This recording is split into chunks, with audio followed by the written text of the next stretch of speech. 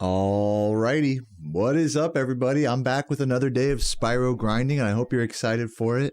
It's my first day back in 3 days, one of the longest breaks I've actually taken in quite a while. So I'm expecting today's runs to be very rusty, but at least hopefully fresh and fun for me. Nothing too heartbreaking, I hope, today. Hopefully we don't get any random like world recordable runs that end with me yelling fuck at the top of my lungs, but if we do, and if you think we will, type a letter F for fuck in the YouTube comments, and thank you for watching. Hopefully I didn't curse too much in the first 30 seconds of the video or anything, but yeah, let's turn on the music here for starters. What the hell am I doing? No music. And let's go do a little warm-up, man. We're definitely going to need it today. Let's head over to Clifftown. Yes. What's up, Freezy? What's up, Edman? And Fierce Beers. Welcome, guys. Jimmy. And I see my YouTube chatters as well. Lorenzo, Moho, Blue Nose, Intrigue, and Distant Coder. Welcome. The Mario 120 star world record was broken. Only fitting that 120% does as well. You know, I've always believed there's like a lot of crossover. Not crossover, but like similarities between 120 star in Mario 64 and 120% in this game.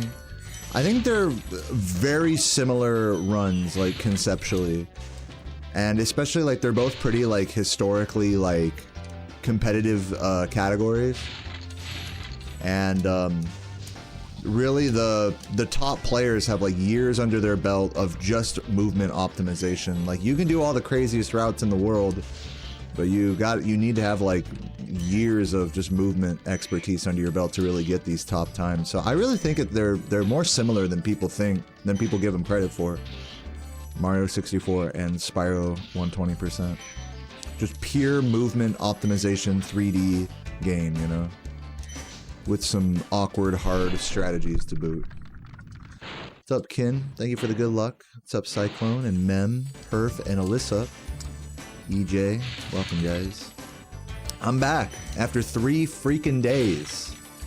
3 days. I went, we drove up to West Virginia, and I wore a very nice suit with a sweater, and went to a traditional Catholic wedding for Sarah's best friend, and it was a really good time. And at the reception, I drank 9 beers. But I was cool, don't worry, I wasn't a mess. 9 Mick Ultras. Dude, open bar, you know, you gotta take advantage. But that was day before yesterday, so I am fully back to normal now. And yeah, yesterday was just me being hungover in the morning and recovering and driving home. But it was a good time, you know.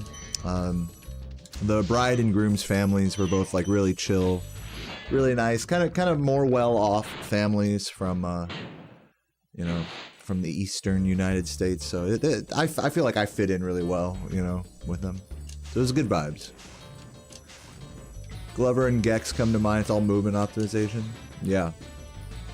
Good food. Yeah, we had, God, what did we even eat? I barely remember.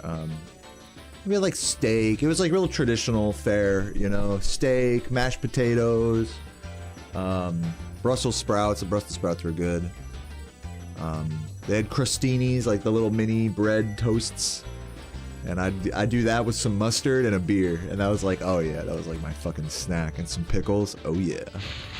They had a lot of nice charcuterie, and they hosted brunch like twice as well at their place. So a lot of good food all around. Oh dude, you know what was the craziest, the best thing I had actually was brunch yesterday after the whole wedding. Everything was just like kind of like a send away brunch. They fucking got quiche, like, which is, to those who don't know, is like an egg pie. They had like the fucking best quiche I'm not a quiche guy, but I had the best fucking quiche. And when I asked them about it, they were like, oh yeah, the Amish make them. I'm like, all right, that checks out. Every time you have like the best version of something, it's always the Amish did it. We bought this at the Amish store. That's how it goes. So yeah, the quiche was really good.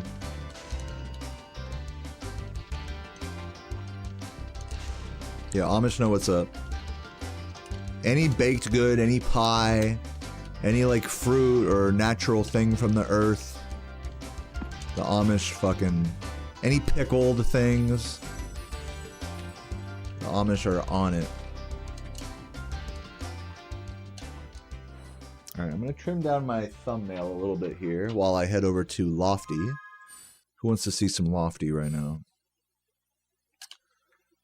Trim this down. Oh, also, I should change the color of Spyro. I was looking at the VOD from a few days back, and I think a lot of people were saying yellow, if I remember correctly, so I think I might switch to yellow. If you guys got any suggestions for colors, let me know in the VOD comments after the fact. I'll go through them again so you can see what they are.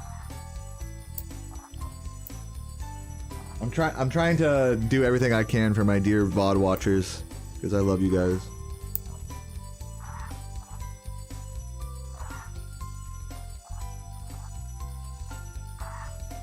Bread and butter pickles. Oh man, that sounds so good.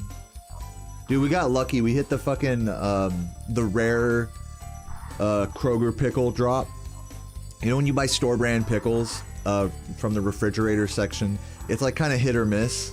It's like sometimes you get a really crunchy, like really good ones, and other time they're like fucking, you know, squishy as all hell. Dude, we had the fucking jackpot Kroger pickle halves before we left, I remember. I was really stoked about that. Just a little, that's a little W that we take those, you know. To my pickle lovers in the chat. Just trimming down my thumbs slightly. I'm not trying to do it too much. Gotta have the exact right length on these nails.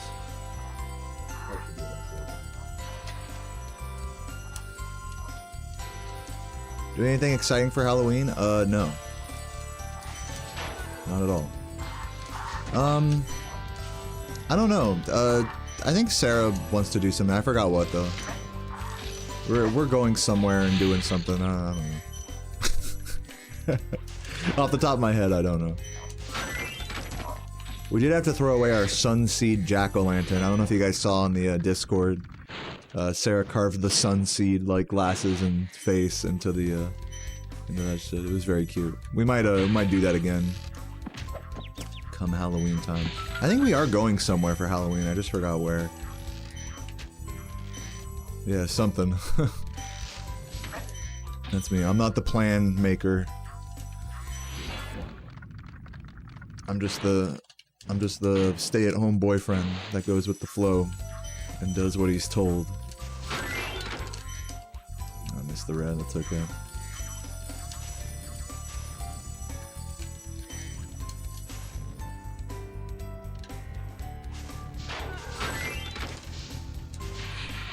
Too far away on that. That's okay. Just practicing. Oh my god. Pretend like I got him normally there.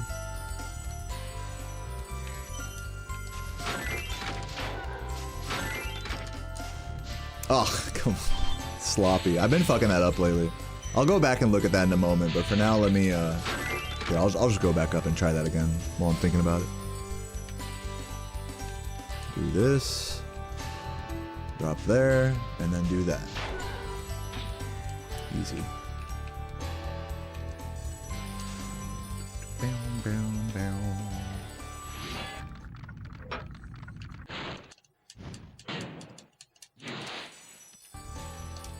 Okay, let's make a save state.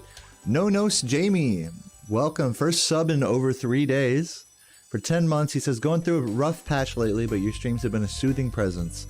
Helps a lot. Cheers. Well, dude, Jamie, it's been a pleasure having you around, and really stoked to see your grind and everything like that. You're an integral part of this community. I love you. Finn, what up? Thanks for the good luck. Sup, Kryper and Marie. Watching from the UK. Shout out to UK. Sarah and I are planning on doing a trip out there to the UK next year.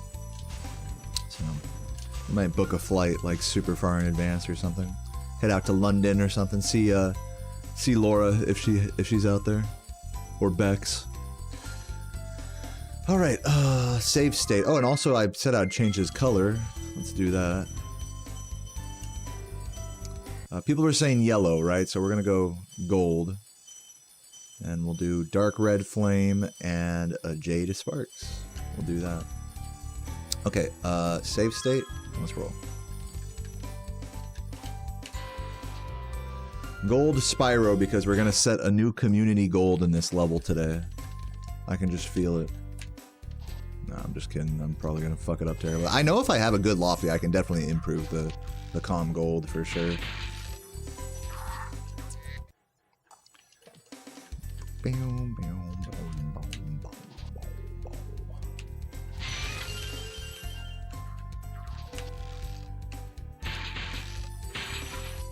There we go.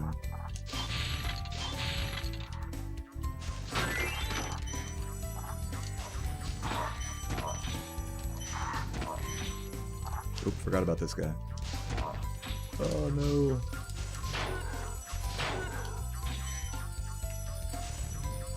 Boom, boom, boom, boom, boom.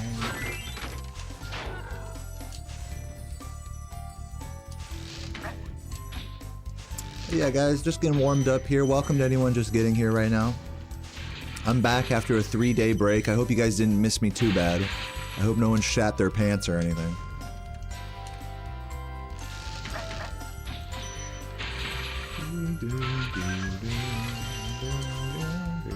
Yo, Pablo! Thank you for the 29 months, Pablo's combos. He stays sniffing. There's 2 things he does is sniff and squish. That's his specialty. Oh, I already fucked up terribly by pausing there. I'm gonna... Dare I do the supercharge once or twice more? I think I will.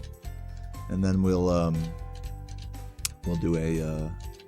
I don't know, I might just hop into a run. I might look at a single shot credit skip real quick and then like do a run. Maybe the metalhead out of bounds or something. Some shit like that.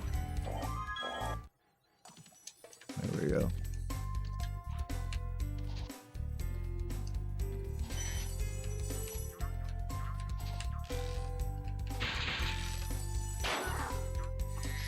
Oh, I had one of those on a run the other day, I remember, before I left. I think my last run before I left, I had one of those types of jumps. Like, come on. Use this cheated version to get world record. Yeah, do the Laura. Just play the game with, like, super everything enabled.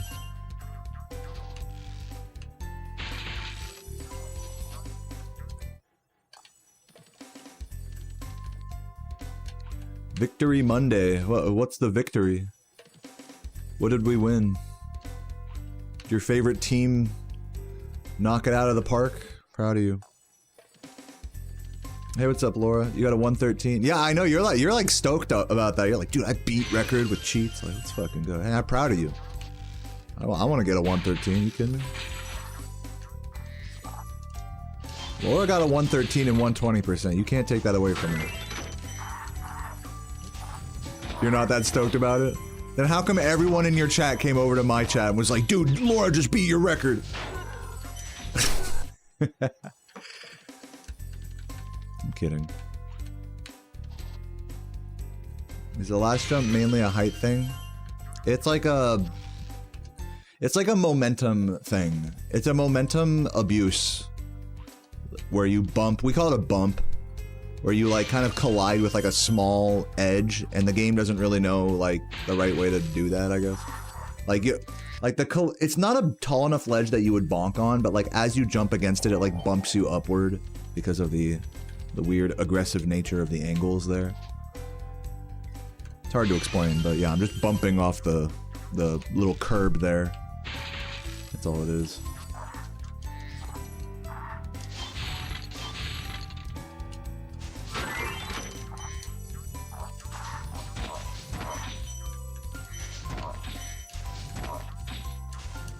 How did that? Oh my god. I'm a god. Okay, let's head over to... God, didn't somebody find something? Oh yeah, Composer did the thing in Treetops. Let's go there real quick and just learn that. There's other things, right? There's, Tuval's been doing stuff in Jock. I didn't look super closely at that. Is there new stuff in Metalhead? I don't think so. I mean, I should practice Metalhead, but... I don't think there's anything new there.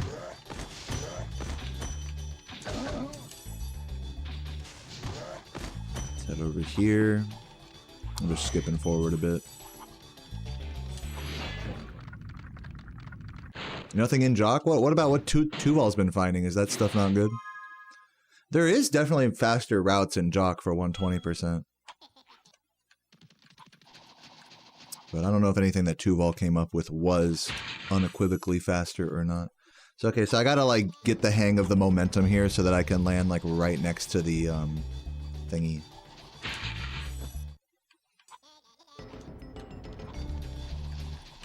It's gonna take me a few tries, but should get it. Yeah, like that. And that's, like a half second faster than just bonking on the wall, says Composer.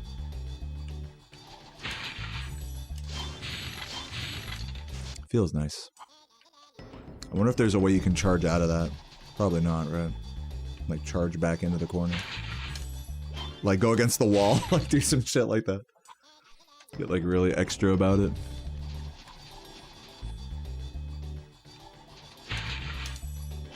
Yeah, like that. Dude, that would be fucking sick. Then that turns into, like, a 1+ second time save. Do it fucking bog style.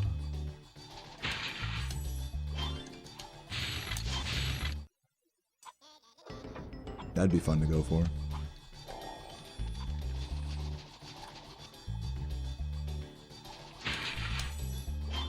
Ugh.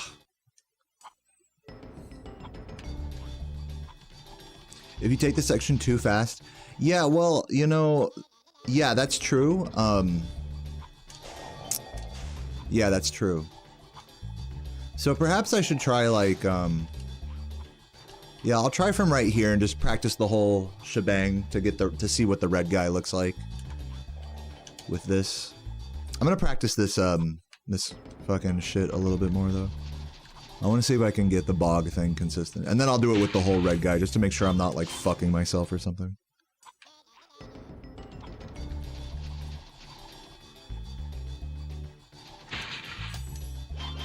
But yeah, that's like a common mistake when people try to recover this strat. Is the red guy doesn't always like spawn correctly, or if you do this recovery, like this has happened to me in runs. If you do this recovery, say you like die on Stone Knot, then you do that recovery, he doesn't make it all the way to the island ever, or whatever. Like, it's just weird. The red guy is like a fucking troll, even when you're trying to recover and stuff. But I think Laura's not talking about that. I think she's just talking about just in the general execution, you can fuck it up by being too good. Which is just great. It's just excellent that that's a thing. Yeah, you need like a recovery for the recovery, basically, yeah. Yeah, I think that was a bit of a fluke getting that with the charge the first time. I'd have to go a lot more aggressive against the wall, I think. So I should probably not bother with trying to get this. Yeah, I'm too hopeful. Too hopeful. What if I did this? The fucking bog. It's so hard to do. Yeah, it's just not quite, like the wall is almost like, you want the wall to be pointing down like that, but it's not quite like as aggressive as it is in bog. So it's not as consistent to get that. It is certainly doable, it's just a little jankier.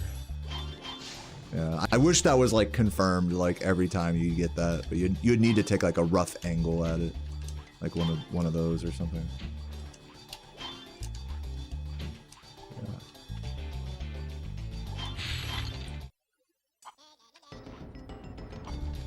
Haven't found anything better. I mean, dude, there's like several strats here. Obviously, so like the old ancient thing is to hit both of them like that, or at least one, right? So we all know that.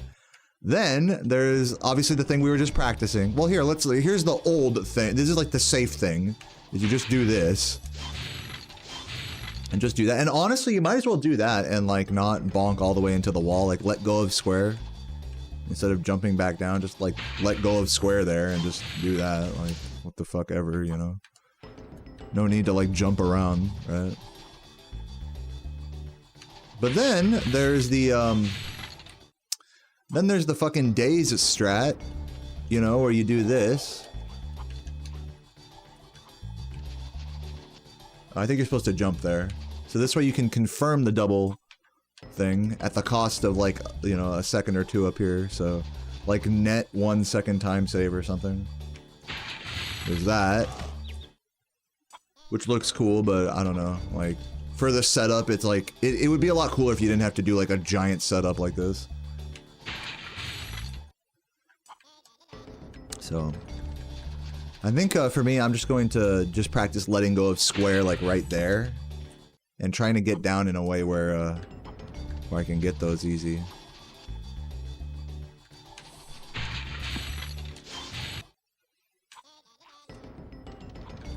But yeah, everyone and their mother like is trying to find some easy way to do this, and the truth is that there may not be such a thing as like an easy like fucking okay, everyone should do it this exact way. This is one of those sections where that's not a thing. How was the wedding? The wedding was good. I had a good time. I drank a bajillion beers and ate a lot of food and hung out with Sarah's friends, family. It was great. I enjoyed it. Everything went off without a hitch. There was no issues, no drama, no nothing. Which is nice. You're gatekeeping it? Yeah, alright. Sounds good. I don't know. Should I go back to the composer thing here and just do this? I mean, that's like easy, right? What's up, composer? I'm just doing the thing that everyone does, which is like lab this section out for the bajillionth time. Like I'm going to uncover something that no one's ever done before. I'm doing the thing. Yeah, I'll just do what you do, composer. It's just easier. Everything else, like, is like, oh, okay, like, this could be faster, but it's just hard to do it every time.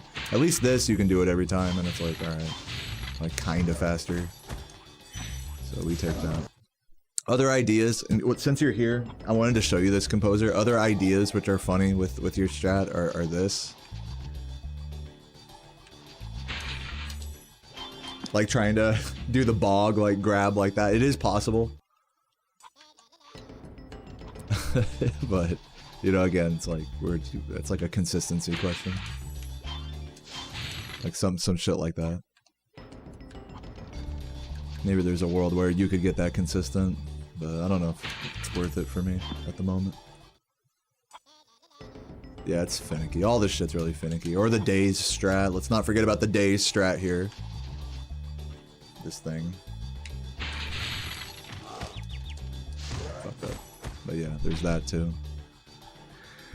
I think in theory the day strat is the fastest.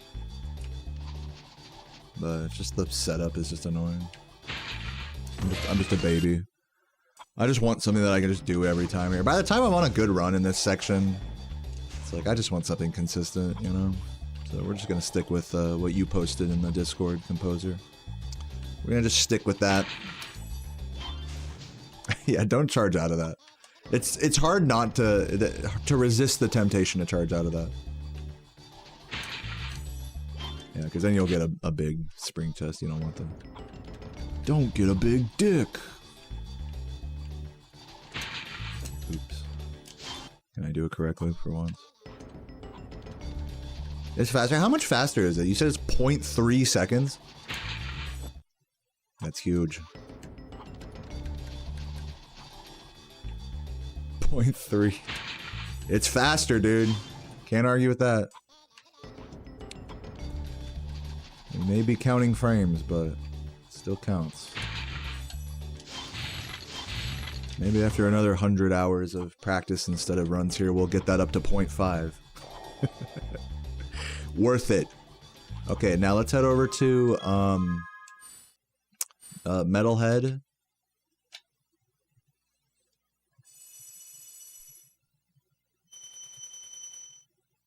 What happens if I jump immediately upon land? I don't know. I left the level, so now that's yours to figure out. Let me know what you find. Reset the level. I should get into a run here soon because I've been kind of practicing a bit. I'm feeling runny.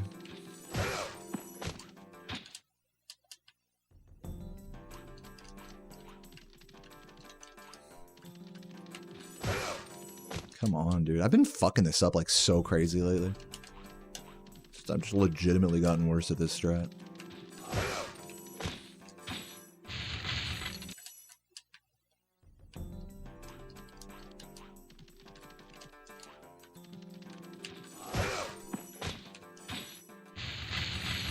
You enjoyed the cozy Spyro vid. Thanks for watching, 618.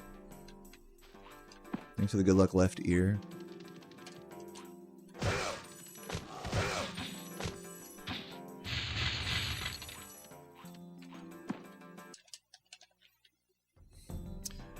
Hey, left ear. I hope you know. Since you posted this recently, I hope you don't take offense to me not doing your Alpine strat. It's like it looks like the same, or worse, maybe the same at best.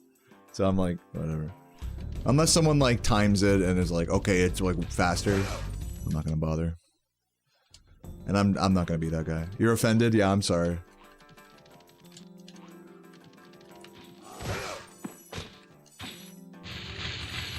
DK makes good iced coffee.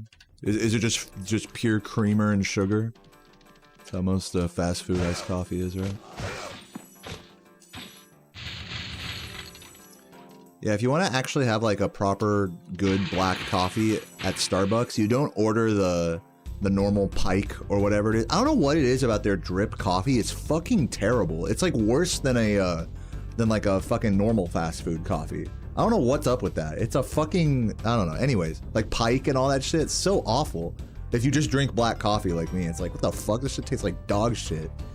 So what you have to do is, I think there's a reason behind that. It's because they want you to buy the cold brew, whatever it is. Because that's like an actually good black coffee. So that's how they get you, is by making the drip like taste like fucking elephant shit or whatever. Yeah, they burn the coffee every time, which is like, you know, you expect that at like, you know, a McDonald's or whatever. You expect like burnt cardboard coffee. But like at a place that is literally just a place that makes coffee, it's like, guys, we need to have a higher standard for just drip coffee, you know? Unfortunately not. Why would they? I mean, everyone who goes there orders a fucking crappuccino anyway, so who cares? The only people ordering fucking Pike or whatever the fuck, blonde roast or whatever, people who already don't give a fuck about their lives like me. Give enough of a fuck to have a proper order. Your TV stopped working so you can't watch stream? Oh. Have you tried smacking it? Starbucks app had an ad. Oh my god, it can hear me. McDonald's coffee isn't bad. No, it's really not. Like, McDonald's coffee is better than Starbucks, like, fucking, if we're just talking about black drip coffee. Yeah. Way better.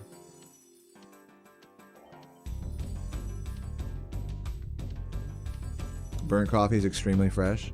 Yeah, I've had it to where, like, they're like, oh, okay, like, I'll make you a pot of Pike or whatever, the blonde roast, whatever. I'm like, okay, cool. Like, maybe if it's fresh, it'll taste better. Nope. It's like you said, it still tastes burnt. It's like, what the fuck? But no, I'm pretty sure it's a conspiracy so that way you buy a more expensive version of black coffee. Like an Americano or fucking cold brew or something. Okay, let's head over to Nasty real quick and then we'll do a run. Talking about the beans. Oh, like they burn them when they're roasting them, you mean? Before they even reach the fucking store. They don't roast the coffee beans in store, right? That's like, they might ground them, but they don't like roast them there on the premises, I would assume. Maybe they do. I don't know. I'm not big into the science of coffee, so I have no idea. Yeah, Gold Life Spyro. Bubble tea is all the right. Dude, bubble tea is great. Boba, you're talking about? That shit's amazing. If I'm gonna like buy a sugary ass drink, I'm gonna pay like $4 for a sugary fucking giant beverage. It better be some damn boba. Something that makes me feel like a cute Japanese girl or something. Better be. Some little squishy tapiocas in there. That beats a fucking crappuccino any day, bro. Fuck. Alright, well anyways, we're here now. They're apparently so... I don't buy it, Finn. I'm sure what you're saying is like there's some truth or whatever, but I'm not buying it. I'm not buying the whatever, the dream you're selling me here. It's so fresh that it sucks, is what you're saying. Like, okay.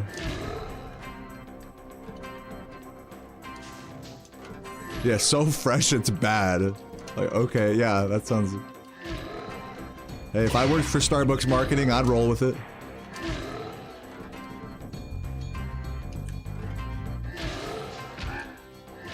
Whatever makes you feel better, you know?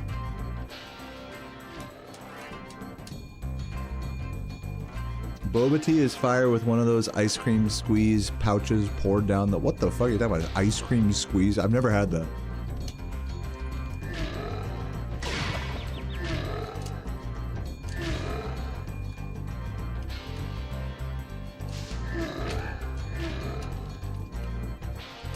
Taro. You guys ever had a taro bun? Like at the Vietnamese like bakery or whatever? Korean bakery? Like just a white bun with like the fucking purple taro cream inside. Ugh, that shit's so good. Or taro, if you go to like a Korean donut place and they'll have like the taro filled donuts. Oh my fucking god. Those are class. I don't fuck with taro just like on its own though, like taro flavored teas and stuff. They taste weird. Mochi's alright. I don't have anything against mochi. Some is better than others. Just depends.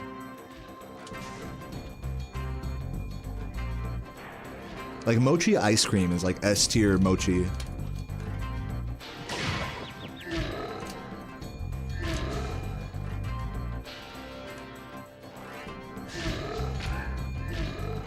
Or just the actual like the little gelatinous little blobs with like the powder on them, like how it actually is made, you know, in Japan.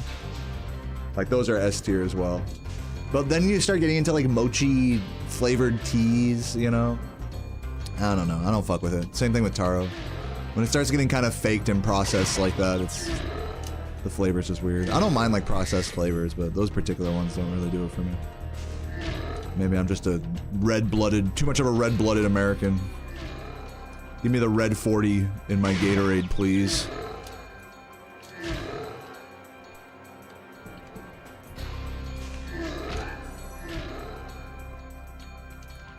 Coffee-flavored tea, is that a thing? Surely that's a thing, right? What's up, monkey? That's kind of weed makes you hungry? Question mark? What are you asking me? Oh, that's your conclusion? I'm not one of those people that gets hungry after smoking weed, actually. I'm like a special snowflake. Because weed raises my blood pressure and increases my heart rate, which actually suppresses my appetite.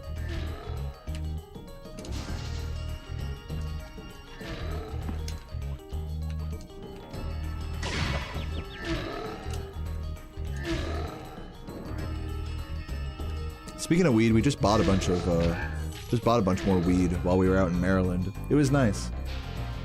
The fucking dispensary had like a kiosk, like touchscreen thing.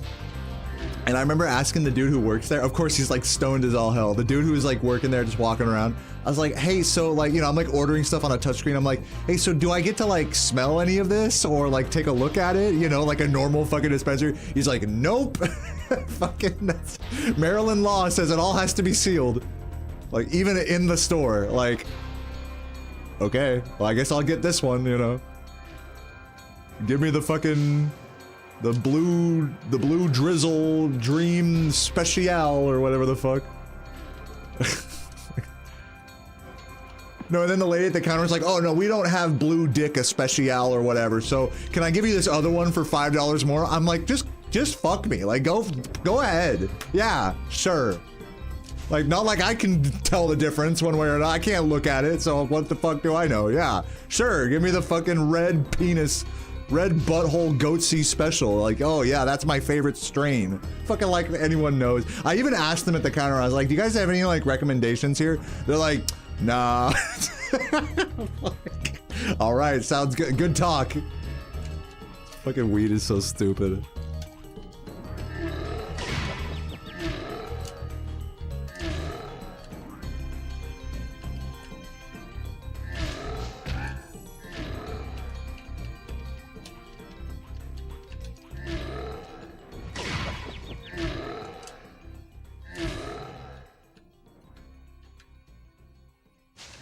All right, let's do a run. I'm ready.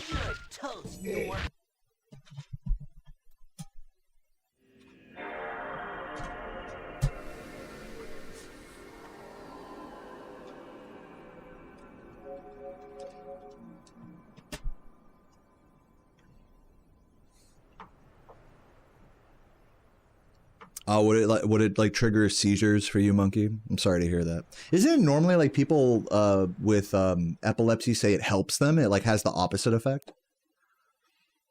That's annoying. It's like, here I am, here you are with this condition. It's like, all right, sweet. Everyone tells me weed should help with this. And then it's like, oh, fuck. It actually does it doesn't help. Brain blast, fucking smoking a fucking goddamn drug who didn't help with my fucking shit. Like, oh, what the hell? I've been lied to. Yeah, Composer, I am.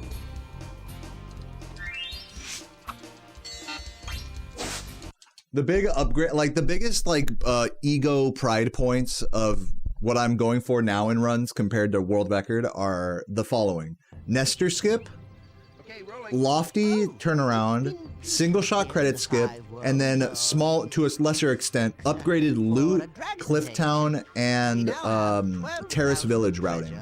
Terrace Village homeworld routing. What about this Ganasty Ganor? Everything else is pretty much the same, besides all those, whatever, 5 things I described.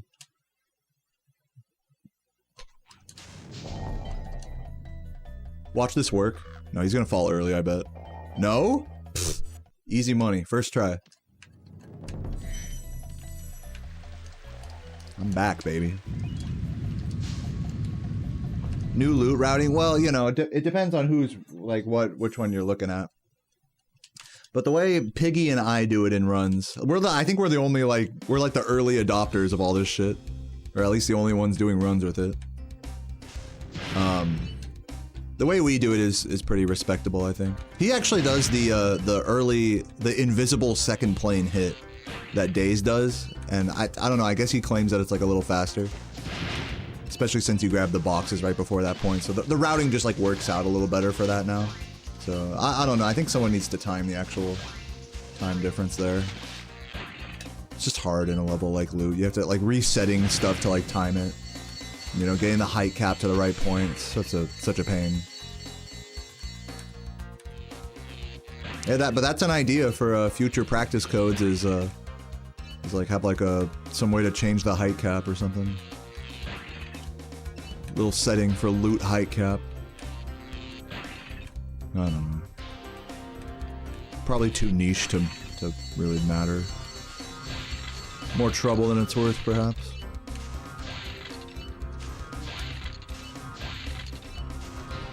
Dude, how did that miss? I also need a pee, so I actually might reset this run, even though I just got Nestor skip first try. But I'm gonna keep going for now. You should look into it. Dude, I just want to let you know, Composer, I'm not trying to pressure you at all. Like, you literally don't have to do anything else to these practice codes. They're already great the way they are.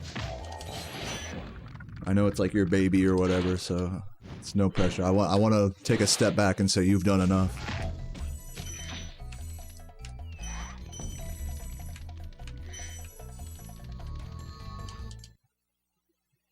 You got de-rusted in Super Metroid and got a world record in any percent? Oh my god.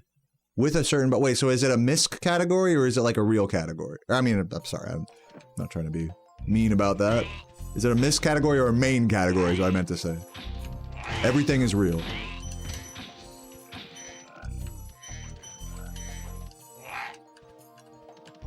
It's a misc category. Well, hey dude, GG's to you regardless.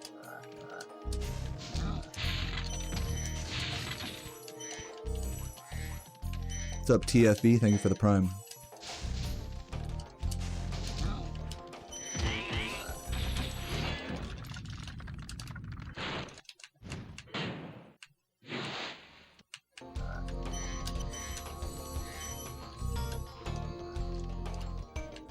Yeah, what did they give you, Juke? I love getting donations from like viewers and stuff in RuneScape. Someone just giving me the odd $1,000,000 gold or some random armor weapon or something. It really keeps me going in that game.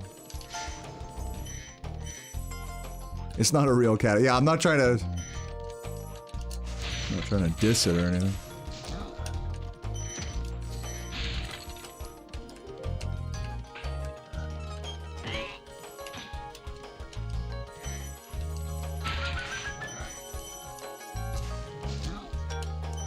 I suck. Oh. Didn't even bother with those jump charges, dude. Hello, man. Hello. I might reset this. Michael, thank you for the 100 bits. Appreciate that. You know what? Even though I did just get Nestor skip first, I'm gonna go pee. Like, your boy needs to pee. Like, and this run sucks already. So I'll be right back. 1 minute. BRB. Or even is my BRB. BRB. Give me a minute.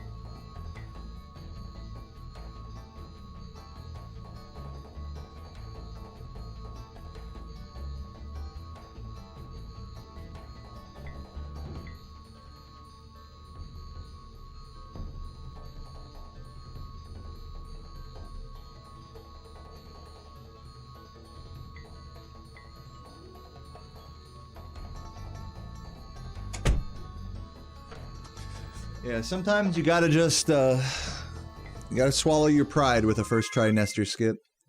And accept that you've drinking an entire pot of coffee before going live and haven't peed yet, you know? I can't deny reality. What's up, Burgers and Bingo? Oh, good luck with your art. What's up, Gajitas? Welcome. Gajitas, I don't know if you're already in my Discord. I've seen you post messages in my chat whenever I'm offline for a day. I don't think you've done it recently, but I want to let you know, like, I give notifications on my Discord generally. I've been kind of, you know, sometimes I'm more on top of it than others, but so that way you don't have to come into my chat. Oh, is he going live today? Join the Discord. Join the notification squad, the Get Rolls channel. In case you didn't already do that. I don't know if you already have. But I just wanted to let you and everyone else know that that's a thing. If you want to actually know when I'm live, or get like a little Discord ping when I'm live or whatever. Or get an update if I'm not going to be live. That's where I do that.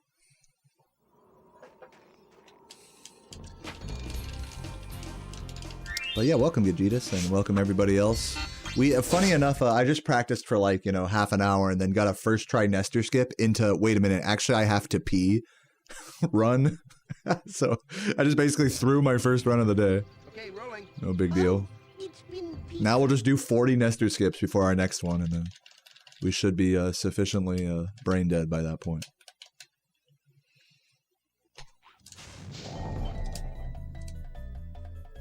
Probably not working. That's falling too early. That looked like it would work. If that was not a reglide, that would have worked. But since that was a reglide, that wasn't working. When you reglide, you need to be stuck up there even longer than normal because it resets the void out. So if the trick is already an uncomfortably long wait before the fall, then that, like, you need to be even more uncomfortable. Okay, rolling. Oh, it's been peaceful. It's been peace. But yeah, for driving out to West Virginia and, you know, hanging out and having drinks and food and chilling out with meeting a bunch of new people, Sarah's friends and family and stuff. Everything went off without a hitch these last 3 days. It was a really fun weekend at Trip. Nothing like going to a wedding. It's always fun. Zero drama. I'm actually so blown away. There's zero drama. Zero. The most dramatic thing that happened was I was like parking at like their for brunch. They have like a nice like country home there out in West Virginia, and the road is like paved on top of like kind of a little hill, and people just park off to the side of the road, like on the little hillside. And when I was trying to park, I noticed everyone had backed into the spot, and I didn't back in, so I was like, oh, let me just like kind of do like a little 3-point turn and back in, like over the little paved hill onto the other side. That was such a big mistake because I just like, because of the angle of attack of the hill, I like scratched the whole underside of the car like, and there was like a fucking guy right there and he was like, dude, you gotta go diagonal next time. That's what he told me. He looked so stoned. He was like, bro, you gotta go diagonal. I'm like, well, yeah, that sounds right. I had a feeling that would happen when I tried it, so hey, you know, lesson learned. The car is fine though. It was just a silly, embarrassing moment. That was like the most embarrassing moment of the whole thing, was fucking scratching my fucking whole undercarriage of Sarah's car, like on the road. But yeah, for that being the weirdest, worst, dramatic thing that has happened, you know, that's pretty good for a wedding, for a whole weekend of debauchery. Okay, rolling. Oh, it's been... On the first night, I went for a really fun walk, like all around, like we were staying by like a Walmart and a bunch of like Taco Bells and stuff like that. You know, fast food. So I remember I was like, oh, this might work. Hold on. That's not gonna work. I remember I was like kind of buzzed before going for this. It was like midnight. And I was like, okay, I'm just gonna find somewhere to like get like some food or something. And yeah, I walked past Walmart. And like everything had just closed, you know? But walk past Walmart, walk past Chili's, walk past Olive Garden, walk past Taco Bell, which was a drive-through only, walk past like fucking Arby's. So I ended up walking like 2 miles to get to a fucking Sheetz at the dead of night, half buzzed, and you know I got another tall can and a big ass fucking sandwich. Made my way back. It was good. I mean, I didn't have to be up early the next day, so I was chilling. Yeah, right, Jord. It's like I have expected like maybe not people to get into a fight or anything, but at least like some family drama that like I would awkwardly observe from the sidelines. Like, you know, maybe like some mom or aunt like being too overbearing and the bride having to like, you know, getting all stressed. None of that. Like, it was the chillest fucking, especially for being like a traditional Catholic wedding, you know, like the whole ceremony and reception and church and all that stuff. Like, I was really expecting some kind of drama. Brunch. It was like, everyone was cool. Yeah, I know, it's phenomenal. Hope I'm feeling nice and refreshed after the break. Thank you, Zach. Always nice to take a few days, can do wonders. Yeah, I mean, you know what's cool about like when I don't play this game for a couple days is coming back, it feels a lot more fresh to me. Okay, rolling. Oh, it's been... So you get kind of this false sense of confidence that it's like, oh, wow, this game feels good. Like, I'm good, right? But no, you're not actually. You fucking suck. But that's fine. At least I'm able to take it all in stride a little bit more and just play without getting too stressed. What's up, Jesper? Thank you for the good luck. I went to your cousin's wedding. You went to your cousin's wedding last year and they had to pay for drinks. Yeah, I know. There was an open bar. I'm going after him. Free food for the most part. That's all I can tell you. Got like a little discount on the hotel. Mexicola, thank you for the 4 months. You know, we still spent a few $100s just getting there and back, and you know, you still end up buying food and stuff every now and again. Yo, we just hit 1,000 subs thanks to Mexicola, according to Twitch at least. Sub goal met. Woo! Guys, I'm gonna cry. We definitely, it's actually been really fun, like teetering on the edge of 1,000 subs for like the whole last, you know, for all of that October basically. I thought it was just gonna like plummet at the end of Okay, rolling. at the end of after September because it was like September or whatever, all the discounts. But no, you guys have really kept it strong. Even after a 3-day break, we're still at 1,000 subs. So that's, couldn't do it without you guys. Wow, that was a crazy bounce.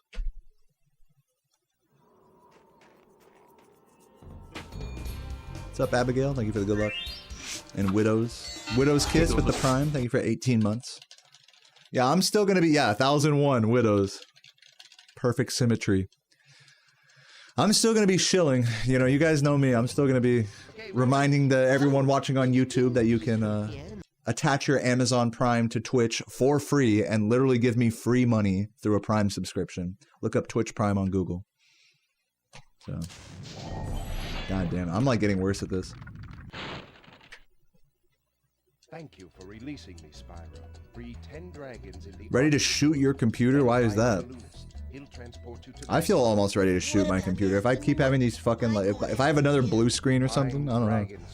I think the thing with me, you guys know I've been dropping frames lately. Not today, but like in recent memory, sometimes it'll just randomly go from being like totally fine to like, okay, now he's just dropping a bunch of frames. I'm convinced that it's my ISP throttling me at a specific time of day. It's always around, because I go live around like 1 p.m. and everyone gets home from school. All the kids, because you know, I live in a big apartment complex, a lot of kids. I think all the kids get home from school around like 3-4 p.m. and they all get on like Xbox or Roblox or Discord, or they all get on the internet at the same time, basically. And what ends up happening is because I'm using a lot of the bandwidth to stream, and by a lot, I'm saying like maybe like what, 7 megabits per second, you know, like it's not like a lot in the grand scheme of things, but you know, compared to everyone else, I'm uploading more than the average user on this whole fucking giant network in the apartment. So I think what it is like they see, oh, this fucking like homeless streamer looking dude is they're like looking at their system and the computer's saying, oh, this guy's using a lot of upload, we're gonna throttle that so everyone else can have a smoother internet experience. Which again, I'm not using. First of all, I pay for the maximum plan that they allow, and secondly, I'm just not even using that much upload. But if they throttle me even a little bit, then I just start dropping frames like crazy. It goes from like a 25, 30 megabit upload speed to like 3 or 4, and it's like all over the place. And what I have to do is like reset the device and router in order to get out and back into the network, so I'm not like being throttled anymore. It's so fucking stupid. So that's why I had to do like a couple streams back. So I had to turn off my computer, turn it back on, unplug the router, replug it, so it's like a whole fresh device like being recognized again. Fucking so stupid. And it's so stupid because then like other devices, like it'll just be this computer, right, for a minute. So I'm wondering, oh, is it an issue with my computer maybe, like the Ethernet card? And then no. Because then it'll like do it on other devices, but then sometimes it won't. And it's just such a mind game that this fucking ISP that Comcast is playing with me right now. It's like, dog, just let me fucking like have the internet that I paid for, you know? This might work. Nice.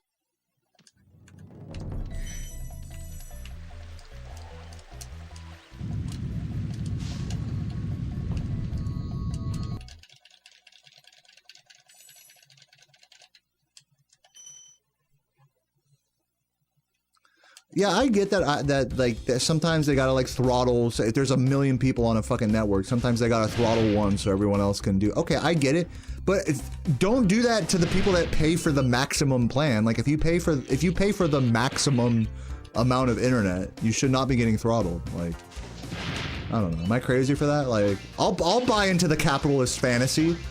Take my money. Just don't fuck me over, please. Like, I'm trying to get the VIP treatment here. They won't even give me that. I might as well downgrade my plan, you know? But I'm scared because then, like, what? Am I gonna get some other issues?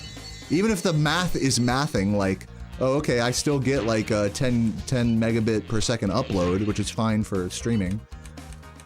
Say I still get that, but then like it fucks up something else, or it's gonna throttle me even more. So it's like, I don't even know.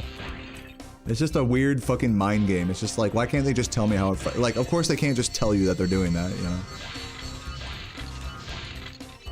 Like, that would be too straightforward. That would be too honest, right?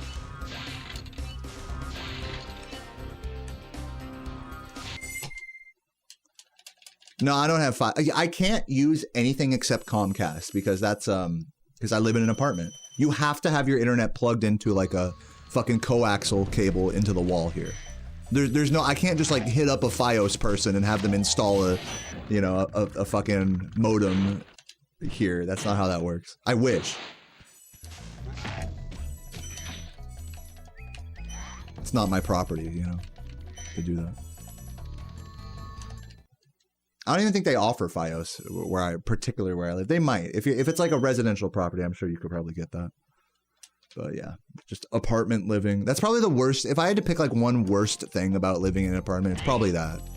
It's having to share like a ISP with everybody at the apartment. Everyone using their own like modem and stuff from the same provider. just causing issues like this. If everyone wants to get on the internet at the same time and fuck me over, like, they can do that.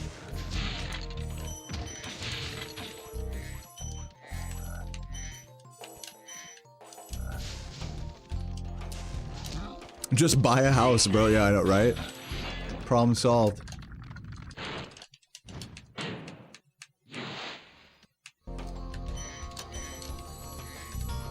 What I could potentially try doing instead of getting Fios is like maybe try buying like a Starlink situation, and then just like setting up Starlink like on my like my patio or something.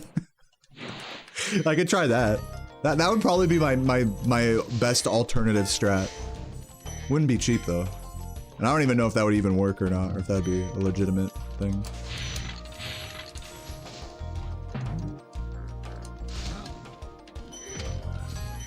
A little slow.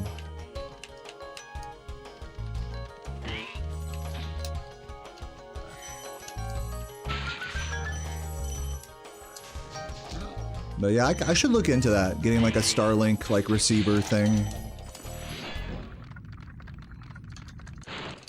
To see if that's even like a thing I could do. If it's only like a few $100, like I'd do it just to at least have like a backup, like, you know, internet backup situation when they start fucking throttling me.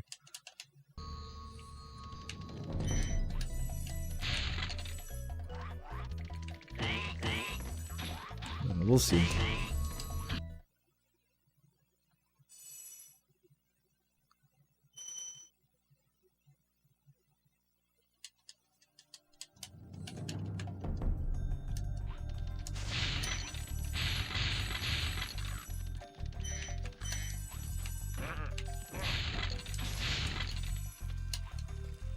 Dude, hello?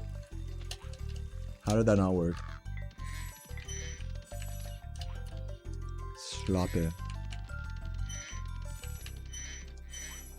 You DDoS your own network? Yeah, I remember when I lived in California, I bought a, you know, we were all using Verizon Fios, I remember, and I remember like we had our own modem there, and I could easily just plug, like run a wire to this modem and do it. But because I didn't want to like interact with other people on the network, I just bought like my own separate modem for Fios, like with my own account. And they kept telling me, they're like, dude, you know, you have a modem here. You might as well plug into that. I'm like, no, I want my own like router and modem and everything. Just so like, just to help minimize like bandwidth usage. I don't know if that's even how that works at all, but I remember doing that. Paying like the extra $60-70 for my own dedicated modem. It's like I'm just doing everything I can to make the internet stable, and it still is like, it just never is. It's a losing battle, honestly.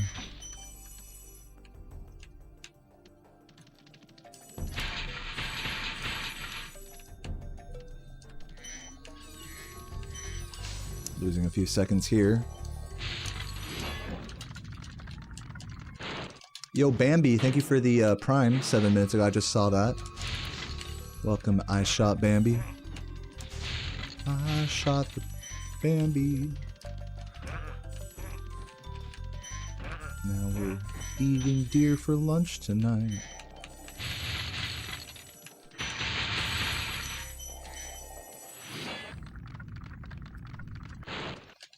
Yeah, side, A side. I'm familiar with all of these very obvious fun facts. Welcome, man.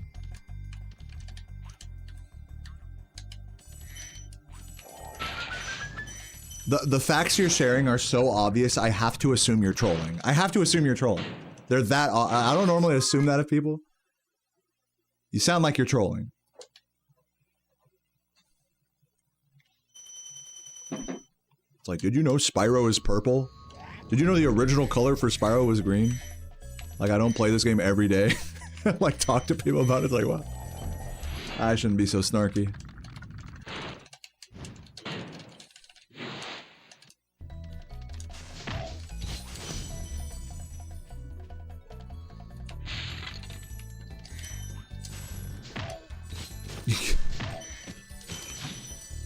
One gig down, 200 up. That's good. At best, I only get, at best, I get 20 to 40 up. which is, again, that's plenty for streaming, but it needs to be at least like, you know, like 7, 8, you know, 10 ideally for multi-streaming. Which normally that's the case, but you know, sometimes that's not. You know, I can't go using the whole internet now, can I? Me using my less than 10 megabits per second upload to live stream. Oh no, I'm ruining everyone's, you know, I know. Taking up so much bandwidth, I know. When I'm really not.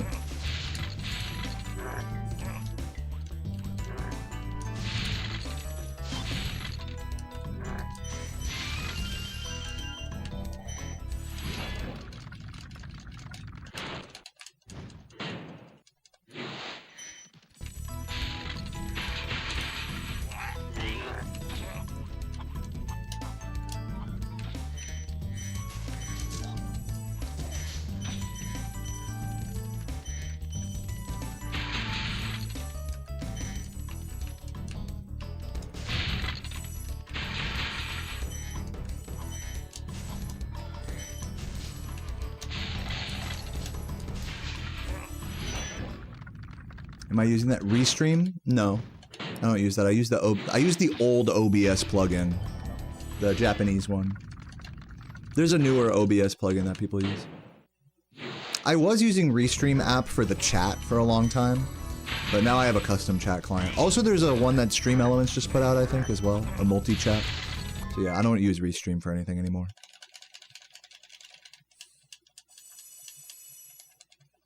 How long does it take to upload a YouTube video? For like a 10-minute video, it takes like, I don't know. The initial upload takes like a couple minutes.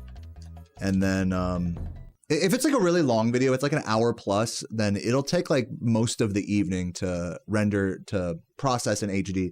Uploading a YouTube video is pretty quick, especially if it's a shorter one, like 10 or less minutes. But it's the rendering in HD part that takes a while. But yeah, for a 10-20 minute video, it takes like less than an hour to fully upload and process in HD 1080p. So yeah, it does not take very long. Unless you're posting like an hour plus long thing. Unless you're posting like a full run or something.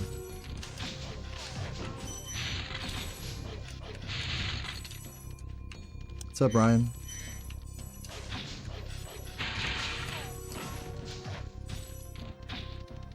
What's up, Boozer? What up, what up?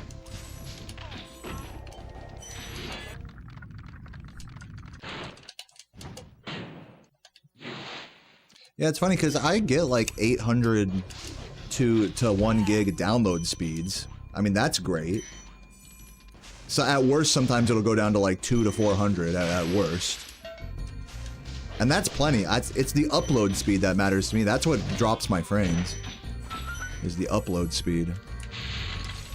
And again, ideally, from what I understand hearing from other people's like internet situation, the upload and download speeds should be the same, you know, like in a perfect world. Like it's not like one is like harder to do than the other, but it's just where you live and how much the ISP throttles you with their given plan or whatever. It just so happens that Comcast fucking hates upload speed, apparently. So even for the fanciest of plans, you get at best 20 to 40 megabits per second up, which is really annoying when you're trying to live stream. I mean, that's like fine for live stream. That's like just like enough for live streaming consistently. But once they start throttling you under that 10 megabit per second mark, then that's when the fucking frame drops start happening. It'll be 2 megabits per second at one moment, then up to 5, and then 7, and then 3, you know, just all over the place.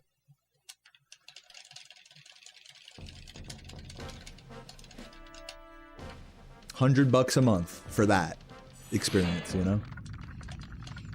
Pretty cool. What's up, Matt? Thanks for the good luck. I pretty much threw most of my lead there in Artisans. That was a pretty fucking bad start to the run, but it is my first run back in 3 days. So, you know, I'm just gonna keep going. I'm not gonna be too married to the record pace or anything here, especially after that.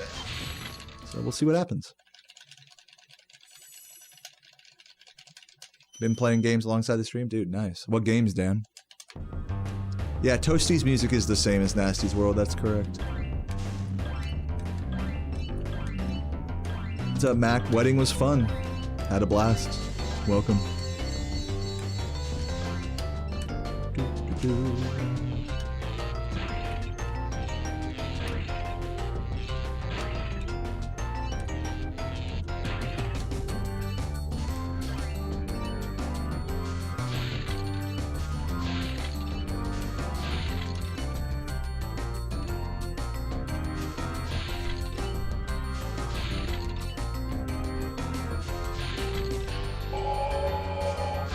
Yo, Squilliam, thank you for the sub.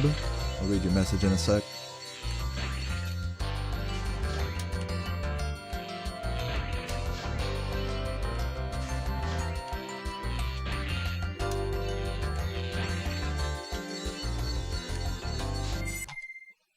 I'm glad you respect it, Jesper. I just needed to pee.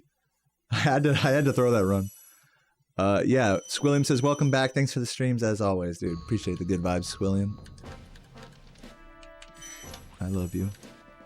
Yeah, I'm glad to be back, Tom. It feels good to be playing this game again. I don't have the nihilistic dread in my heart after playing this game every day for like a week. No, I feel fresh and bright-eyed and bushy-tailed. Chillin'. We'll see if that's the case after this run. I'm hoping this is just a chill run, you know? It's not looking like it's gonna world record. I am ahead of world record right now, but it's not looking like I'll hold on to that just based off the artisans. Okay, Cannon Fuck in the chat. Don't let me forget the Cannon guy when I exit this level. Cannon Fuck.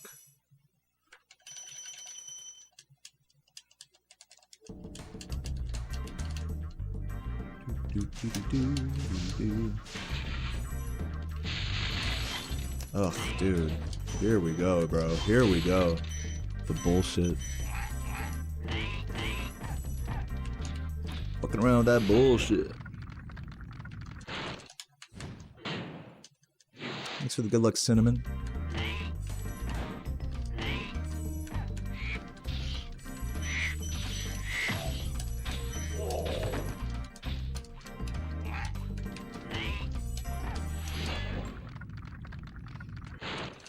Oh, you've just been playing all the Spyro trilogy?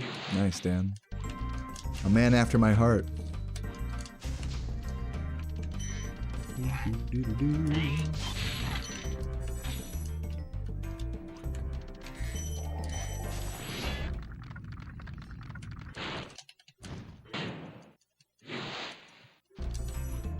I have 100 different problems, but my speedrun isn't one. It's usually, I will say, like, if I were to quantify, like, how much of shit do I, like, is a problem, like, in the game versus out of the game? I would say lately it's been more out of the game, especially with internet, whatever, bullshit.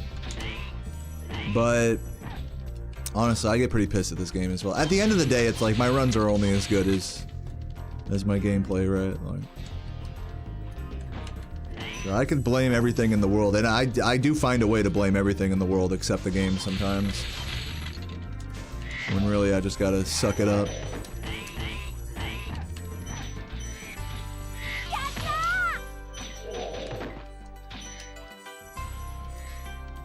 Michael, thanks for the 100 bits. Yo, Vonnie, what up? Thank you for the good luck. Hope the 120 runs have been going alright. Any new PBs? Oops. Missed the jump.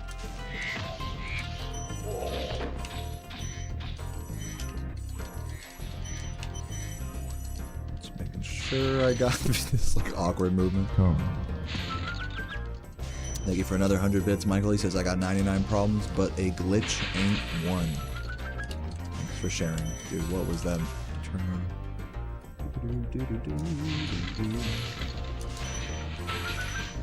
Well, we are going to be pretty far behind here, I'm assuming, after that homeworld and everything. Oh, I'm still slightly ahead of world record. I'll take it. For now. 8 seconds off PB. Nice. Dude, me too. That was like me a couple weeks ago. I got to run those 8 seconds behind. Cannon fuck. I didn't forget. Hello.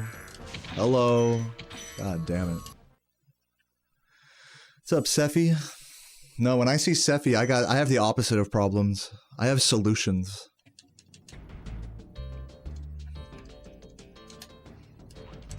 Don't forget the calcium cannons. You know, I wouldn't. I would never forget boobs. You're rooting for me? Thanks. Welcome. JL.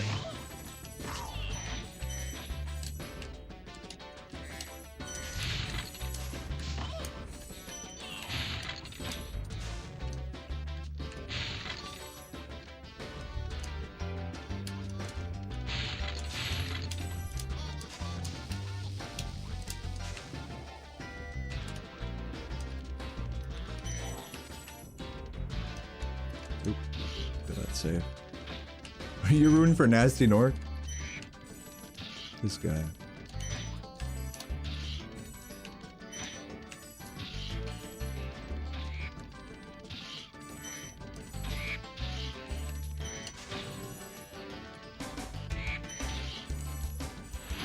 What's up, Matchel and Kada? Great to see you. Thanks for the good lucks. Congrats on a world record, Kada, in that one game. I forgot the name of it.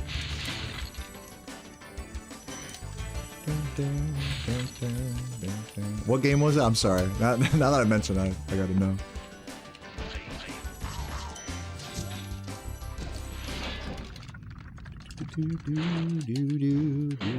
Yeah, Sephi, I'm glad someone else feels my pain about that. It's like, why are you guys... It's like they just assume that all we want is like the download speed. It's like, I don't care about the download speed. I don't download porn like all of you guys in the chat. I don't care about that. 4K fucking uncut edits of Bang Bros. I don't care. I'm trying to upload my runs here. Like, if they're gonna do a fucking gigabit plan that only focuses on the download speed, at least have like some other plan that focuses on upload, right? No, they don't care.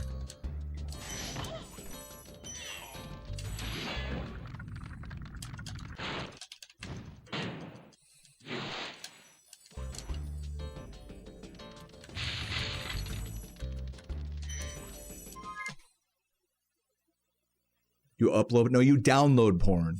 If you uploaded porn, you'd be having the same problem as I am.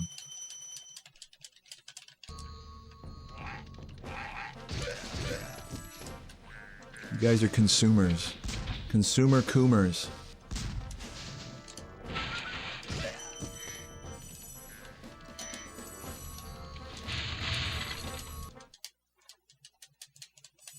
Where's WW right now? I think he meant to say world record. That would be me. It says right down there.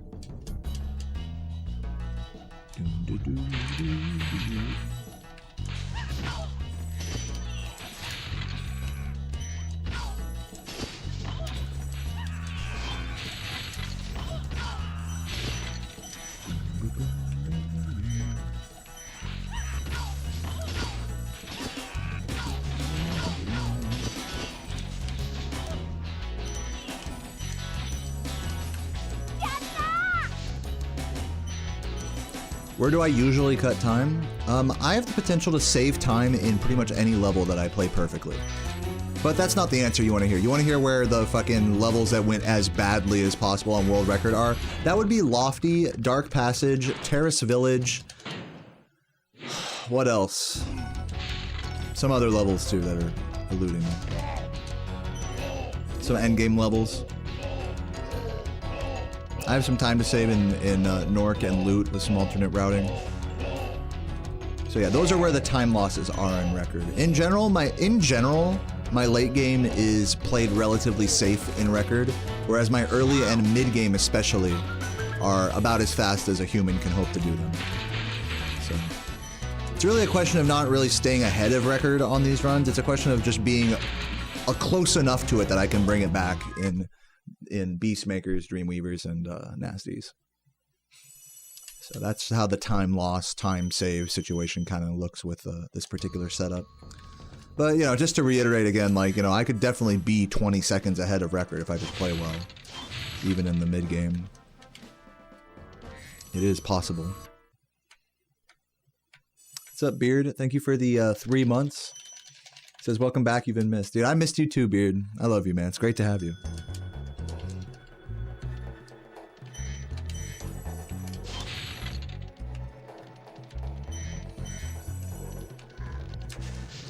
I think there's a couple seconds in this level. There's a lot of levels that have just like a second or two of time save on record.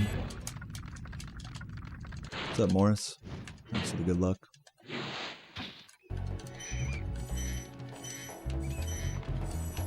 But, you know, rest assured, I'm not playing at world record level right now. This is my first run after a 3-day break, so don't get too married to the whole world record thing right now. In fact, it's best for my mental health not to dwell on it.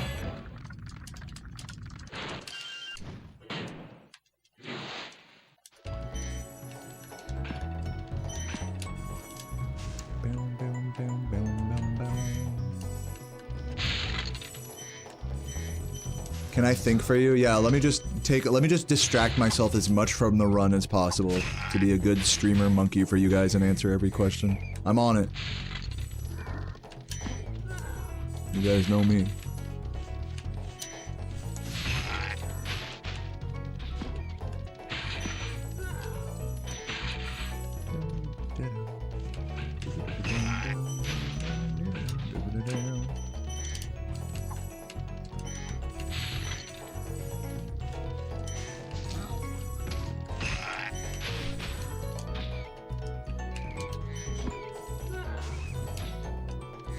Hope I have fun, dude. Yeah, I'm having fun so far. Gandalf the Grey. Welcome, welcome.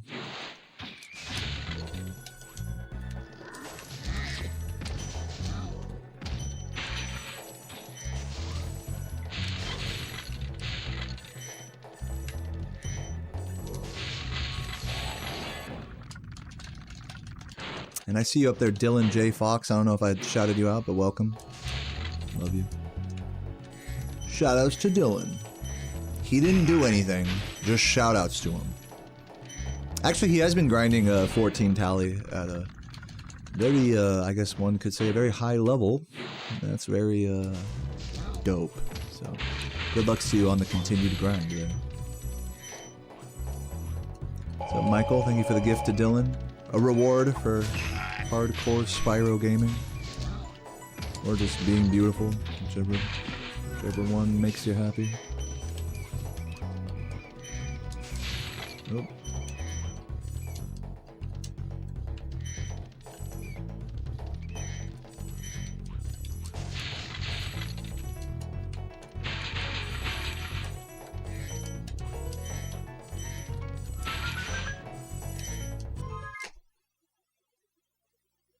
Do I know what's up with Zera? No. That game is made by Cyrides, so you'd have to ask him. Last I heard, that game is on an indefinite hiatus, but again, I'm not Cyrides. I don't talk to him much. You'll have to ask him. Currently, the poppin' Spyro fan games are. Do you guys remember what they're called? It's the one that Bun made, that Crystal Fisher made a video about recently. And then there's another one as well that Laura was. I don't know if Laura's in the chat. You guys can talk about that.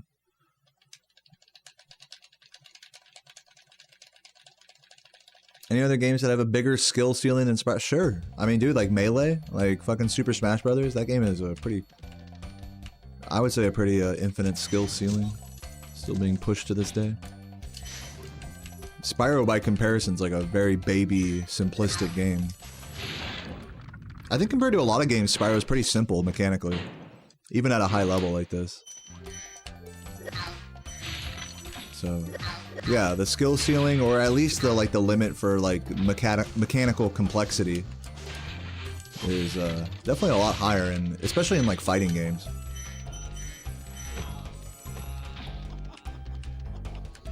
But that doesn't mean there also isn't like a potentially infinite skill ceiling here either. It's just more simple by comparison.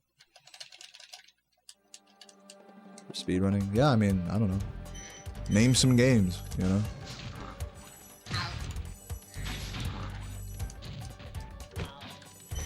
Some games just have simple speedruns, some games have very complex ones.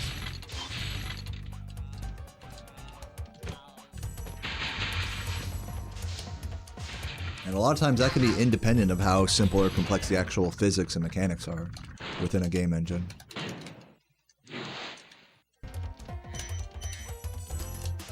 So, I don't know. But yeah, this game is not like the epitome of like an infinite skill ceiling in gaming or anything. It's just the one I like, you know? Though I do believe there is an infinite skill ceiling in this game. Oh my god, damn it, fuck. What a miss.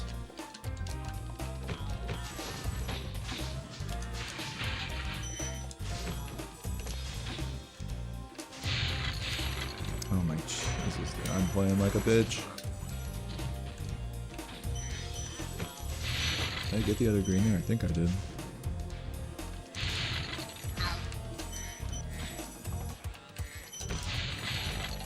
Have I ever thought that ejaculation is similar to a penis sneezing? Sure.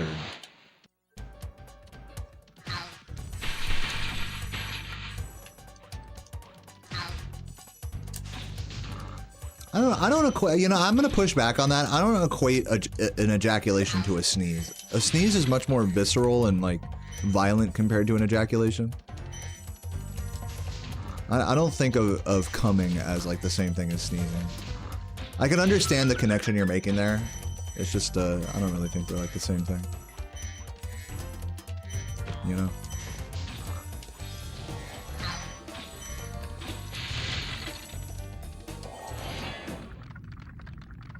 Good luck on world record. Thanks. This run's not gonna get world record, so feel free to derail me all you want. I'm just chatting.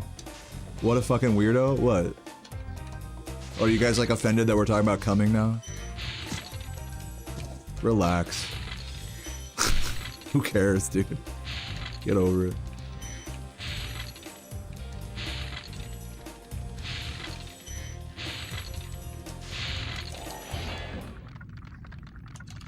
I learned the other day that Red Dead 2 is 36 hours to 100%. Yeah. You guys been watching Player 5 do Breath of the Wild 100%? He's trying to go for the sub 15. I don't know if he got it yet or not. Pretty cool. Another crazy 100% run. I'm still hoping that PRC Live goes back to doing Oblivion 100%. I really like that grind.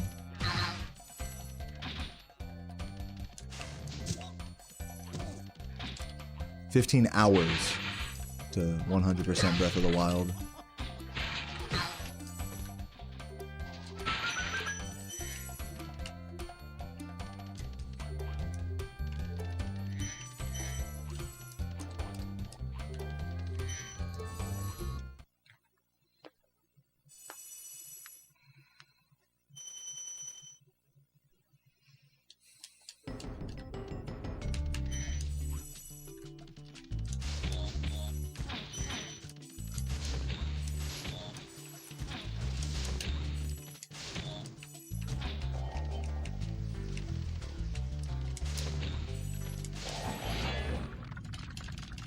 How did the runs go so far? This is the first run I've gotten to this point so far today.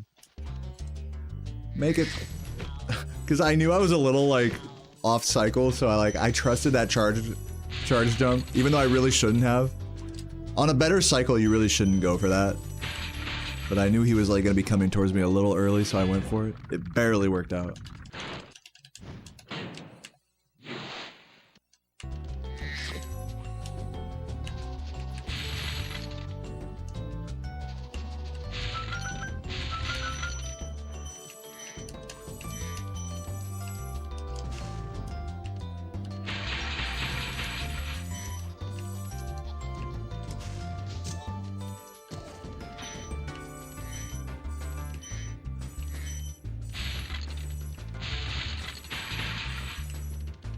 I'll check out some of these questions in a sec. Gotta focus up here.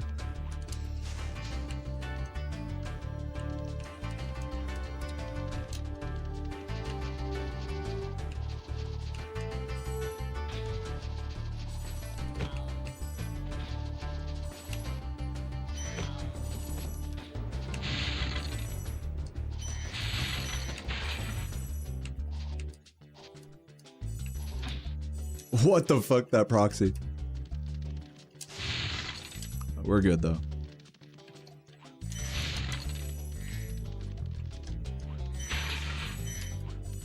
And it's safe.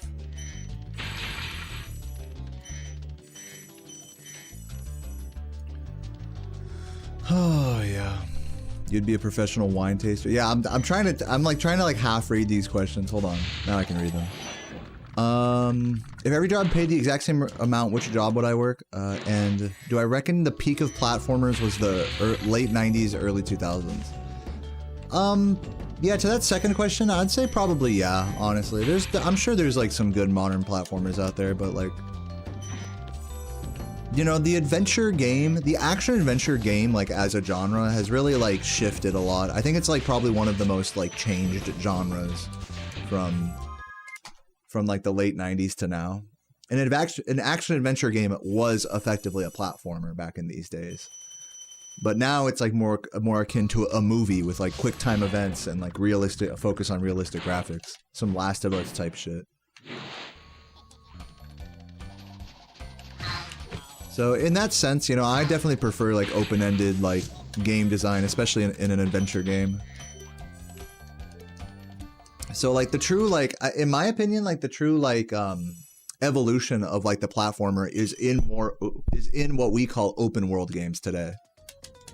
Oh, fucking like GTA, like racing, and you know, or even like shit like Roblox, like fucking doing like obbies and shit, and doing platforming and that. You know, it's like, I think games that have like an open-ended design where you could like make maps and do all that stuff. That's like the progression of the foundation. I think that platformers in the '90s kind of set.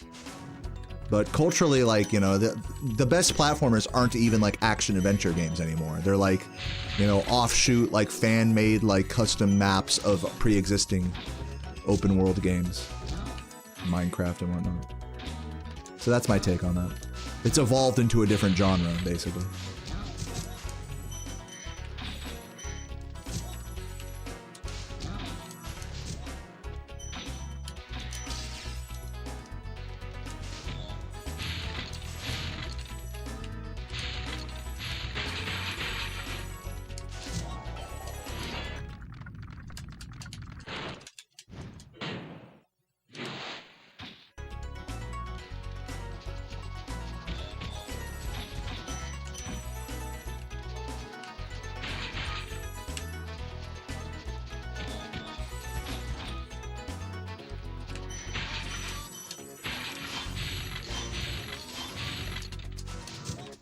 Just making sure I got the blue there. Did I grow up playing Half-Life 2? Yeah, definitely. I remember when Half-Life 2 came out. I got the orange box when it came out. I remember. On my fucking Xbox or whatever. PC.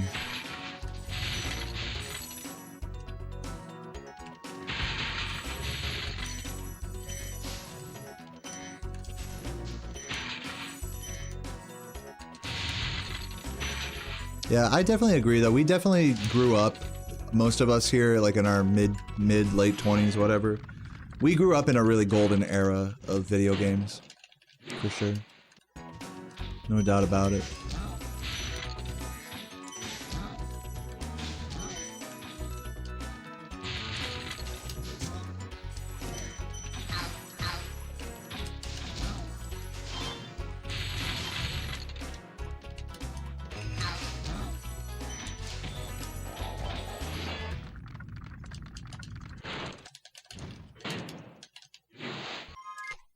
You wish they explained the G-Man more? Well, I mean, part of his character archetype is that he is ambiguous. If they explained him more, that would ruin what makes him interesting.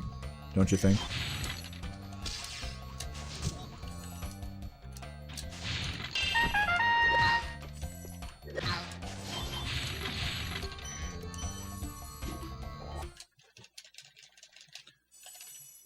Guinness Buddha, thank you for the $5. He says it's interesting because the timeline of consumer console gaming starts in the 70s. So late 90s is like the half point to now. Yeah, that's interesting. I agree. Like in the whole timeline of video games, right? We grew up at like the midpoint, you know?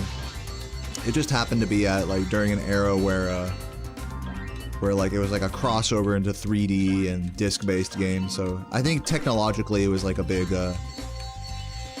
step, and I think creatively there was a lot more. I don't know. It was just a golden period. I think we all can agree. Late 90s to early mid 2000s in gaming. And I try to say that without too much like nostalgia goggles. Yeah, there is definitely something special about that time. Like 1998 to like 2007, basically. That whole, and that's like multiple console generations, by the way. That's not just like one generation.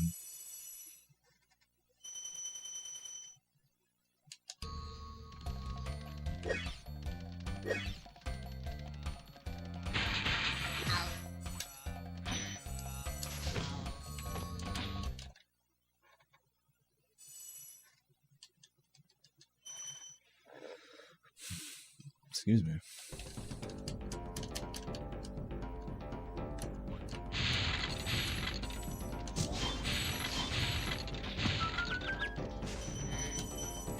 Oh my god, those gems did not want to home in. That's the danger of doing that strat, is sometimes you'll get bad gem RNG like that, nothing really you can do.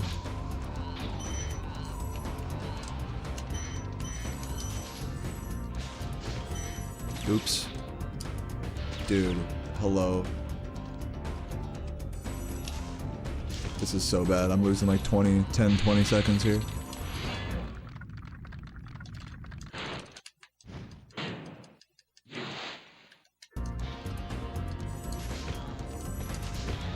Missed the blue.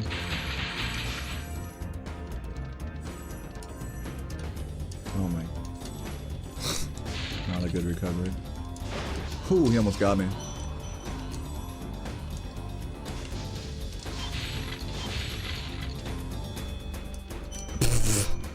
This sparkless movement isn't doing me any favors.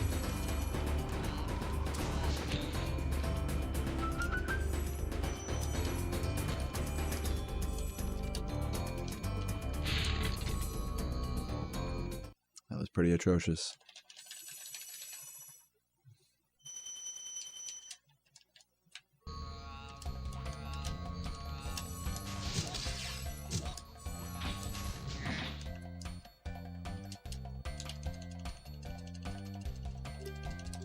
I think they're gonna make another bully game. Probably not. I mean, I don't know.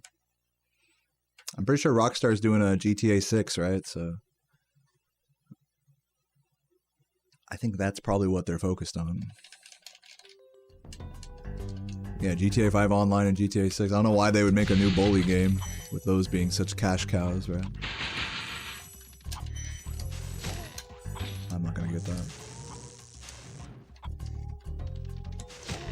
Slow all around. You mentioned old school too much in this chat, but going back has been... Yeah, I mean, I've been enjoying playing old school RuneScape a lot. That's probably the game I play second most compared to this, at least currently. Yeah, it's a fun game. It's such a like... I game on like two sides of a spectrum where like this is like this hardcore, intense, like emotional experience for me. Like hardcore, like content creator, whatever bullshit. Trying to be like the best speedrunner on some dumbass like hardcore shit, right? And then on the other end of that, it's like I stop playing this, and it's like this breath of fresh air to just like fucking click the same two like spots over and over, like while kicking back and having a beer. That's like such a chill game to just like fucking just do like nothing in, basically. Been doing construction, just making oak larders. Probably the same like, it's like the same 2 or 3 keystrokes and like hot key presses over and over and over. Just burning through money in that game. In-game money, that is.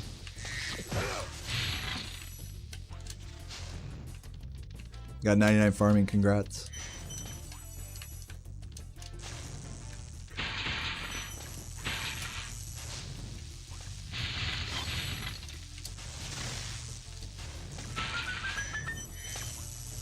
I'm not making this. I'm gonna have to wait at some point. Guess it'll be here then.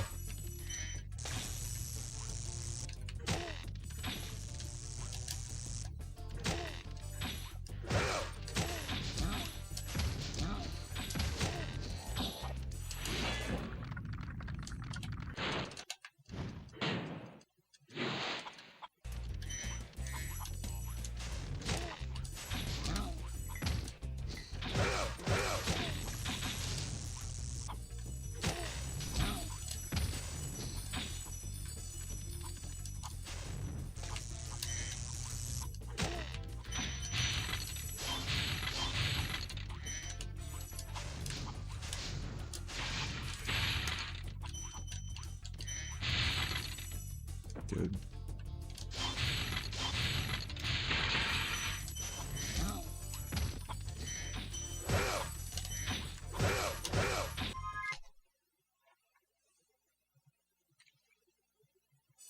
Barely holding on to a 121 pace right now. We'll see if we can keep it up. There was a couple seconds to save in this home world. Or just this little section here before Wild Flight, at least.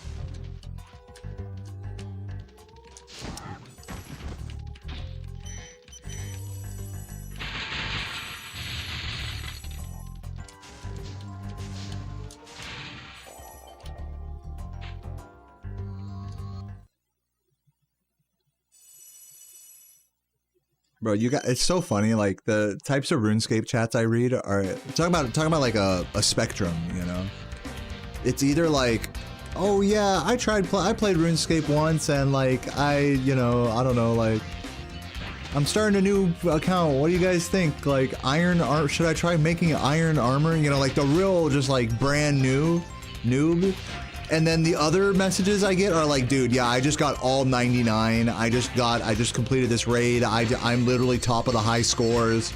I'm going for full achievement diaries. It's like, it's so hard to find that in between. The funny thing is that most players lie on that in between. It's just the ones that talk about their experience are on the extreme ends of the spectrum. It's just funny how that is. Talking about getting 99s and stuff. Like, that is no small undertaking. So yeah, congrats to you guys.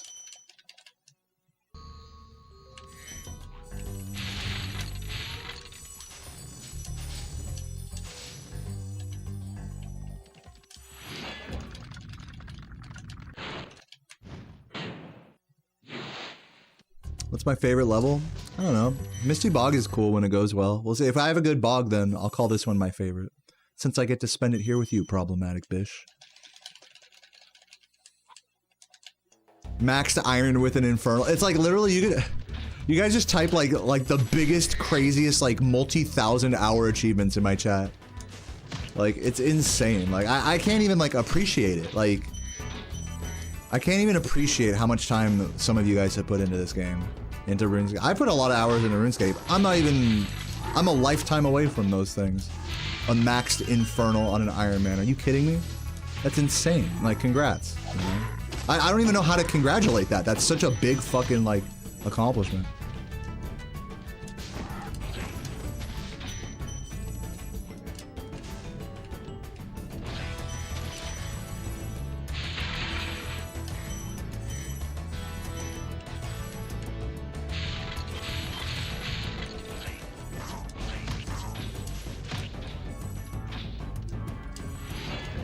What about 99? Dude, I have 99 fishing.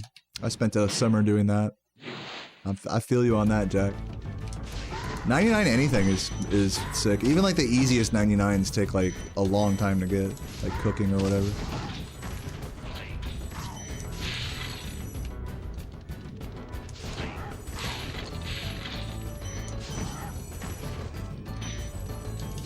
I love RuneScape fishing. It's a vibe. I have 99 fishing and 99 hunter. Both of them were each their own summer's worth of activity. Multi-month long grinds back in, I think hunter was 2018 and fishing was like 2019 or something.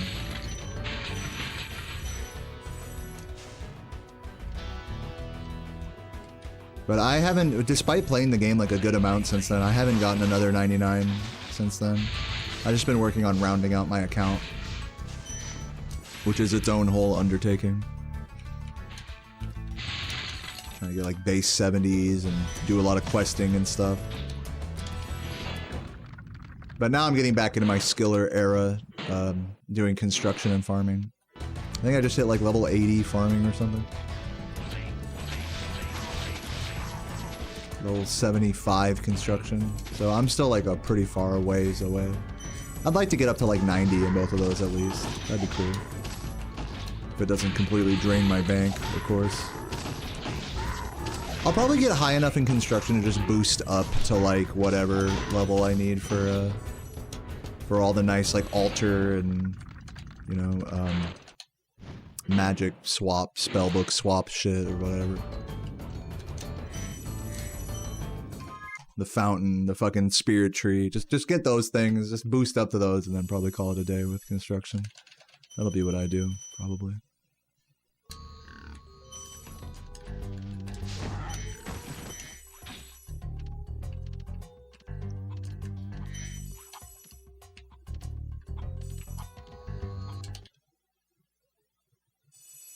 You have another donation for now? Yeah, I mean, find me in game. I'll probably be online later tonight. Dayoman7 on old school RuneScape. Well, thanks in advance. I do take donations.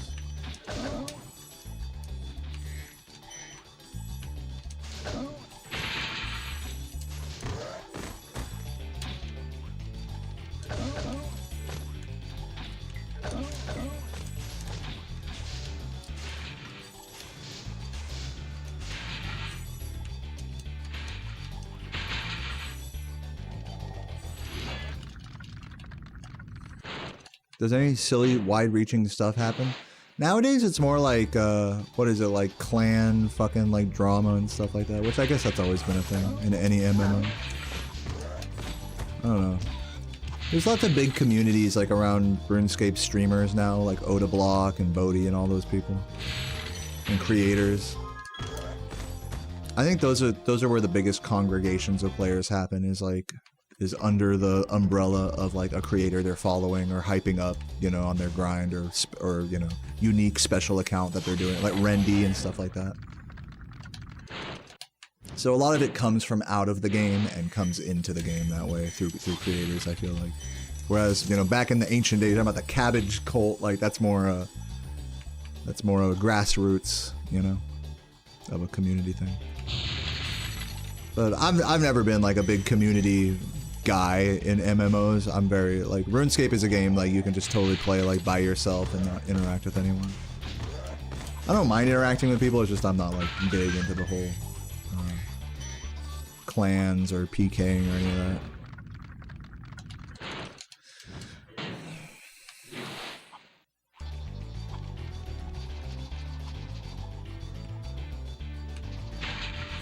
Oh, I forgot to do the composer strat. I wasn't even thinking about it.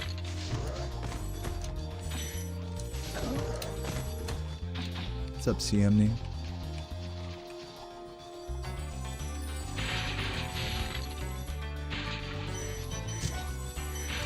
Green.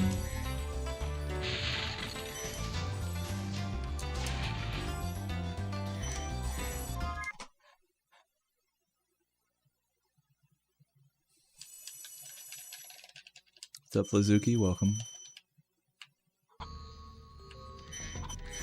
Unfortunately, some things do require other play. Yeah, true. Like that one quest. Or two quests, I should say. And like raids and stuff.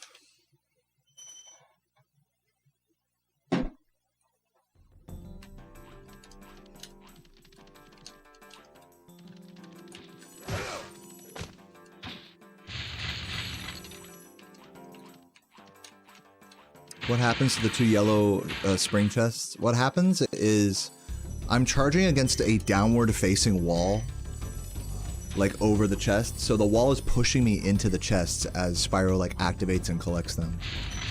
It's the only really like situation in the game where a spring chest is close enough to a downward facing wall that you can really do that consistently. So Spyro's like side swiping the top of the chest, and also like the gem is like popping up into him, basically. I should grab that other chicken. Oh, this is bad. That's not how you do this. There we go.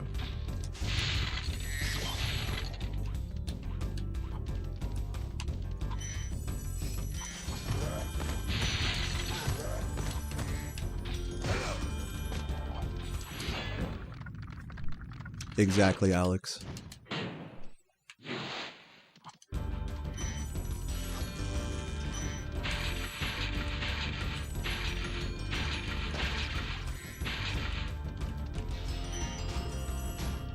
You played my run behind you during a gig?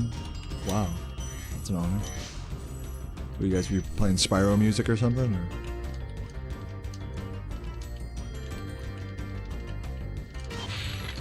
If you're asking about it. Hopefully it didn't have my face cam as well there. Hopefully it was just the gameplay.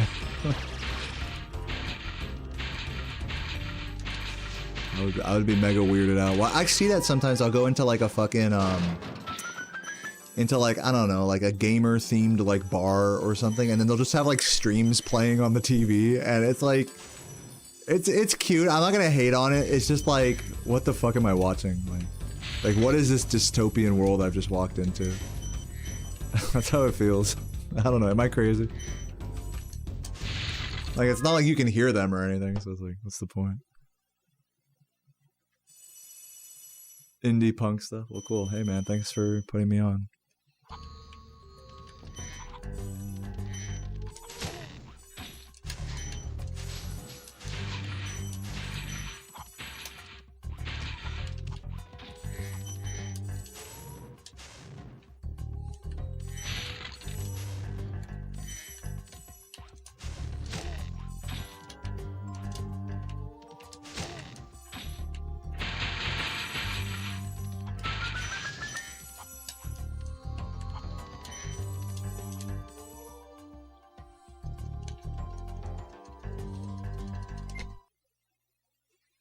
Still 121 pace at least. I'll take it. For my first run back, I'll take it.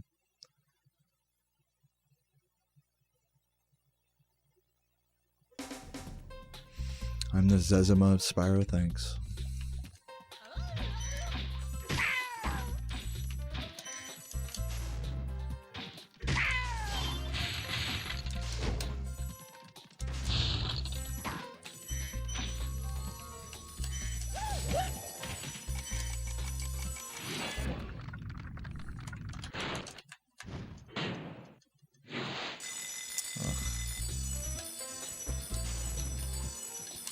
So unlucky. It fucking literally, when I talked to the dragon, you spawn back in after, and I spawned inside of the mushroom, which popped me up. It's super rare, but it's so fucking annoying when it happens. Time loss is just beyond my control. But hey, at least we're getting it all out on this run. Hopefully. What's up, Alex? Dude, it's good to have you back now. Good to be back.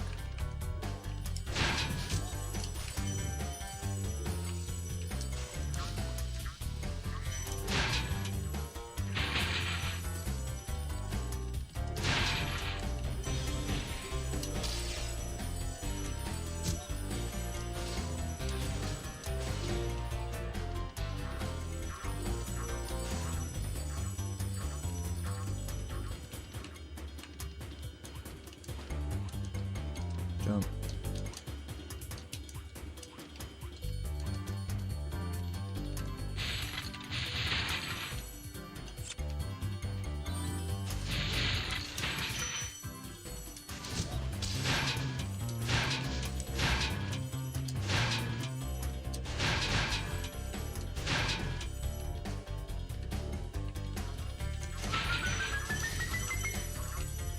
Your friend got hacked on old school?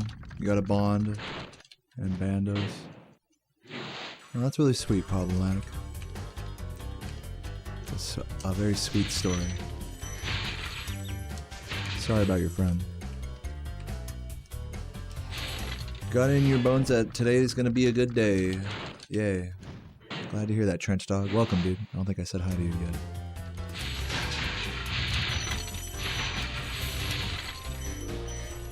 Yeah, I'm not so superstitious about the vibes today. I'm just chilling and just playing. Whether it's good or bad, I'm just doing my thing. Feeling chatty today, you know, answering all the repetitive questions, you know. It's all good.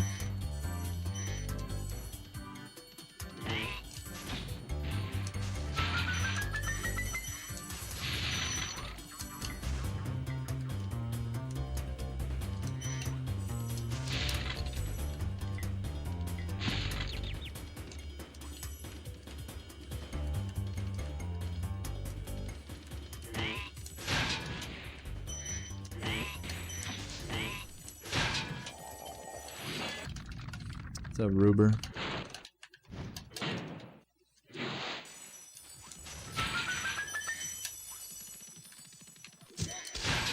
Slow, man. Just slow execution. Causing that.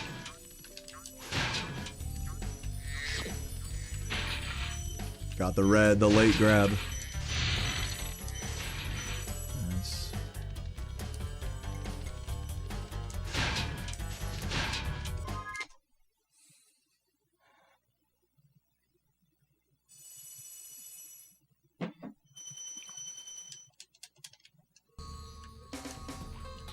I'm gonna go for this, because why not? Alright. On an actually fast run, I would have just went straight for the death abuse. Save myself those few seconds. That life count.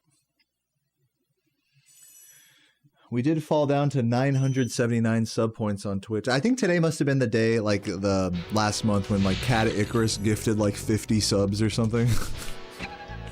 There was a day where someone just gifted a bunch. It's like, oh, fuck. Now we're starting to feel the end of September bleed here. Which is fine. Thanks to anybody who does try to keep me close to 1,000. We did technically hit 1,000 earlier today. So, we'll count it. We'll count it as you guys being a sexy, generous bunch.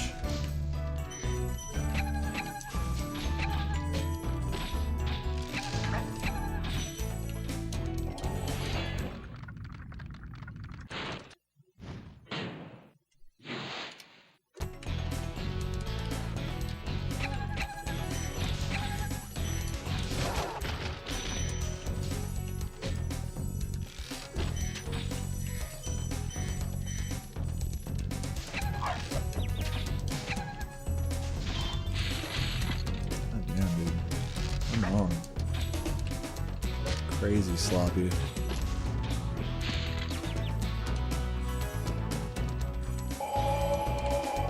Beard with the gifts, thank you. Yeah, Cat Icarus was not the only one gifting at the end of September. It was definitely Beard as well, amongst others. Yeah, the welcome back gifts, the stop the bleed gifts. Thank you.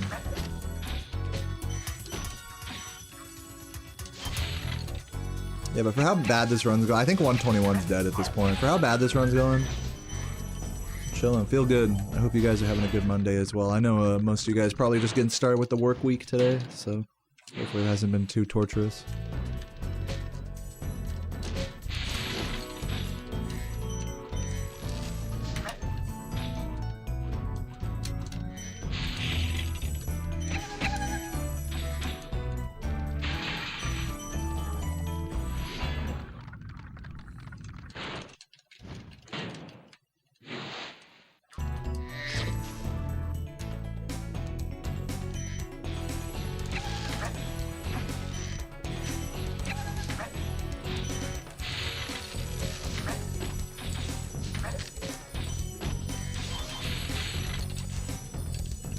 Oh, you got the week off, nice.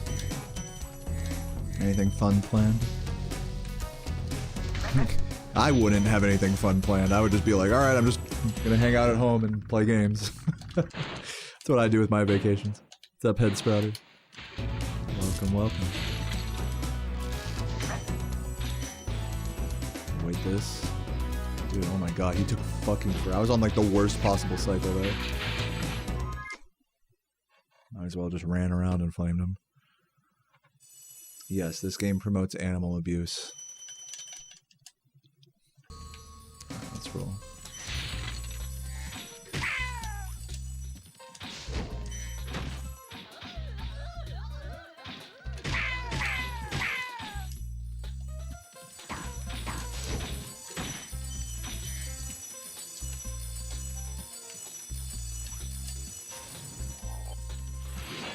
Hanging out at home. How did I know, Darko? I think we're all cut from the same cloth here. Hey, enjoy, man.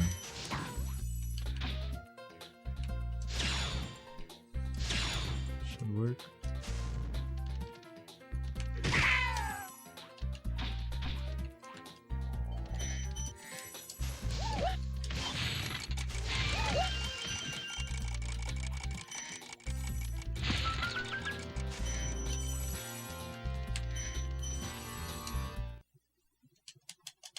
Yo, Darko with the Prime. Thank you, dude.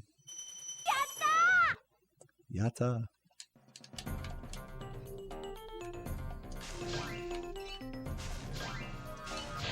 Yeah, the sheep. Yeah, I remember those commercials. The sheep were the original PETA for this game. Campaigning against it.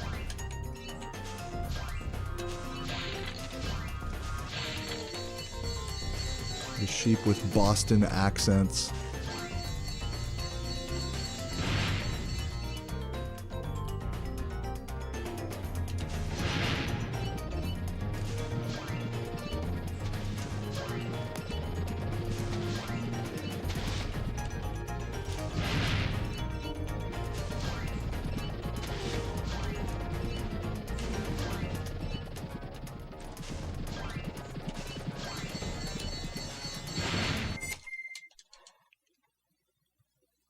You got this week off? Man, I'm happy for you guys, man.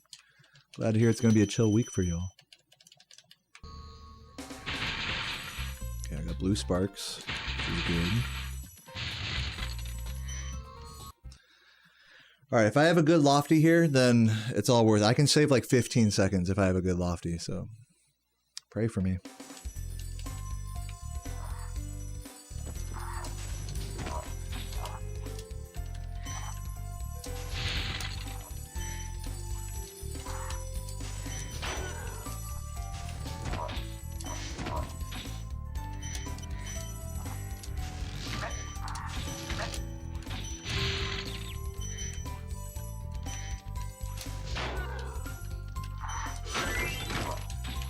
Not get a mushroom there, which is concerning. This might be a death here. What's up, Nisbet?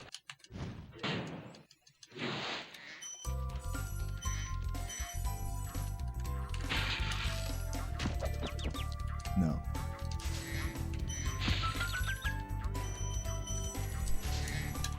Very slow there.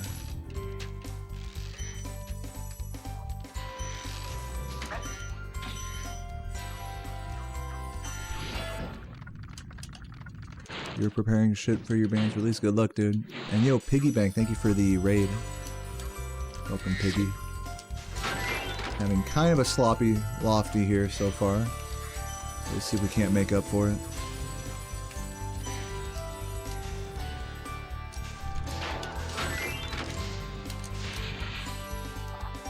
I'll just commit to the charge off there. This is gonna be weird. I think maybe wait this actually. What the? Yeah, let's wait this. I think he's gonna be like right there. No, he's not.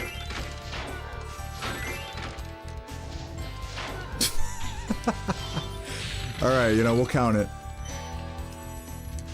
We'll count that as a successful strat. Oh my god, slow.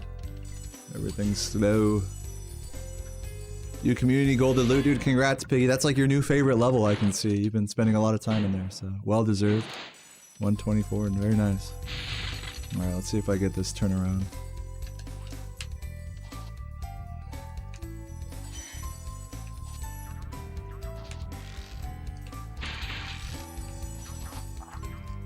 Oh yeah, just barely. Holy moly. That should have been one of those that like flops you over the edge. That's what I was expecting to happen there. I got lucky that that didn't happen. So despite the sloppiness, we might actually save time here. Let's see.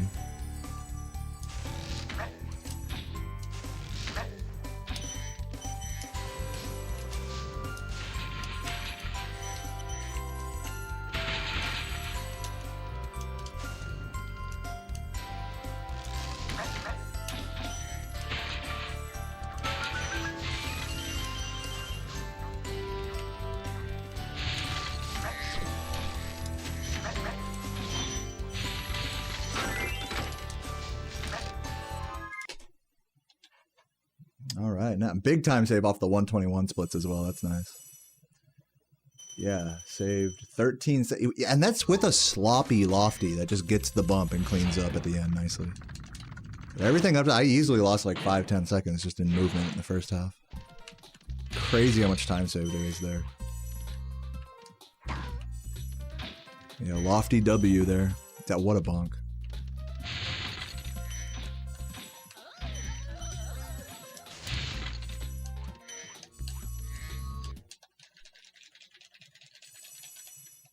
Sloppy lofty with a twist.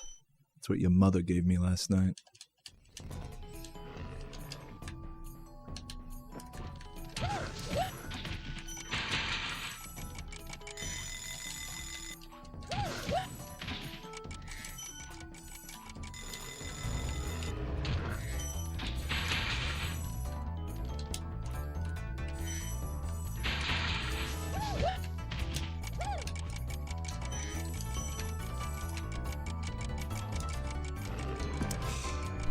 through it. I had that jump. I just charge glided too early. I totally had that. Big choke. I gotta grab the life later in this level. Okay. There we go. Yeah, that's the thing with tough glides in this game is that you have to jump for an uncomfortably long amount of time. You really cannot rush those. Because like Spyro's like fucking optimal like jump height for getting a lot of distance with a glide is actually slightly beyond the visual highest point of his full hop. You have to like jump just uncomfortably long. It's like, it looks like he hits max height before he really does hit like max height for the whatever distance. So it's just awkward. If you're rushing it at all, that's basically what happens there.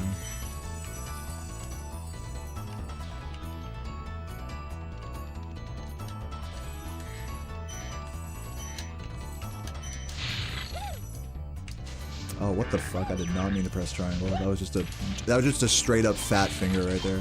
Fat American fingers causing that issue. I think I got all the greens there. Hopefully I didn't miss one. I feel like I might have missed a green there. I didn't see one there. I thought I missed one from the guy, but oh my god, this is a terrible jog. See if I can still make this. I should, since I got the guy early. I barely made that even without having to clean up anything. Yeah, corn dog finger moment. Oops.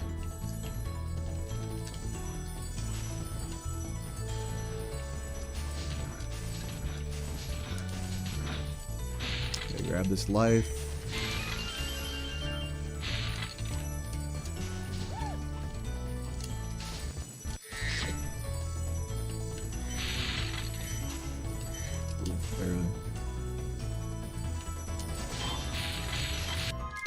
Yeah, I did miss the green. Cause like I knew I missed that guy's green, but then I didn't see it when I turned around. So I was like, oh, I guess I got it. No, I definitely did not. It must have been like hiding behind something. Like I don't know. I should have been careful about exiting. It's not like it really matters. This takes me a little closer to the point I'm trying to go. Either way. I knew I missed that green. I even said it. I was like, what about that green? I guess I got it, you know? Yeah, no, you didn't. This guy.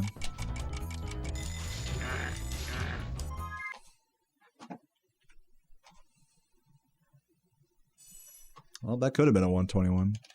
Now it'll barely 122 if I play well.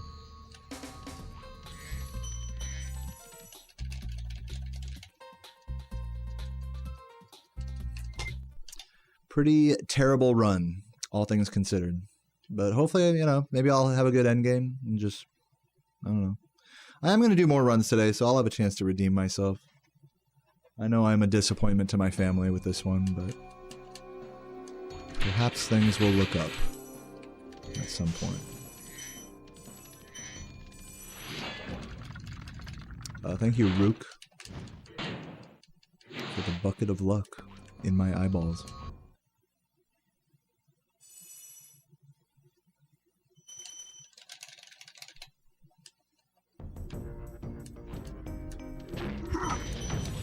Hello.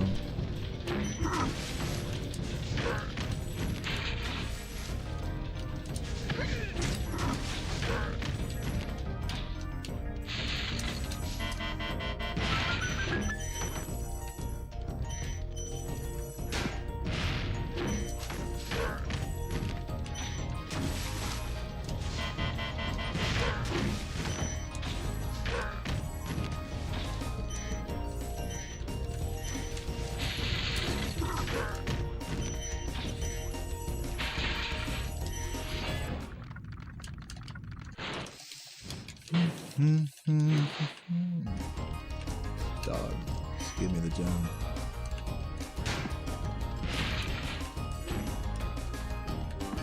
What am I?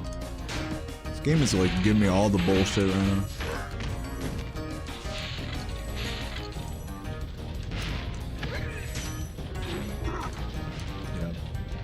least I didn't hit it. Normally when you charge away too early like that, you'll like side swipe the box. Like you'll accidentally blow it up but not get the trick. So at least I missed it. At least I did that so badly that I just whiffed it completely.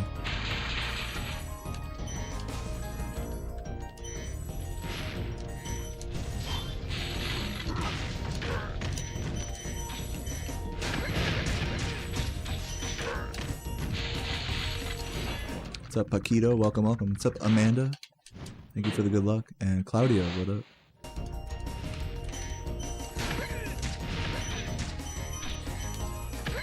Just finishing off a pretty bad no reset. But as I said earlier, we are I guess I got the red there. I thought I missed it, but I don't know. After that jock, I don't know if I trust anything I'm seeing with these gems here. I might check it again still. I don't know.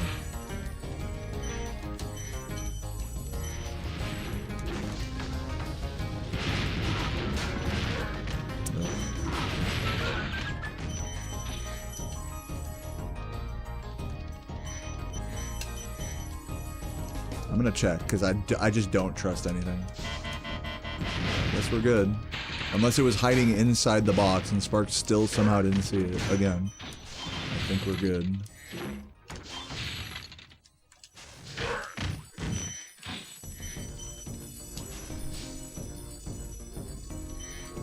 Yeah, we're good. What's up, Otis? Thank you for the good luck. Yo, Pencil. Just joined at the end of the run. Yeah, man. Welcome. Yeah, this run sucks. In case I haven't said it like 50 times already, this run sucks. But I'm going to do another, so feel free to hang out if you want to see a good run. Or whatever. Or if you just like this game or me. I appreciate that too. Thanks for watching.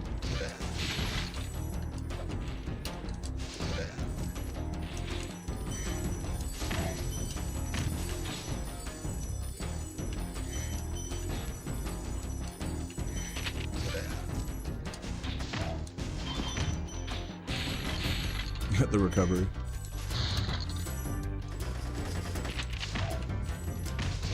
Oh my god. So sloppy. Everything just so sloppy. Like, can we just do anything right? I'm like playing like I'm tired, you know? That's how I'm playing right now. I don't have any I don't have the energy. Which is weird because I got a good night's sleep last night. I don't know what happened. You'd think I'd have more energy. More mental acuity.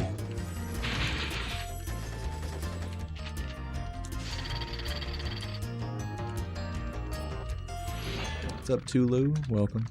Hope I'm well. I'm doing all right. I'm tolerating this run right. I'm surviving at this point. Begrudgingly gaming. But I'm all right. Beside that.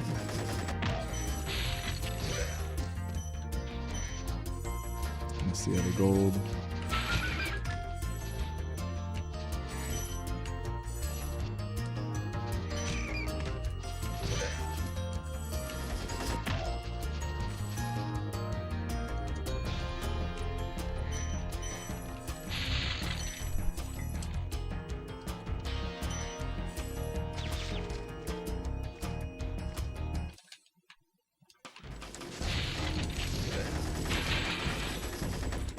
My parents have never told me to my face that I'm a disappointment to them.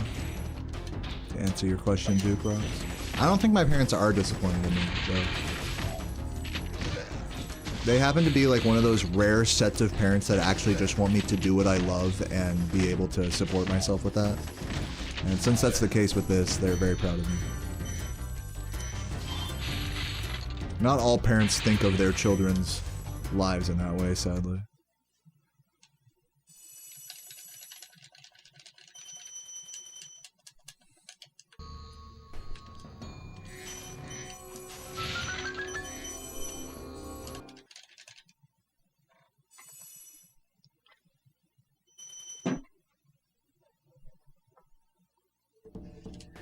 They sent you a fax. No, usually it's like if you're... This is what I see with like dysfunctional families or with like, you know, major disappointment situations with families. Is that you just excommunicate from them. Like you just stop, like you're such a fuck up that your parents just stop talking to you altogether, basically. And like they want to help you, but they just can't. Like at a certain point, they just throw their arms up, and it's like, you know what, you're gonna self-sabotage whatever in whatever way, and you know there's nothing we can do. So it's like for their own like mental health, they have to just like separate themselves from that. That's what you see. Until you're at that point, I don't think you can really say you're a disappointment. If your parents are at all involved in your life and you are on like friendly terms with them. Even if you fucked up, I mean, we've all fucked up at different points in our life, you know, but it's never over until you fully excommunicate from your family. And even then, there's always like a way back, you know, from that. So, I don't know. Or maybe not always, but I'm definitely not speaking from experience or anything. Like, I don't know. I'm sure some of y'all are probably in that boat, so I'm not trying to stir up any uncomfy feelings or anything. Just sharing what I have observed.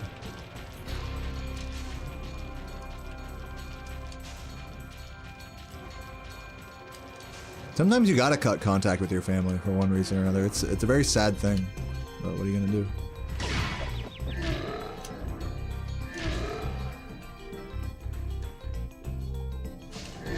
Yeah, I'm lucky I never had to do that. Very lucky. No, not only that I never had to do that, but that I have zero like issues with my parents, my sister, you know, anyone in my family. There's nothing I'm like, oh God. You know, I love my mom, but she's, you know, a bitch or whatever. Like, it's some people are like that as well, you know. No, I don't feel that way about my parents at all. I love them. I love, respect, and admire them. Again, it's something that you, like, not everyone can say. So, I'm very lucky.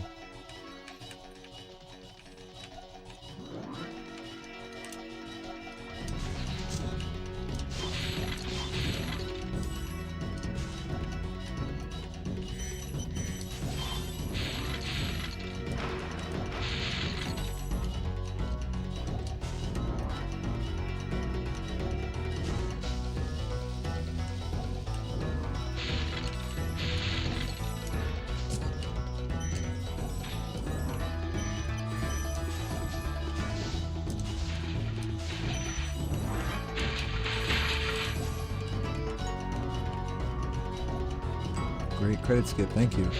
Yeah, the single shot.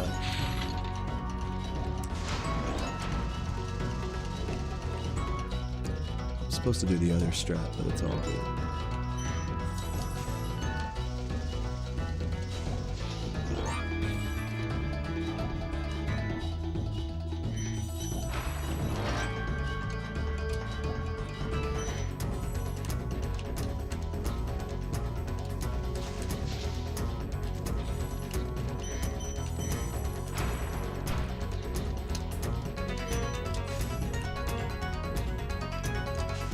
Stuck on the ledge. I tried to flop off it, but I got stuck on it. Rare thing.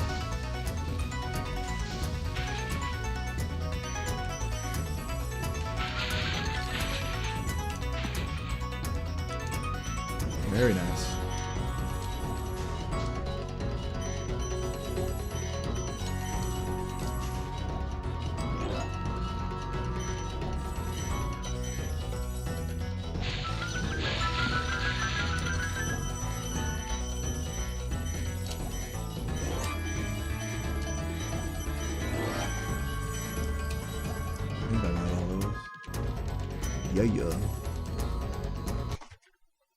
Oh, barely squeezed out the sub 123.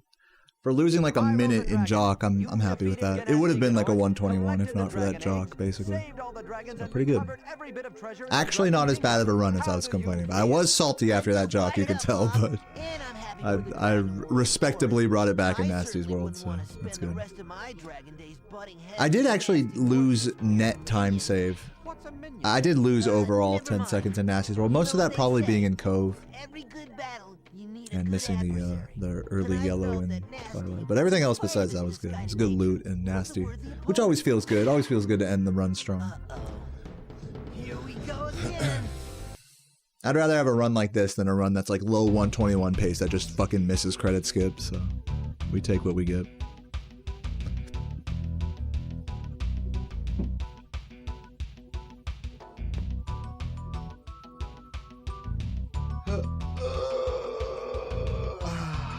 Yeah, I'm like a sleepy baby right now. Sleepy little bitch. I don't know why.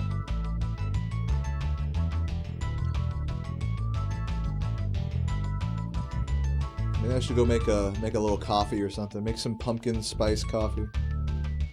No, I don't ride dolphins.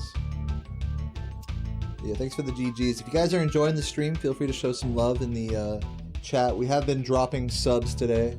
Try to get back up to 1,000. We're at 974 Twitch subs. So if you're watching on YouTube, feel free to hit me with the Twitch Prime. If you have Amazon Prime, you can literally give me free money.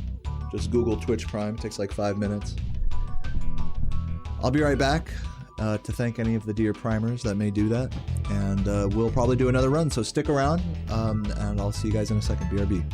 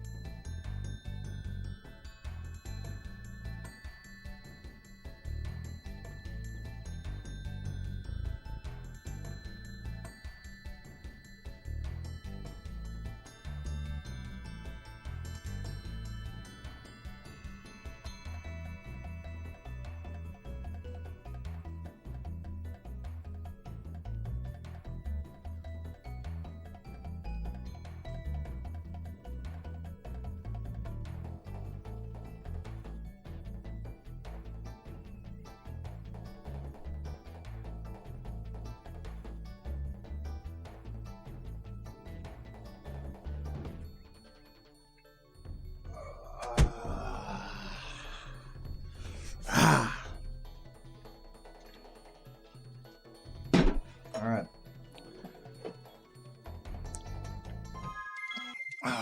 I'm gonna keep it a buck with you guys. I smoked way too much weed right now. But that's all right. We're gonna do another chill, no reset. Last one, obviously, 122.57. Not the best time I've ever gotten. But also, I'm fucking crazy tired today for no reason. But, you know, regardless of that, I'm glad to be back after a fucking 3-day grind or 3-day break. I keep saying grind. Everything's a grind in my life. So big thank you before I get into this run. Big thank you to BH James with the Prime, with Space Lawsy with the 2,000 billion years. Tier 1 and Raindrops with the gift. Thank you for being supportive lately, Raindrops. That's not their first gift either. So let's get into some Nestor attempts and see what happens.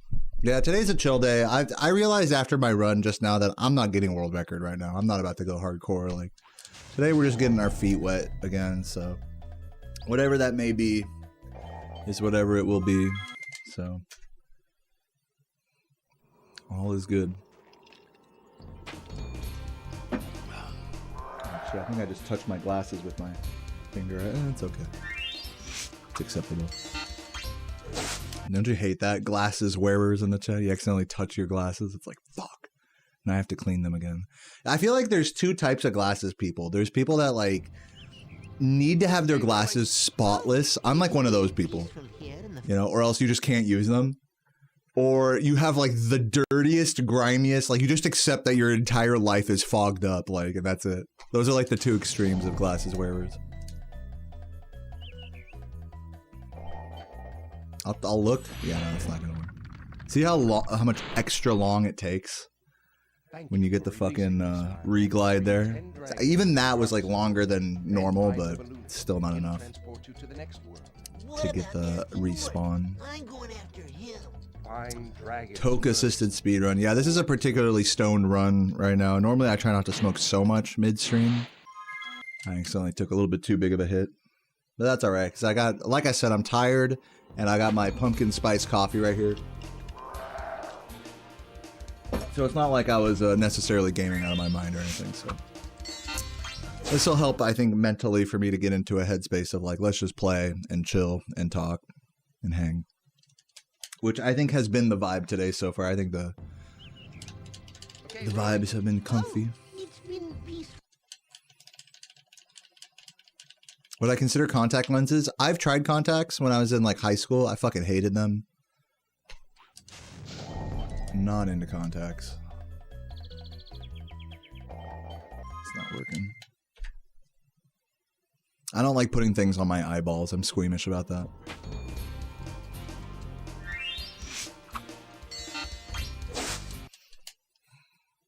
You need a monocle. How do monocles stay on your head? Like, do you have to just squeeze your eye? You know how you can like hold something with your eye socket? You know, if you put like a coin or something up to it? Is that how you hold a monocle, is by just squinting into it?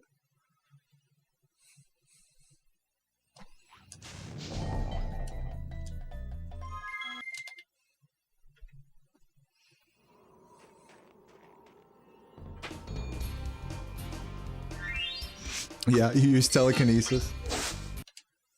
You gotta be magic. When you get rich enough that you just get magic powers. That's part of the capitalist endgame, is you just have a meeting with the Illuminati and they give you like fucking levitation and shit, Wingardium Leviosa and whatnot.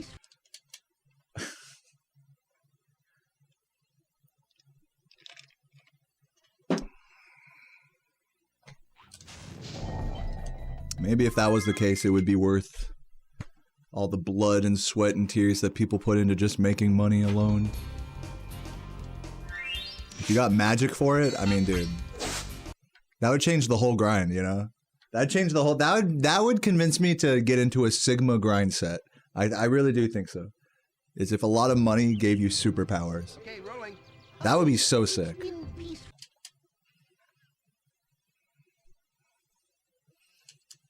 I mean, it'd be sick if you were rich. It sucks for everyone else. It's just literally the rich get richer. Even biologically. Come on. Nice.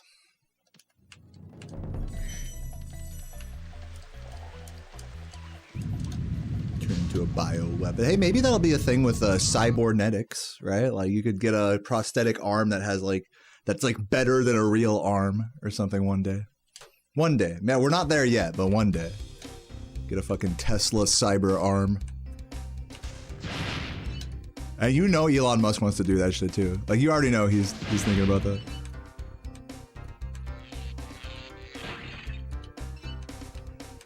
Let's just turn people into robots. Fuck it.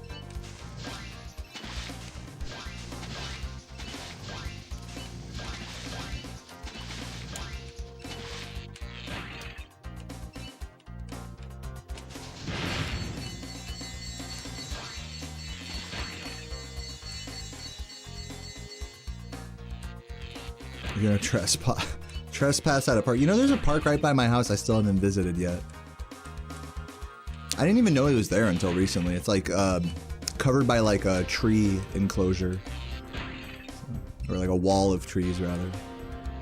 So I gotta hop on the skateboard and check that out. This feels like the longest sunny flight ever. I definitely smoked too much weed. That sunny flight was like, felt like 20 years. Okay, let's lock in maybe. Probably not. I'm probably gonna play terrible right now. Just full disclosure. If I play anything less than terrible, then that's good. That's a W.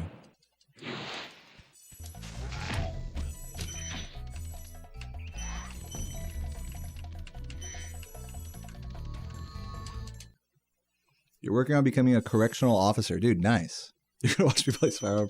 I'm sure you get a lot of free time, you know, if there's no issues with the inmates or whatever. Just chilling.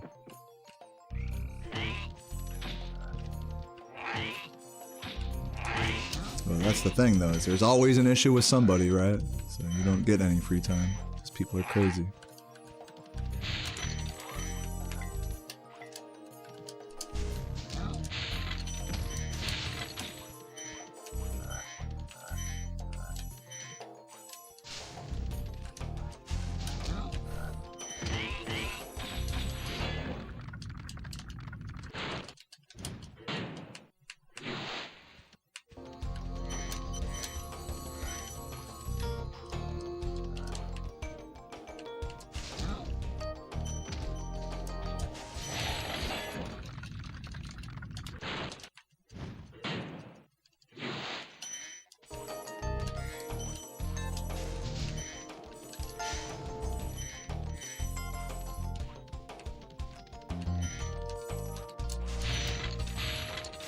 Oh, come on, dude.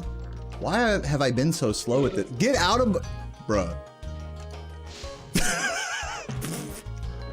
Hello. Nope. Get... Hold on.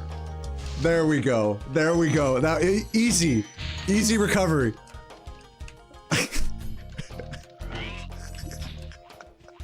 That was honest. That was comical. That was just pure comedy. I kept going around him at the wrong time.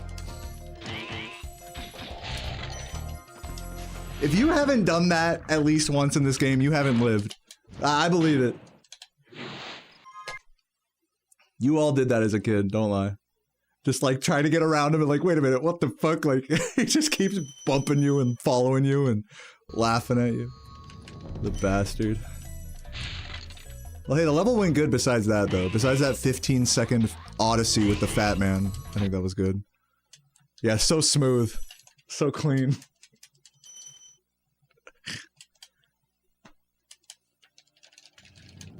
Yeah, I gotta clip that.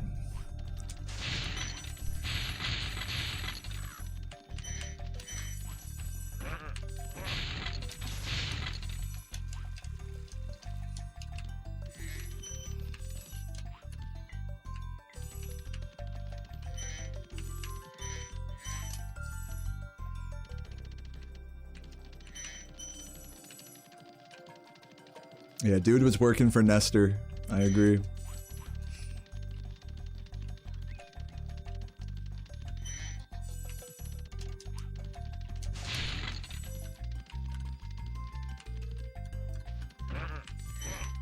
But yeah, I'm not giving up yet. Can't just give up over one little obese escapade.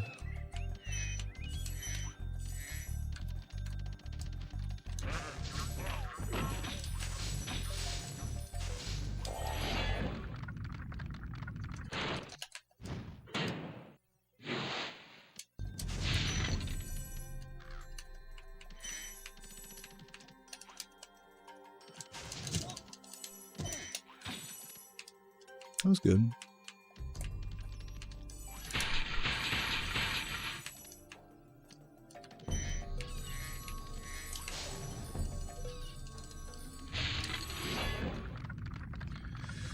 Oh, yeah.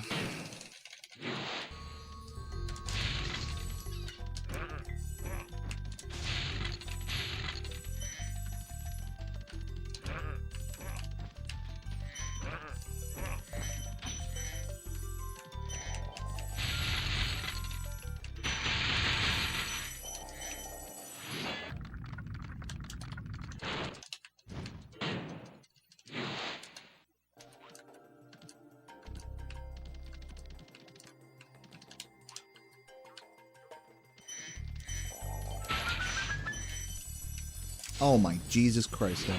That was a good level besides that ending. I feel like that's how it's going to be on this run. These levels are going to go mostly pretty good, except for one thing in every level. It's going to be one of those runs.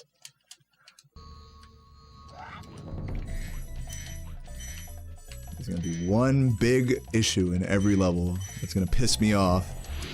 Because it'll be like a perfect IL besides the like one big glaring issue. Any chance for GBA playthroughs? Nah, probably not soon. One day, though, yes.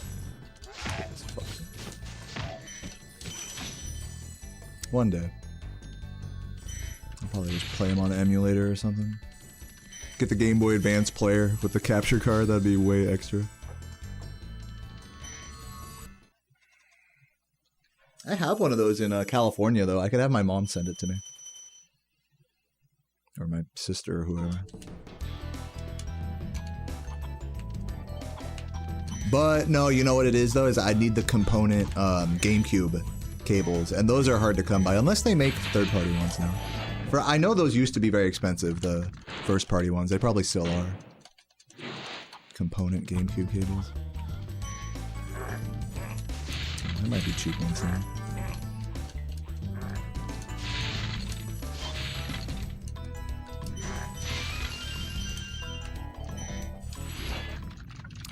They suck so much dick. They suck in isometric. Yeah, they look interesting to me. Like, I want to at least try it just to see how I feel about it.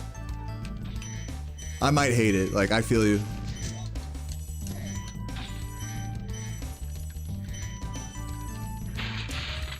But just seeing like speedruns of that, it looks like smooth enough. You know, like you could connect the movement and stuff like well enough. If you get, like, acclimated to the control or whatever. Cheaper to buy an upscaler. Well, that's what I am doing. That's why I mentioned it, is because I have an upscaler, which is how I would capture it. If I used a Game Boy player on a GameCube. So I need the component cables for my setup to do that.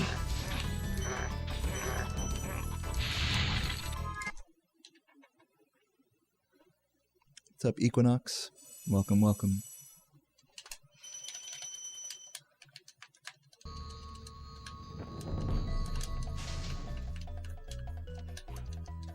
Oops.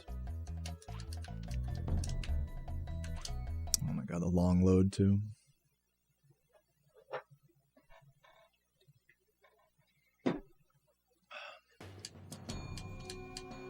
Yeah, I have a sister. She's 5 years older than me.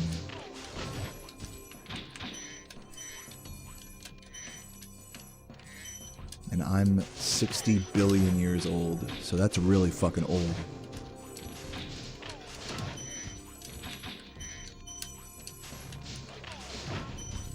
I'm a reincarnated wizard put on this earth to play Spyro and whine into a microphone.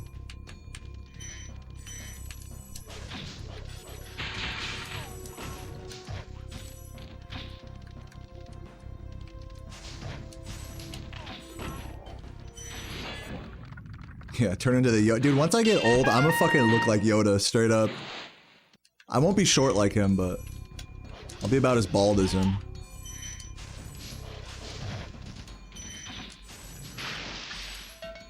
Face all shriveled up and shit. Oh my god, dude, come on. Oh, careful. That's why we charge both of those. Can I tell you guys something? You can flame charge those chests and like save a second, especially save like 2 seconds on what I just did there, that recovery and everything. You can just flame charge both of those boxes and then just go straight into the vortex, like, vroom. But if you miss one of the fucking gems doing that, you're gonna lose like a lot of runs to that. Speaking of losing runs, I've just given up on this, optimizing this area.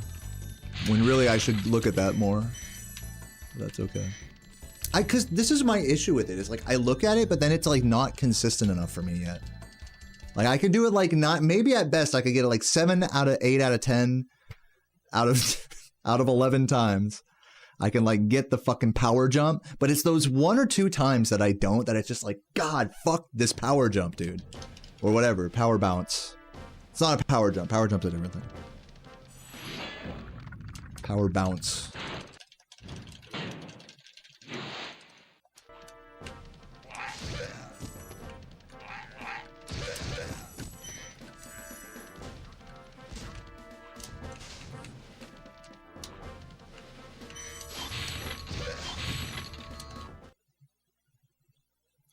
Seven out of 8 out of 10, 11 times, Equinox. It's a triple fraction.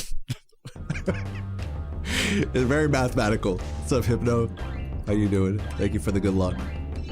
I need that on this run. Yep, exactly, Lee. Exactly. Big vibing. What you up to tonight, man? Kicking back. Oh my god! I hit that like on the last possible frame. I thought I was missing that for sure. Focus.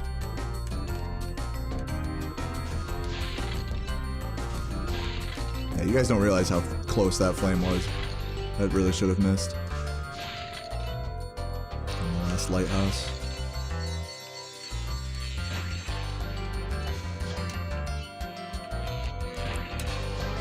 Okay, we're good. Yeah, flying a little wonky, I'm not gonna lie to you guys. Also, these flight levels just feel like forever in this fucking game, dude. I don't know what it is, like, on this run, but, like, these flight levels just take too fucking long. They're, like, just a little longer. They're not too bad, but they're just a little longer than they ought to be. Remove, like, the last, like, 5 things you gotta collect in each of those, and they'd be perfect, you know? Pacing-wise in the run, you know?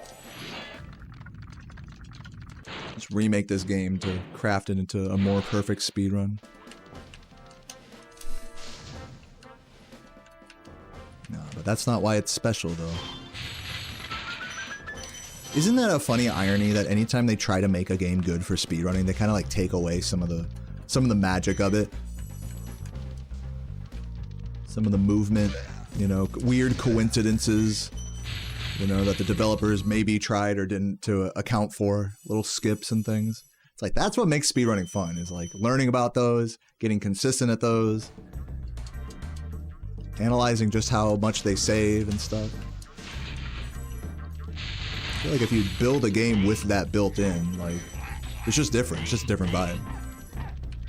Not that it's worse per se. What's up, Piggy? Thanks for the good luck. Celeste. Yeah, Celeste is like made with speedrunning in mind. That's a 2D game though. Which I feel like we have to make kind of a distinction for. In speedrunning, like, do you guys think that like 2D games, because I know we have a few speedrunners here, like, do any of you guys who have speedrun a 2D game and a 3D game, do you feel like it's a totally different like headspace, different like way of looking at the game and the run and stuff. I feel like it's totally different. Like what a good run in a 2D game is versus a good run in like a 3D game. In a 2D game, you are literally perfecting frames of like movement in a very in like, I don't know, a much more quantifiable way, I feel like. Like, sure, we can measure time saves and time differences from different little sections side by side in a run and kind of guesstimate the total time saver, potential time saver, time loss, but it's always going to be an estimation based on like example footage or example execution, you know? Whereas in a 2D game, things are a lot more finite.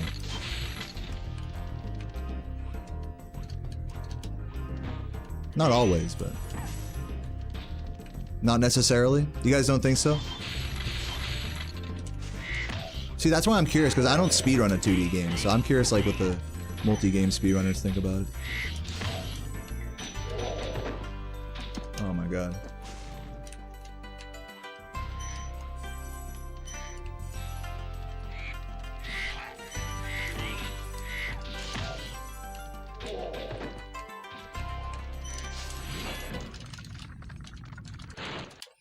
It's easier to find precise setups in a 2D game, you're saying?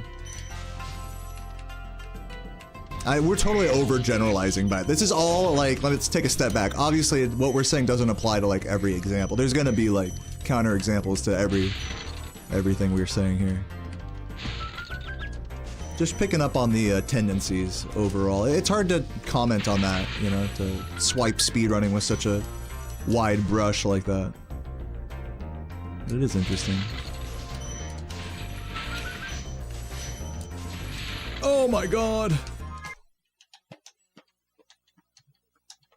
I mean, yeah, I mean, there's one less dimension of movement, right? So, by extension of that, shouldn't, like, the actual potential for optimization be, like, one dimension less? You know? Is that, like, a horrible take?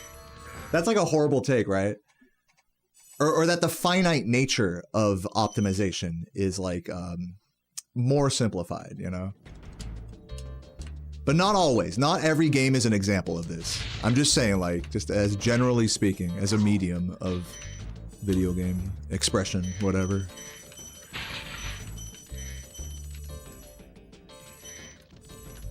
"2D games require more actions per second." Let's talk about that. Like, what are the highest APM games out there? Dude, Melee is like crazy APM. Melee's an interesting, actually, we're talking about 2D versus 3D. Melee is like in the style of a 2D arena fighter, but it does have a 3-dimensional access, which does affect gameplay in niche cases. So it's like a 2D game that's actually a 3D game.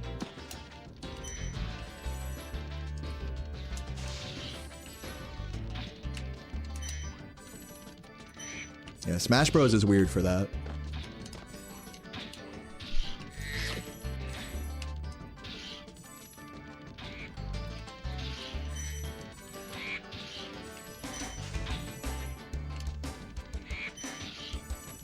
Favorite 2D games, Oddworld? I've never played it. I played Stranger's Wrath. I played the 3D one.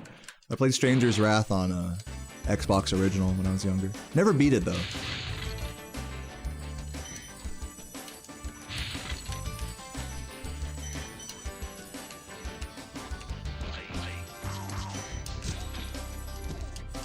Splatoon is a really competitive high APM game.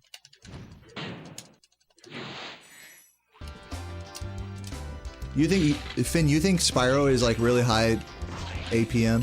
I guess so. If you're really like charge gliding and flame charging everywhere, then I guess so. Yeah, I think you're right.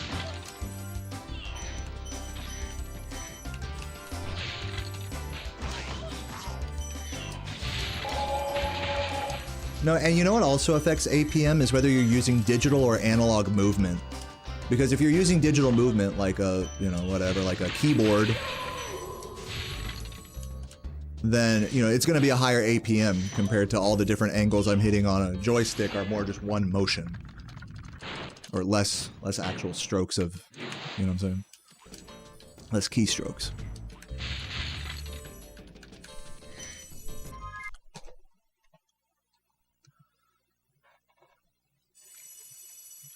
Dragmeyer, thank you for the 5 gifts, and Waxy Larry with the sub.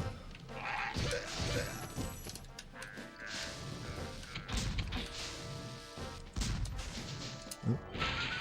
Good, we're good. Good.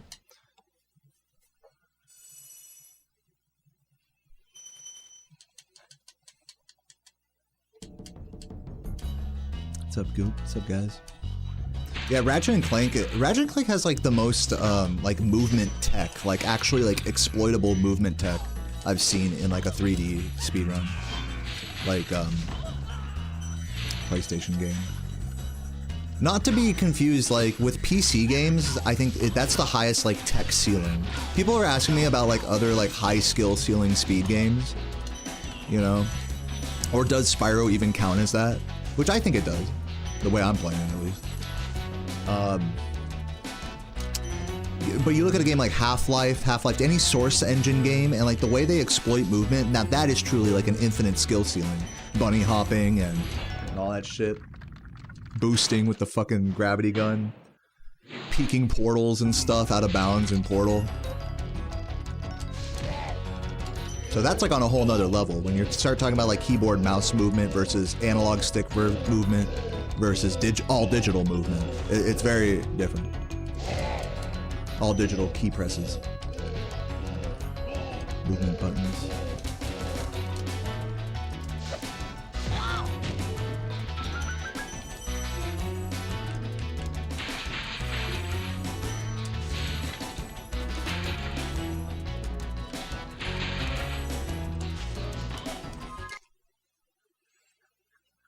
Used to do rocket jump maps. Dude, Laura's really good at rocket jumping. She fucking... There was a funny clip that we have of us playing Team Fortress 2, me and her. And I was like trying to find her because I was medic, and then she flies across the screen as a TF2 soldier. Like rocket jumping across the map. I'm like, where is she? Oh, there she is. She might have just like gone off the map and just died. Because you get fall damage in that game. You can't just like, okay, yeah, use half your health on a rocket and then die from fall damage. That's like if I tried to rocket jump. Or grenade jump or whatever, like in Halo.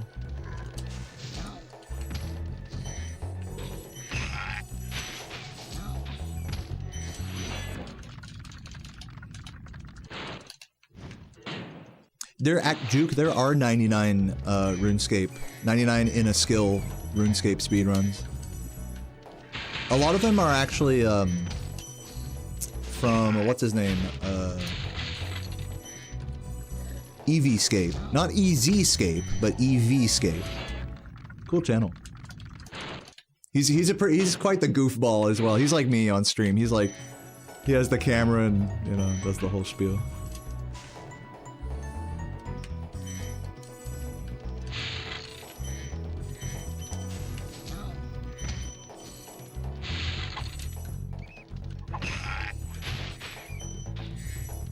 I'll go so far as to say his runs aren't that like serious, but they are quite an undertaking. Like as you can imagine, RuneScape speedrunning, it just falls in that same category of like, it's not about being like technically precise. It's just about having like a strong routing concept and the ability to execute that over a really long period of time.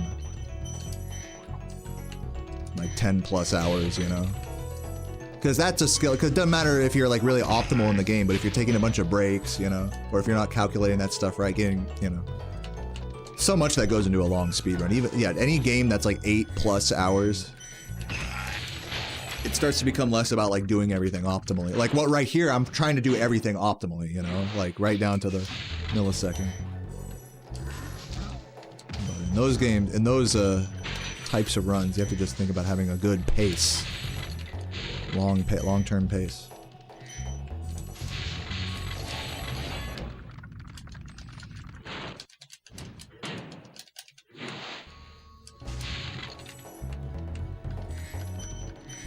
Bomb shield jumping, like when they do the shield like and jump on top of an enemy and then bounce off in the Great Plateau. Shield bouncing. Is that what it's called? Excuse me, just burped like a big old burp. I know this mic is very sensitive now. I can pick up all that. So anytime I fart or something, I gotta... Oh, excuse me. You know? 3-tick fishing, forget about it. Dude, I want to learn 2-tick wood cutting, 2-tick teaks. Because I've been doing a lot of farming lately. I tried to pick it up at one moment, and then I accidentally, like, fucked up the... I used, like, the mortar and pestle wrong, and then had to go back and do it again. And I was like, man, fuck this. I need to use a tick. It'd be good practice, though, for counting ticks. I need to use, like, a tick counter in-game, because I do want to do the Coliseum eventually, but I'm not at that level yet where I'm, like, counting 5 ticks at the start of each wave, which you really should be for that. And, having a good prayer switching. Combat in RuneScape is crazy, man. People who are good at it.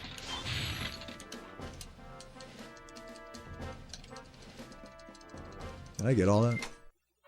2608, not my finest. Oh, I gotta like refresh this.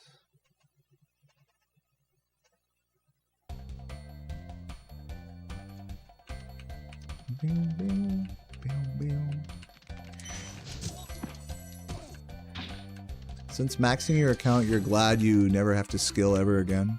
Nice. 1-tick cooking karambwan in Rogue's Den. I should try that. I still need to get my cooking up a bit. I think it's only like 90 something right now.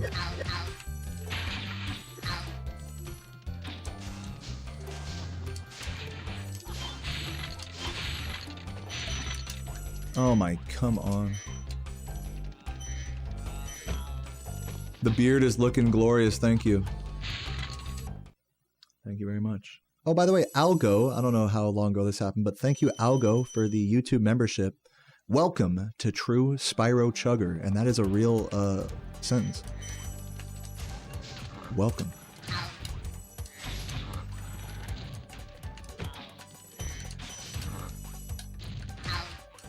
Come on, make this cycle. What's up, Ace?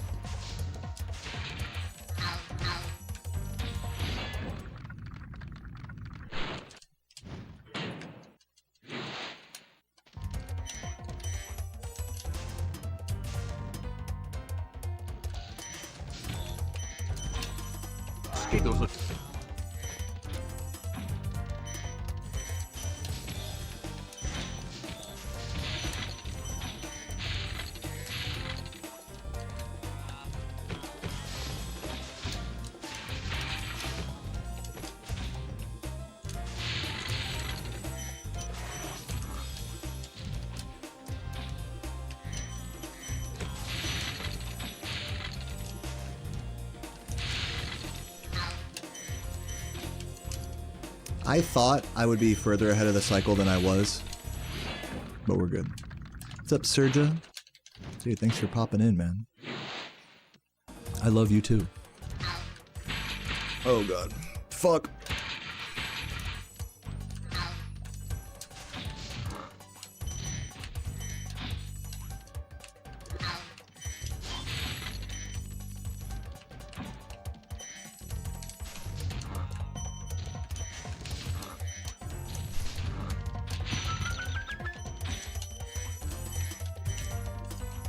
Get up there. Jump, you bitch.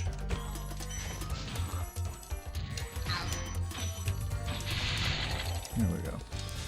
I'm playing with a good presence of mind here. Just some dumb mistakes.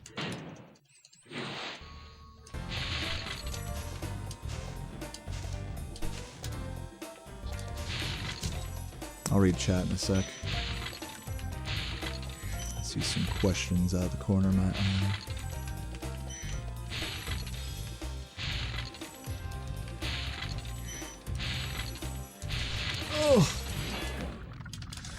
La la la la la la la la. That's what you can. Come on. Oh, come on, you fucking bitch! That was so close. Oh, that's fuck. I deserved that. I brought that on myself. Like 10 seconds or something. Okay. Did the roll on the platform with the 3 dudes plus spinning chest let you flame again faster than flaming normally? No, it did not, but it did take up time that would have otherwise been spent just standing there waiting to flame again on my second flame. So we do that roll to set up better without losing time, basically. But no, it does not help you flame quicker. Actually, flame timing is really weird with animations in this game. Because it feels like, and this is me, like, I'm kind of spitballing here, kind of some stoner shit. This isn't like based off of any like real testing I've done. In fact, I need to ask the Spyro Discord about this. It feels like depending on your Spyro state, that affects how fast you can reflame for your second or third flame, you know, into a fan chest. So it feels like jumping, for example, on the first flame, like, it feels like you can flame faster out of the jump. Am I crazy? Or like, while you're descending from the jump. Or like you said, or like you're talking about doing a roll, how like switching into different animations feels like it gets like you can do a quicker flame timing. That may or may not actually be the case. That's just some stoner, like, philosophy. Like, maybe that's not the case, but it feels like it. I don't know. Obviously, we want the quickest possible flames, but if you time them badly, then you're just gonna miss them. And because they happen so quickly, I mean, there's no use mashing it, I don't think. I used to mash flames. Sometimes I still do, actually.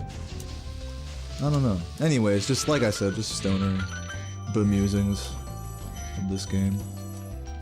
Don't worry about it.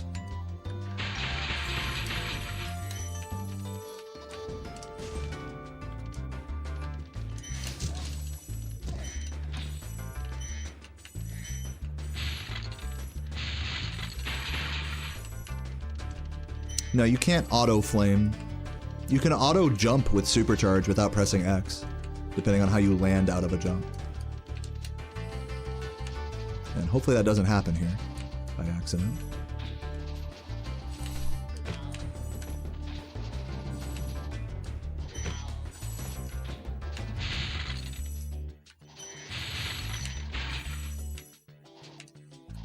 Nice. Beautiful. Gotta love when a supercharge comes together. That supercharge will never not be awesome to me. I love it. Oh my fucking god, get up there.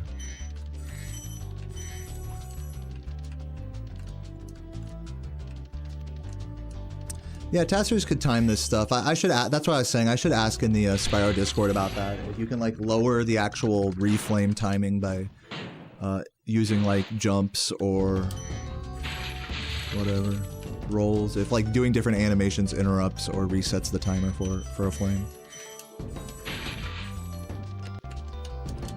It makes the cooldown faster because it really does feel like that sometimes. It feels like doing that stuff like a little jump or whatever helps. Oh my god, dude. But maybe it doesn't. Maybe I'm just tripping.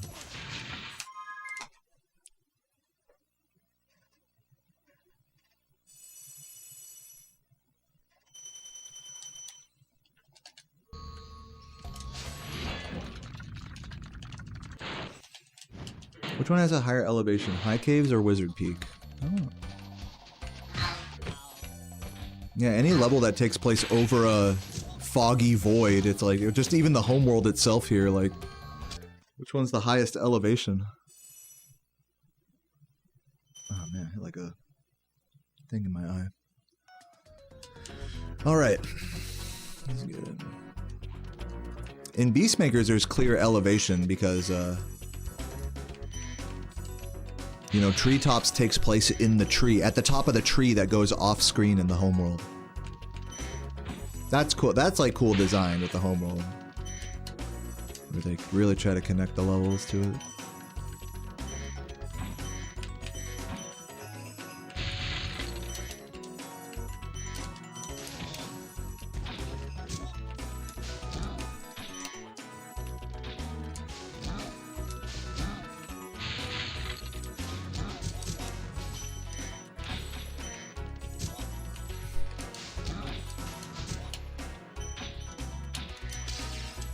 No, too low. It was too juicy of a proxy. I was too locked in there. I need to be a little bit sloppier to get that to work. Unironic.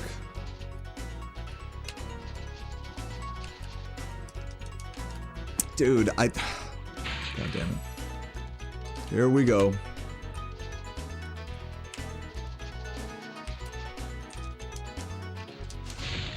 I had to get my body involved there. Like, gotta move with these supercharges to help get them out. Oh, I went the wrong way there. It's okay.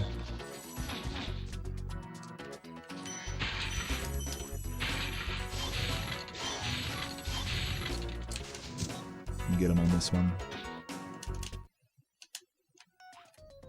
I have to do this, yeah. And then go this way, and then go up the shelf. Grab these guys. Yeah, we're good.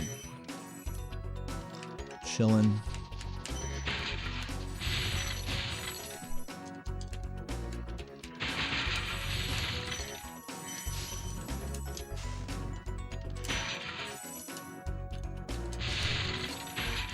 Ooh, we're good.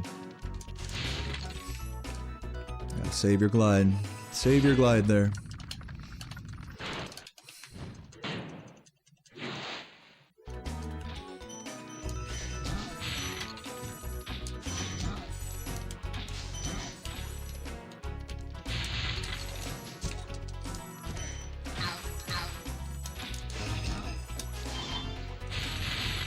I don't know why I lunged there.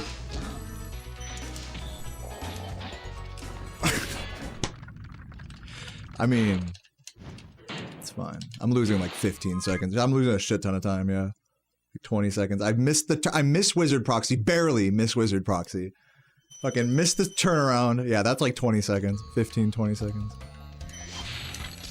No, we'll say like 15. I don't know what it says on the splits. I wasn't looking. It's like, but I'm just plus a minute is all I saw. But I'm really, like, I'm feeling weirdly locked into this run. I can't explain it. It's like terrible pace, but man, I'm just gaming. I'm having moments where it's like all clicking, which feels good. So I'm just keep riding that.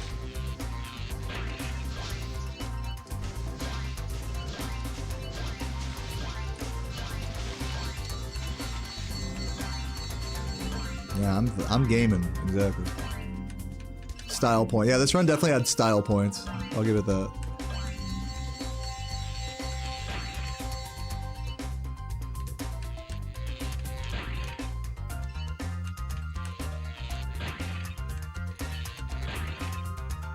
Yeah, and it's good that I'm taking my first day back also as like a let's just no reset and just try our best and just chill.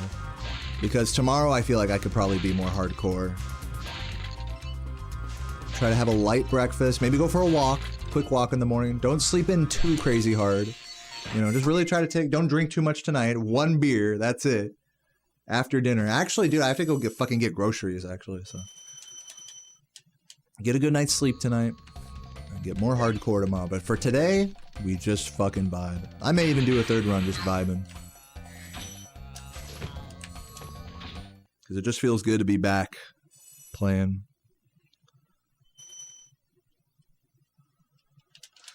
Come on. Alright. Hold on.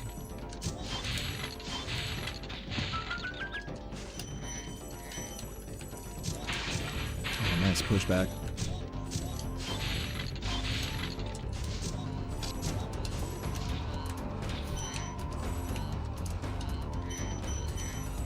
Yeah, that was not happening.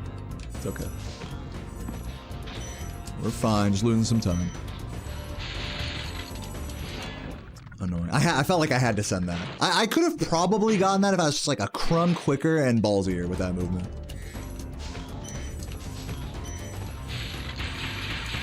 Like I should have stretched the red grab a bit more there.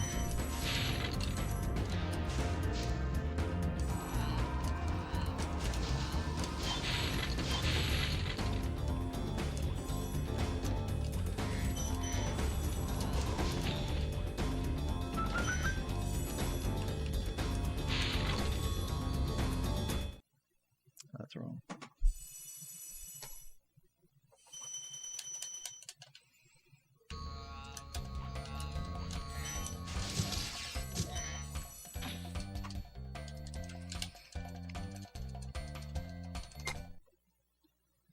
fake gold. Was it 40-15? I'm trying to actually keep track of my golds here, so I have to clear those splits.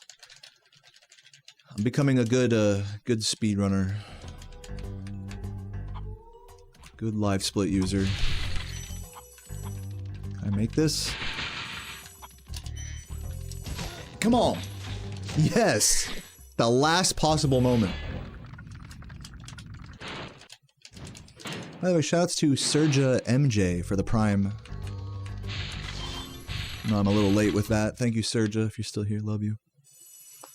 Do I think an AI could beat my record? Yeah, I think you could train like an AI to get... I think AI will get to that point where it can... I hope that it can find like TASes and theoretical best runs and stuff. Like you could train a program to machine learn like a game and run like a bajillion simulations. People already do that, just for more rudimentary games. You don't really see it for like 3D games yet, keyword. But I think that'd be cool to see what an AI could do in this game. Obviously, it wouldn't be measured the same way as like if, you know, we're not gonna let an AI on the leaderboard.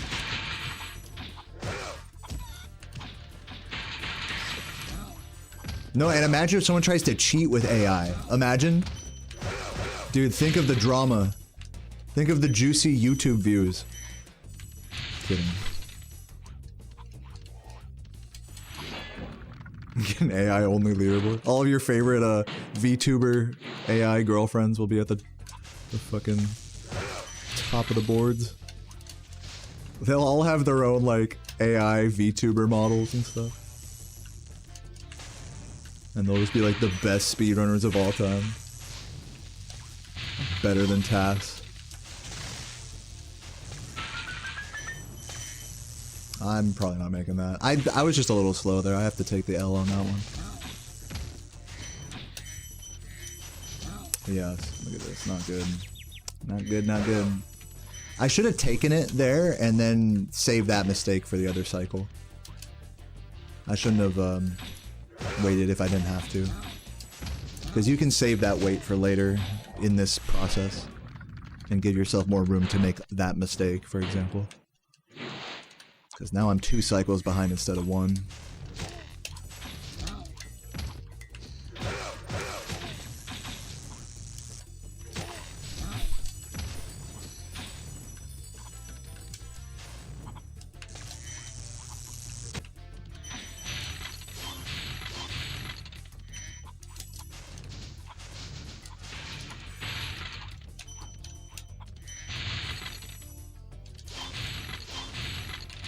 Oh my god damn it. It's bad aiming by me.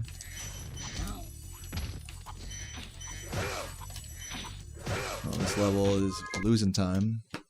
Plus 116. Yeah, if I'd have played that level better, I could have been like 10-15 seconds faster, easy. But it's cool. No biggie.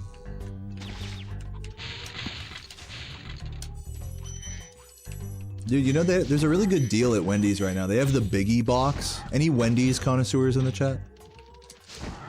Sarah and I have been eating a lot of Wendy's on our road trips lately, as of late. And yeah, you can get, not to sound like a Wendy's shill or anything, but first of all, you got to not get any of the SpongeBob items for starters. And secondly, you have to get the Biggie box, which is nuggets, fries, a drink, which you can upgrade to a Frosty, and like a double stack for $7. All that for $7. It's like, oh dude, yes. You gotta buy those box deals, value box deals, which is confusing because it's distinct from the meals. You know, if you order like a fucking, you know, chicken Big Mac meal, you order a fucking Whopper meal. Don't do that. You look for the meal deals, and then you go with those. It's weird dystopian futuristic fast food hacking. And do it through an app also. Taco Bell makes you do it through an app now, which is so fucking annoying. It makes me want to rip my eyeballs out.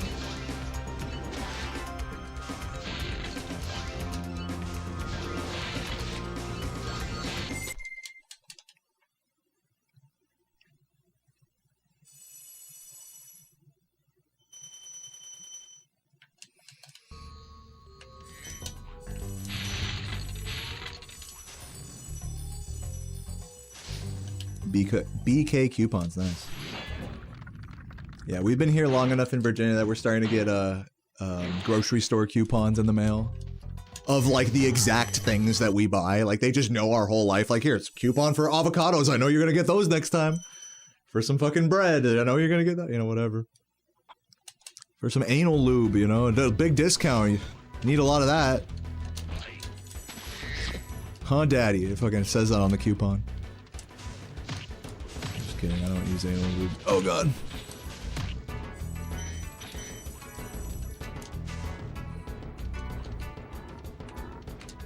Unless I need to, I guess. I mean, I'm not opposed to using anal lube. Just saying.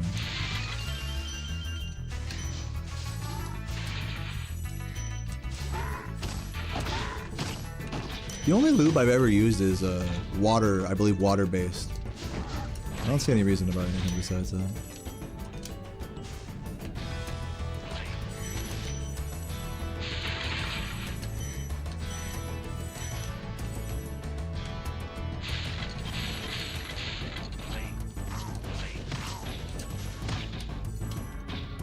Spit is water-based, good point. It also has some of the most germs out of any thing in your body.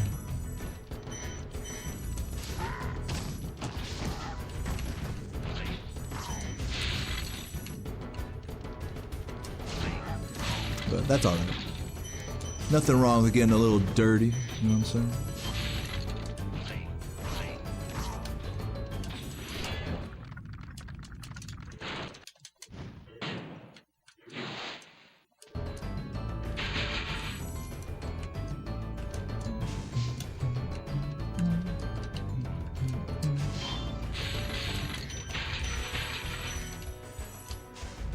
Dude, the pineapple frosty sucks. I'm sorry. I just don't like the taste of it. It has that like weird like fake pineapple taste to it. Plus the vanilla. I just don't like that like creamy pineapple vibe. Just not my thing. But Sarah really liked it. Also, it's annoying they don't fucking mix it for you. Like, all of the syrup is at the bottom of it. And just a fucking vanilla frosty on top or whatever. Like, this is stupid. Yeah, I've had Dole Whip. It felt like it was trying to be a Dole Whip and failing. Dole Whips are great. At Disneyland. That's the only place I know you can get them, is at a fucking amusement park. Like, they might have them in the store on rare occasion. Oh god. What's up, Mavrosa? Welcome, welcome. Yeah, they don't fucking mix it. They just put the syrup in the bottom and squeeze the milkshake on top. And so if you just drink it straight like that, it's either just going to taste like a vanilla milkshake, or the straw's at the bottom and you get just syrup, which is even grosser.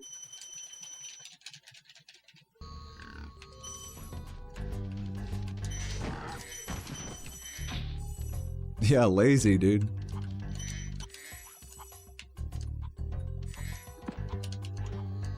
Lazy beverage concept.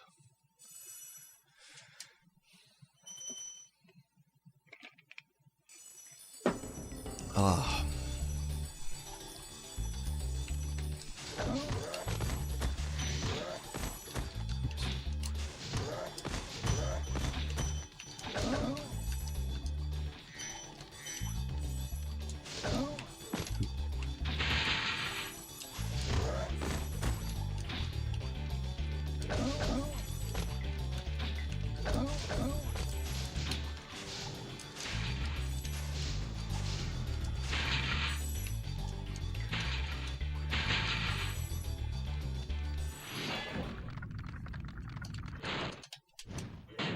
Go to Starbucks, pay $7.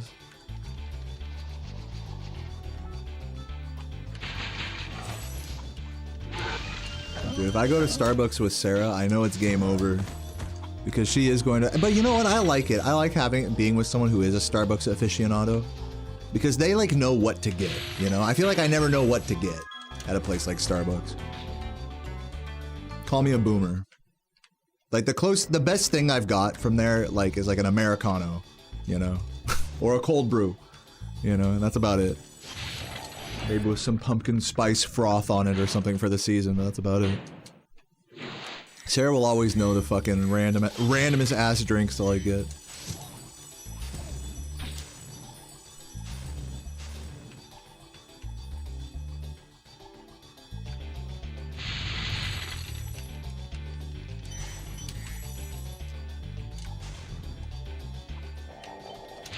I think Sarah likes the pink drink, but she hasn't ordered it with me recently.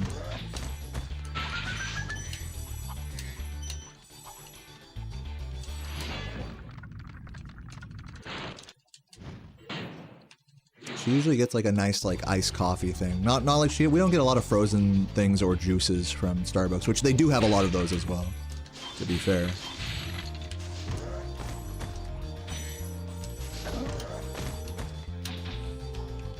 Pank drank. Oh god fucking damn it, dude. Whatever. I should really do the recovery, but I'm scared with the thief guy, so I'm just gonna do this. This might be slower than the actual like death abuse recovery, but at least it's safe with the red guy. We were talking about that earlier because we were looking at a section of this level. Me and Laura and Composer is just like, dude, recovering. And someone asked about recovering that spot. Like, there's not really a good way to recover that. The fastest way to recover it puts you at risk of despawning or missing the red guy. So it's like, what's the point?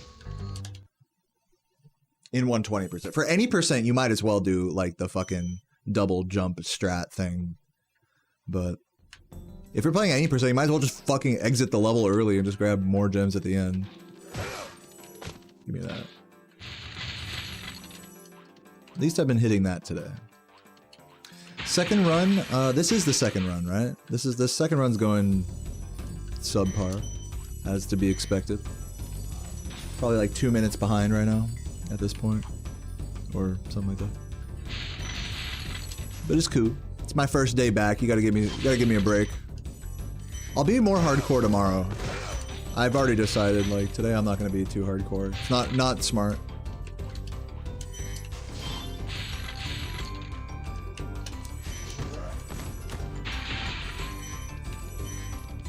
Gotta ease into it.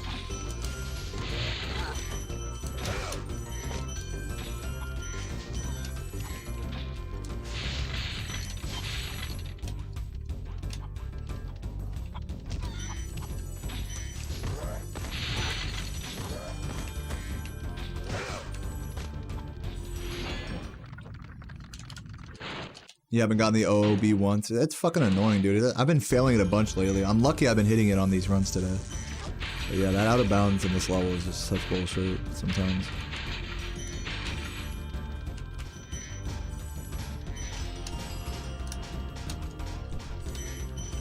Oop. Got the early gold and didn't capitalize, the classic.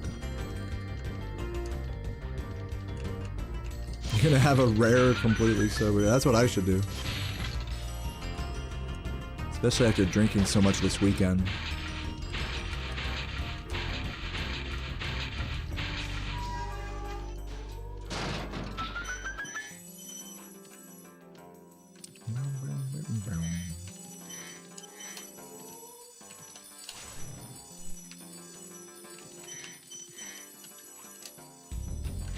What's up, Soul Plane?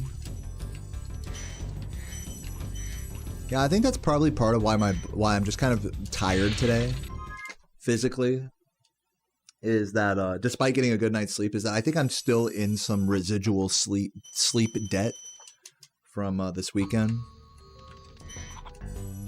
going to the wedding and all. But it just feels so weird because it's like I'm sleeping enough, it's just not good sleep, you know? Last night was a good night of sleep, so it's like I'm almost out of the sleep debt, but I can still feel it.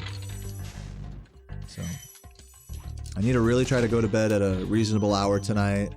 Try not to eat too much before bed, you know, the whole night. Don't look at your phone too much.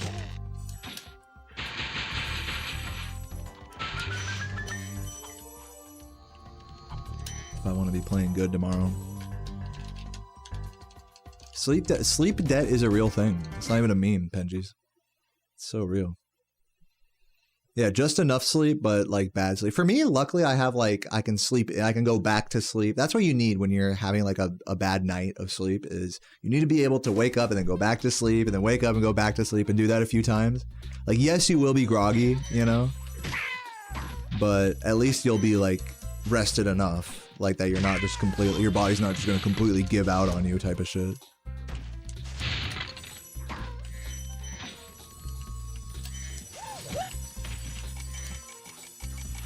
But, you know, enough is definitely... There's a big difference between just enough sleep and, like, enough good sleep.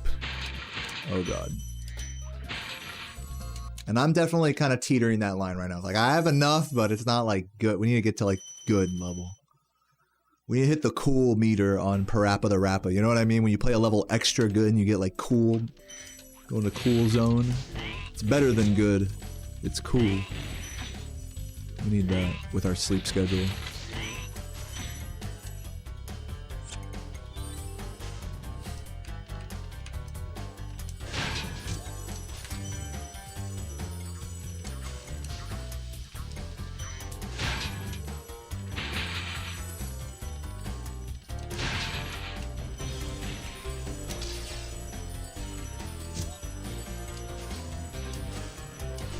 Do I have a trick to get back to sleep? No. No, I don't. Like, if you really can't sleep and your eyes are just like, you're trying to close your eyes and it's not happening after like half an hour, and you're just like, it just depends on how you feel. Sometimes it's good to get up and walk around and have some, actually, you know what's a good trick is have some, I drink hot water at night and that helps kind of ease my body to sleep. Or to some of you guys who drink tea or whatever. I just like hot water when there's no caffeine in it that way either. But whatever suits your fancy.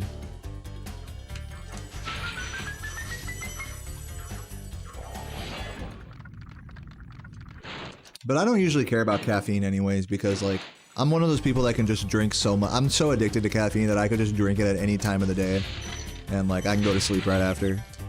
Like literally I'm drinking so much fucking coffee. I've drinking like a pot and a half of coffee so far today. By the time I finish this thing, yeah.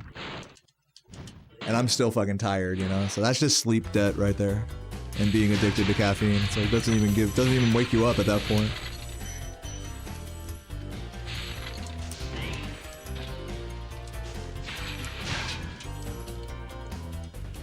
But yeah, I'm not that tired. On like an actual scale of tiredness, I'd probably give it like a 5 out of 10, like, or maybe less, depending on how you measure it. I'm like half tired, but that's enough to have an effect on speedrunning for sure.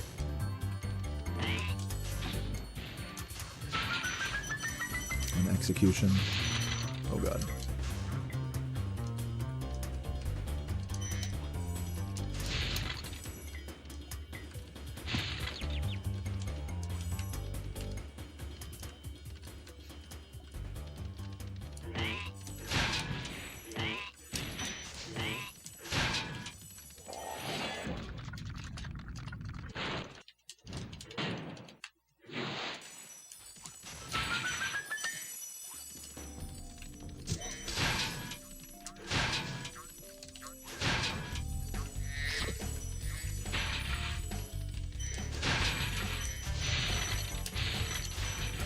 I'll take it. Good recovery. Gotta get that bitch. Just making sure. I wasn't sure if I grabbed that gem. Whew. People with ADHD have opposite effects with caffeine. Yeah, that's what Sarah says. Oh fuck, I should have gone. I don't know why. I didn't even go for the glide there. I should have. It's fine.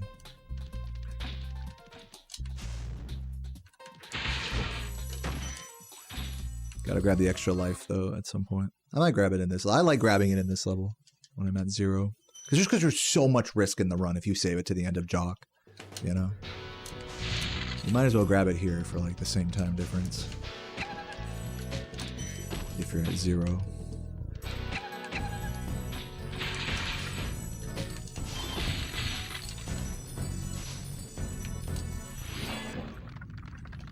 Yeah, I get tired drinking coffee as well. I don't know if that means I have ADHD or something. I've never been tested for that. I think I can sit down and focus. Like, I don't think I have a problem with, like, prolonged focus. In fact, I think speedrunning this game like actually rewards prolonged focus. So, I personally don't think I have ADHD because I think it would be a problem of focus, right? Like I couldn't like focus on stuff that I'm trying to focus on. I've definitely felt that way before. It's just not like a chronic issue for me. You know what I'm saying? Feeling like you can't focus on something and you're trying to focus. Focus, focus, focus.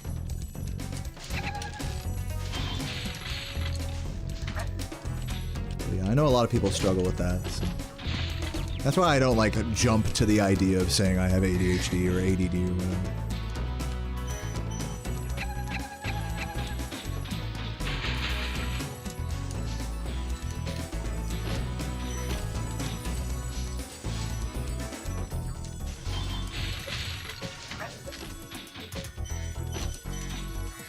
I'm just addicted to caffeine. I'm just a regular old consumer. And a coomer, also. I'm all those things.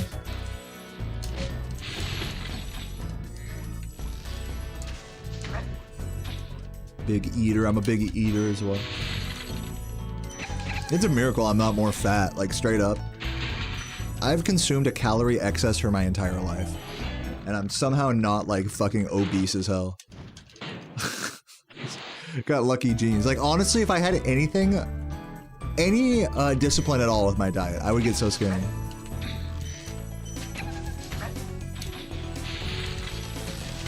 But I say it like I'm eating shit all the time. I'm really not. I eat pretty well. Even if I do tend to overeat sometimes. It's not like I'm like pounding shit down my throat in place of real nutrients or anything.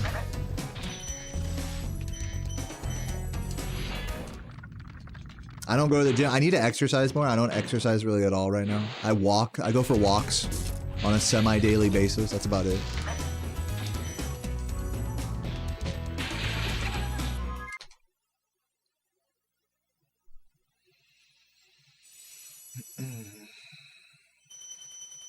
But yeah, one of these days we'll have a health arc. So for now, just try to do a little bit here and there. Doesn't have to be. We don't have to move mountains or anything.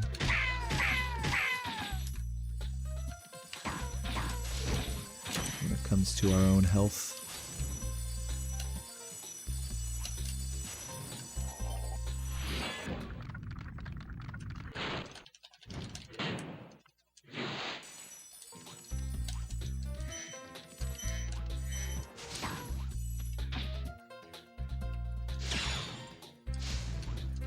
Hit this fucking thing, thank you.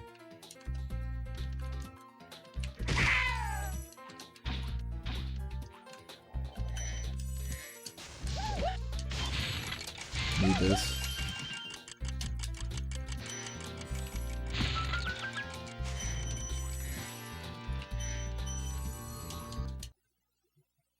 I seem like a lifter. Yeah, it's the fucking tank top for sure.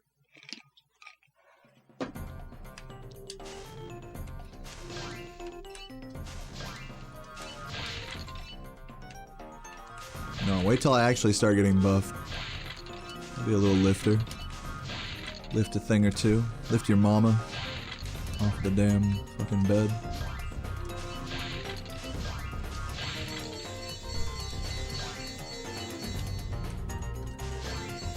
Speaking of nutrients, I'm gonna eat Jimmy John's. Enjoy. Jimmy John's is unironically, I would say, pretty healthy, depending on what you order. If you order a Philly cheesesteak, like, slathered in fucking mayo, that's different than, like, a fresh Italian sub with, like, olive oil and vinegar. But if you do order, like, a fresher sub like that, then, it's actually a pretty healthy meal. It's a shame it costs an arm and a leg, but it's another story.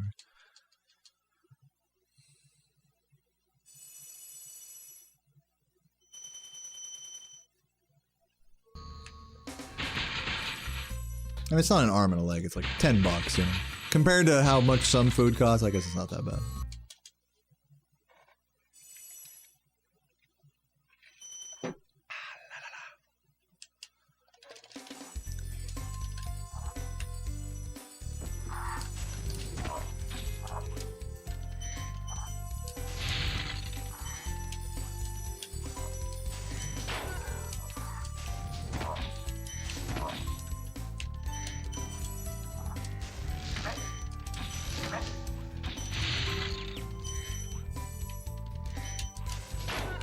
No, I couldn't decide where I wanted to land, bro.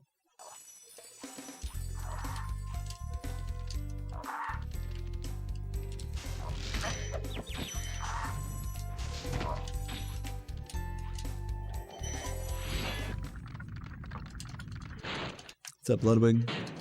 Coffee sounds great, yeah. Dude, I'm having some pumpkin spice coffee right now. Shit is banging.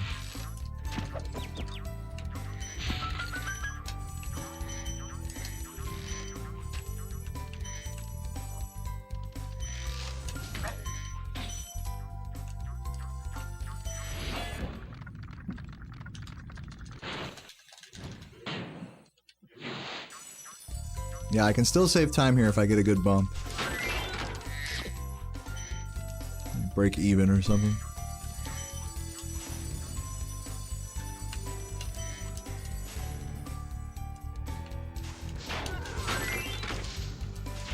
No, bruh! Okay, hold on, wait. I have a strategy for this. I gotta collect these gems right here. Probably this life too, since I'm thinking about it. Hopefully don't miss this. I'm actually just gonna wait for this guy here. Grab that now.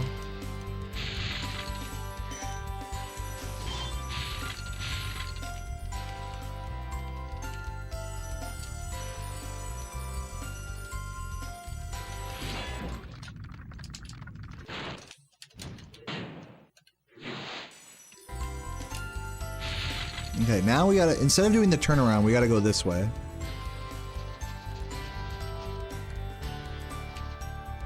For this. And I'm not gonna make it, bro. Good thing I grabbed the life. How? Dude, give me the speed. How did that not make it? Hold on. It's because I gotta do one of these and then this. That should work. Or maybe I wasn't supposed to do that at all, actually. Yep. Wasn't supposed to do a second charge jump at all. I'm remembering the strat now. It's just one charge jump. You fucking idiot. God damn it, dude. Oh, Lofty. I threw that Lofty. I fucking threw that Lofty. I might as well just taken the game over there. I don't know why I bothered exiting and re-entering. There's literally no difference.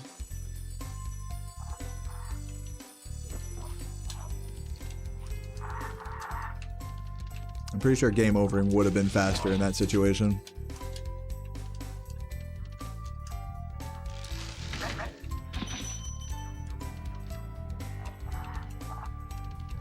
Either way, you gotta run all the way through this shit, so you're fucked. You're fucked no matter what. I guess you would have to grab the fairies, I think, again, if you game over. Maybe not, I don't know. Okay, yeah, so just a single charge jump. This should work now. There we go.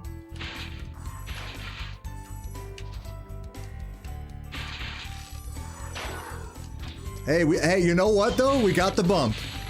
Aren't you guys glad I didn't reset? I got the bump. It's a good Lofty after all. Totally made up for it. Am I right, guys? Like, this is basically a good Lofty, if I'm being honest.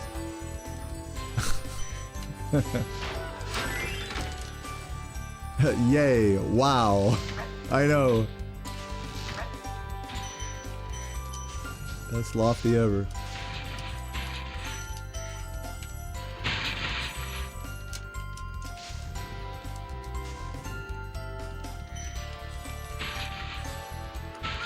Could this be an easier route? I'm just gonna say this plainly. There's a badillion different routes in this level. Yes, there is an easier route than what I just did. In fact, world record does one easier route than what I just did. But I'm not trying to do the easiest route. I'm trying to do the best route. And I failed that spectacularly. But to be fair, I did put myself into a recovery situation that I called upon the wrong muscle memory, which ended up killing me twice. So, you know, what are you gonna do? All right, let's have some of this pumpkin spice coffee to cope. Cheers, everybody.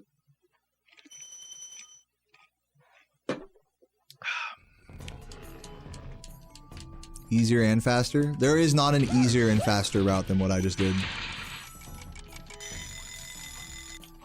If you exclude the game overs.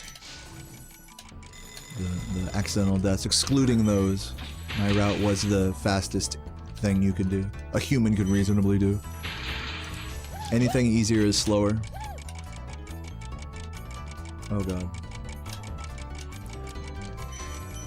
With that said, and just so like I'm clear about this, like I could still save time on world record even if I did the grass jump route that world record does. I could still save like 5 seconds in Lofty if I play well.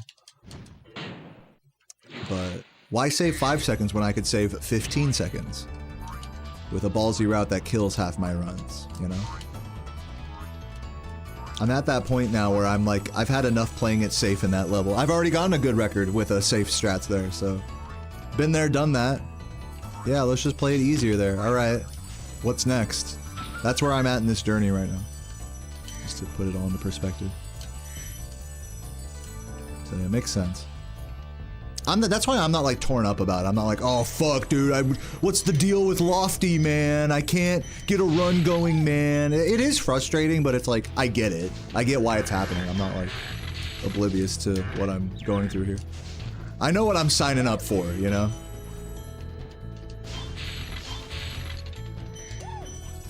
And to be fair, the time loss I had in that level in this run was actually not even from the routing. It was from me just doing bad. Playing bad, basically.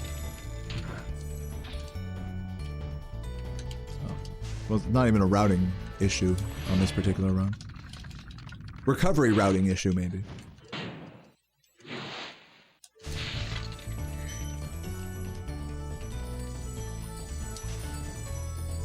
Yeah, I'm signing up for Lofty pain. Lofty torture. What's up, Cog?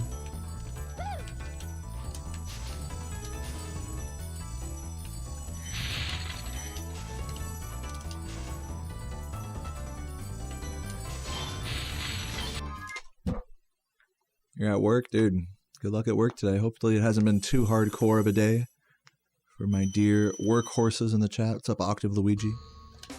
Hope everyone's start of their work week has been chill. Yeah, it's been a pretty easy day for me as well. I've not been taking this, taking my runs that seriously, thankfully. My first day back, I feel like I would be remiss to be like, what the fuck? I can't get a good run? Like, yeah, no shit, dog. It's been a few days. So, it's a good excuse for me to just kind of get some runs down and chat and chill and vibe. So, I'm chilling. Even if this run is actually atrocious.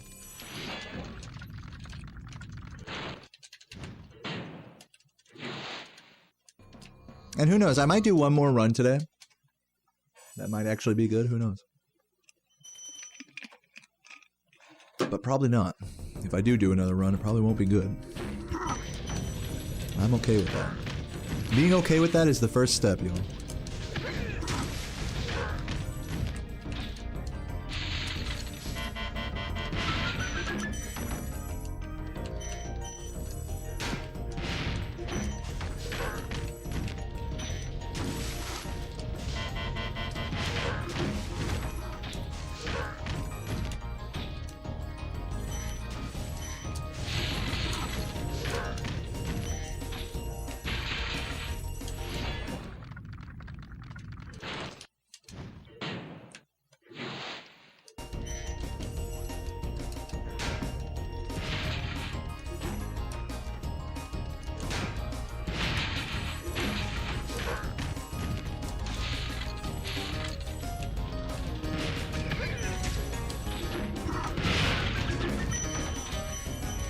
Oh, give me the other. I knew I was walking too quick there.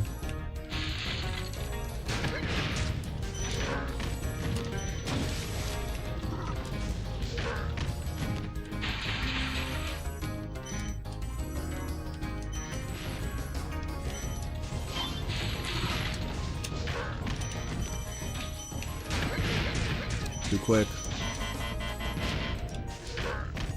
I had a feeling I was going too quick there.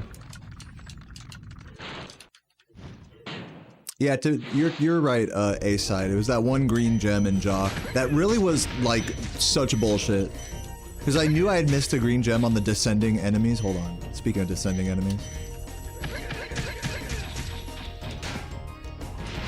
Yes. Speaking of that.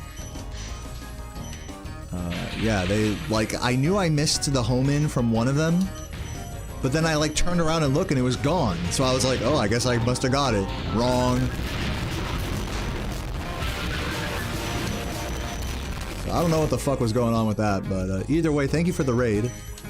I'll take a look at that in a second. While I'm busy fucking up here. Give me a moment. Welcome, guys. Fuck.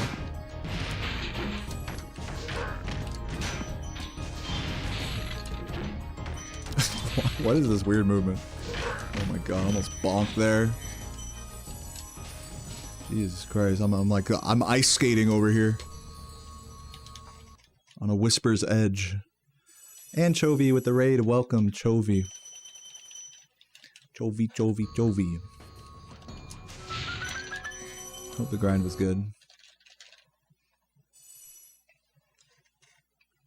No late night grind tonight, Anne? You're the 2 a.m. fish queen, I thought.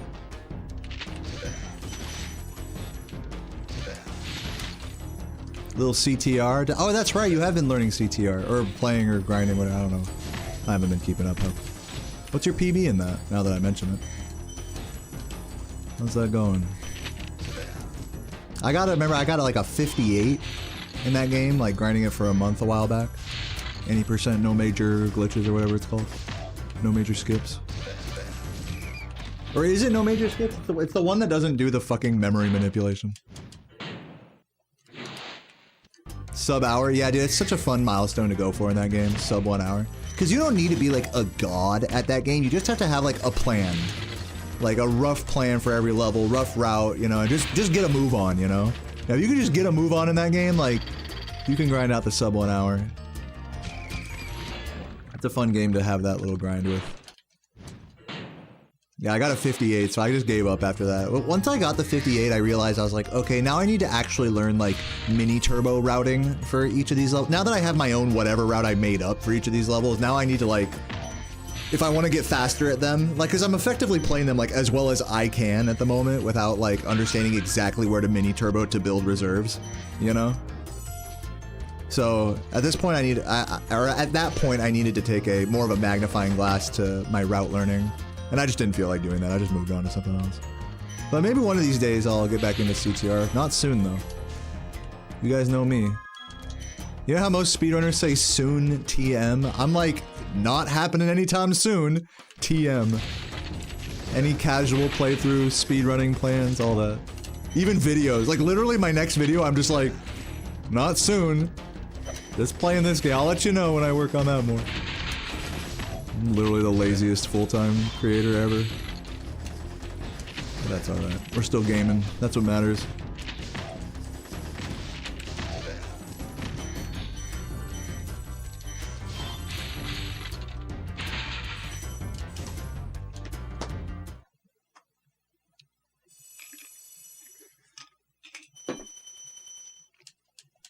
Do I remember the first time I played Spyro? Yeah, actually I do.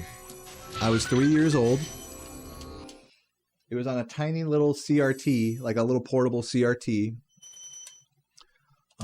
in my grandma's room. And yeah, I was running around Artisans for a sec, and I remember the enemies running away and stuff, and kind of like laughing at that. And you know, of course, I did the thing where you go to the balloon. I don't remember much of the gameplay, but I remember like my first few times playing this game as a little dumb kid. It's like you would try going to the balloon and then he would like say some shit that like, you know, you can barely hardly fucking read, you know, like on the tiny CRT, you're like, wait, what? This guy's saying something? Like, whatever, dude. And you just keep running around. And that was like my first couple experiences with this game. As I'm sure it was like that for many of you guys as well, as little kids. You're a little fucking kid. You don't know what you're doing in a video game. You don't have any like objectives, like, you know, in your mind, any goals when you're playing. You're just like, I'm just running around in this world, haha. Catch thing on fire. Oh my god.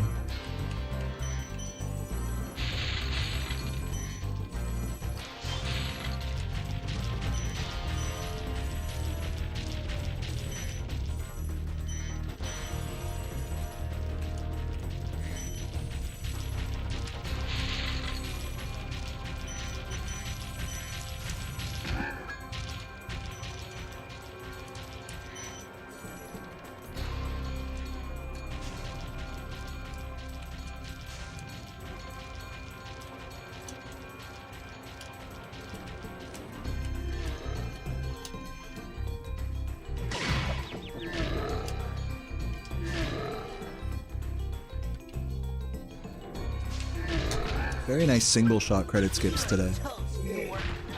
Yeah, that's my next, actually JT, that's my next video I'm working on, is like a cozy liminal assessment vibe check of Spyro 2. Talking about some of my favorite places in the game and some of the unique aspects of it.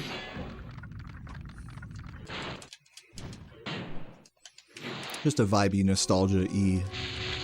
I don't want to say retrospective. Because I'm not like trying to tell the story of the game, oh, how it was made and all that, you know. Just kind of take a look at the vibes inside of the game. Which, to be fair, I mean, it's very much like, you know, there are a lot of YouTubers kind of succeeding in that space right now. I call it the video essay, gaming video essayists. And, you know, like, I don't want to just come off like I'm just copying any Austin or something, you know? So I'm trying to make it like, you know, really say some like interesting shit in it. And I'm still like, as you can imagine, I'm still kind of at the genesis stage of this video. I've hardly recorded the intro for it at this point. But I don't want it to be too wishy-washy. I don't know, who knows? Maybe whatever, maybe it's all good. Just don't overthink it, just do it. At this point, I've spent so much time thinking about it. Like I said, I've been just lazy, you know? Haven't really been working on these videos. Been wanting to speedrun. So, in due time. I'll get around to it. I have been thinking about it, though. I know thinking isn't quite the same as doing it. It's an important first step. Did I get those already? Yes, I did. I wasn't paying attention to my route in there. You're supposed to do an alternate route there that I was not paying attention to.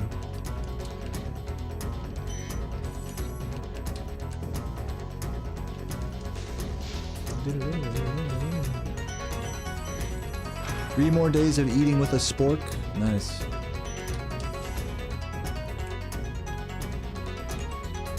Oh yeah, dude, Autumn Plains. I'm gonna be talking for a while about Autumn Plains.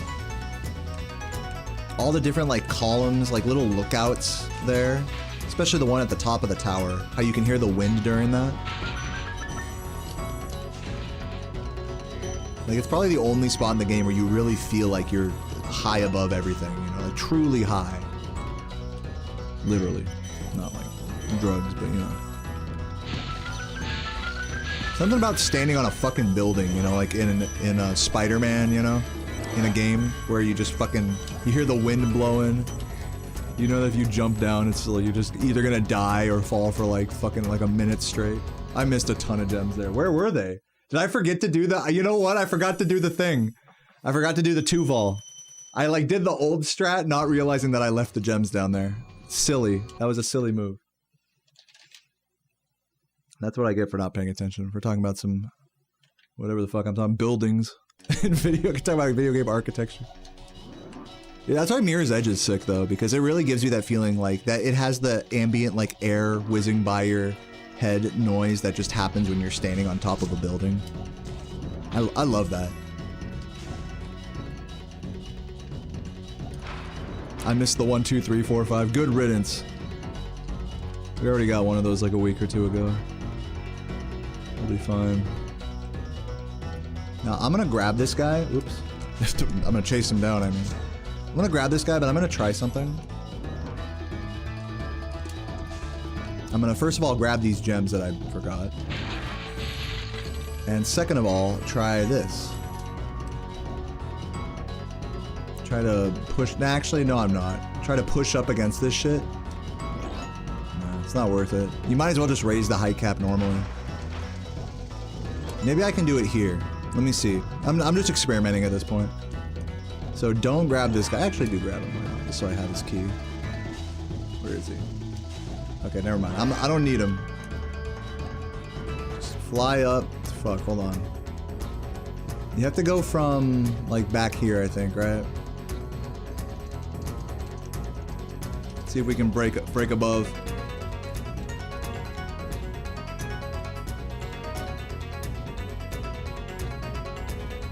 Come on, get up there.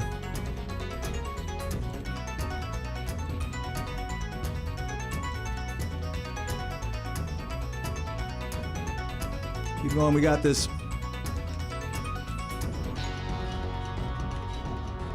We're not quite high enough, we have to keep going.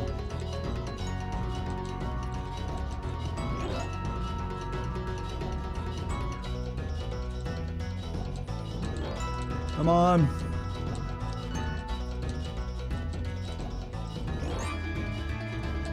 Oh, get up there. Get up there.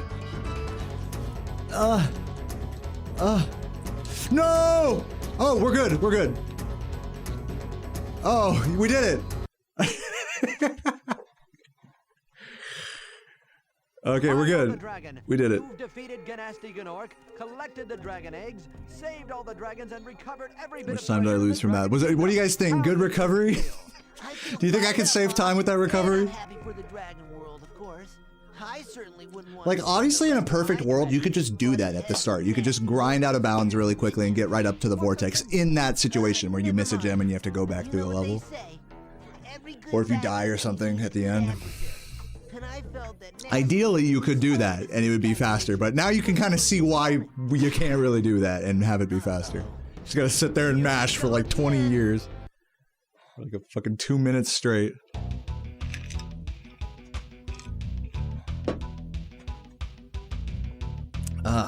Well, that was an eventful run. Duriel, thank you for the 21 months. He says, what's up, King? Dude, I'm doing good.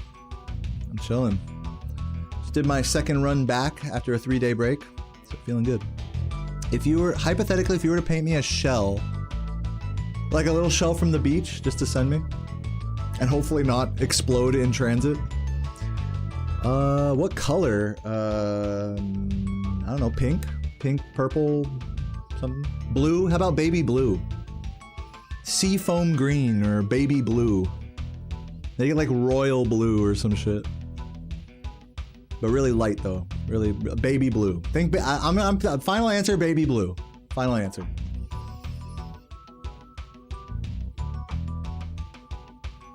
Oh, a controller shell. Oh wait, hold on. That changes my answer. Hold up. You're painting a shell for me.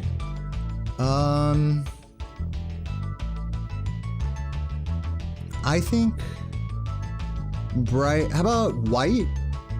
How about white? Is white a weird one? Do an all white controller? What do you think about that? Just do an all white. Dude, paint the buttons and everything. Make it just all as white as possible. I know the stick will probably still be black. That's fine. But everything you can, make white. All right?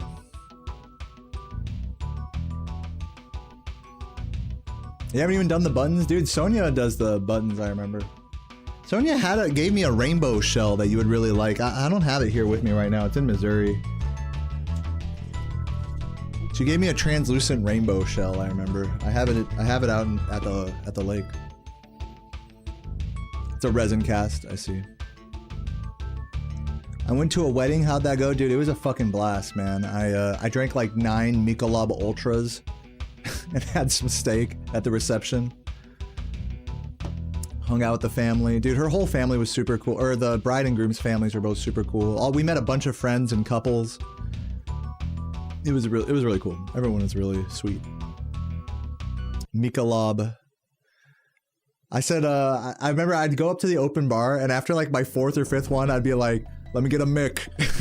I just start saying that, hey, 1 Mick. Let me get a Mick. And then after like the 6th one, I wouldn't even have to say anything. I'd just go up, I'd be like, yep. He's like, Mick, right? Let me get a Mick. Sounded like a fucking bro.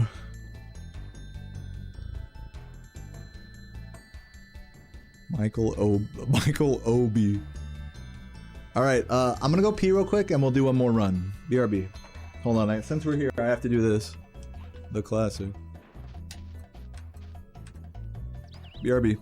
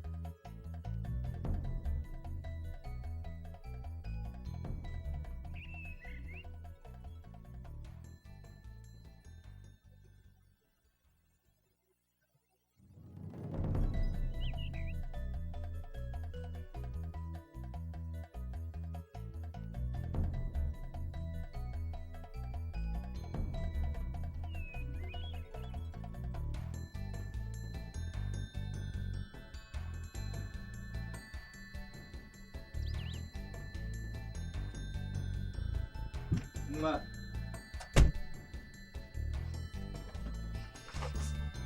And mwah to you guys as well. Let's do another run. Maybe I should have like taken a break and eaten a snack, maybe. I might actually take another quick break real quick. I feel like that's the vibe.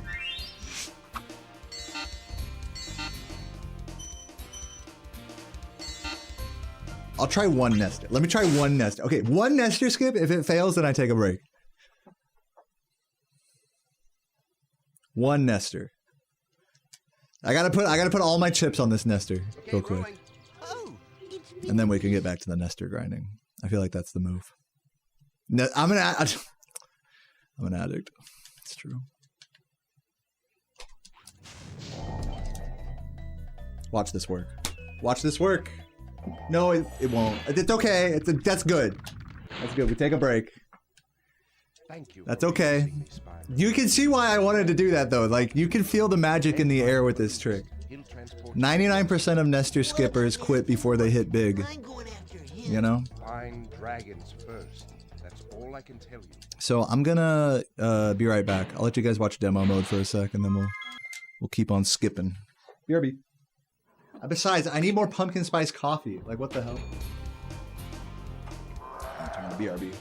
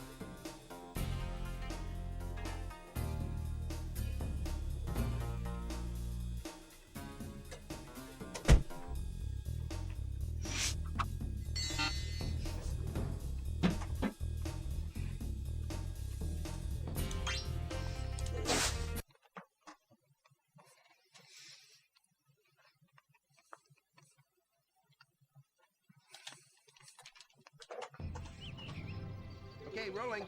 Oh, shit. it's been BRB. peaceful here in the Five Worlds, or is it?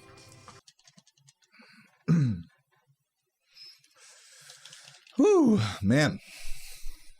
That's a good snack. Fuck. That's okay. I didn't want that run to world record anyways. Thank you. It had the for releasing BRB me, at the Spyro. start. That would have been so awkward. Dragons in the artisan world. Then find the balloonist. He'll transport you to the next world. What about Nasty Newark? People are going to watch that gameplay a million years from now and be like, why does he say BRB at the start?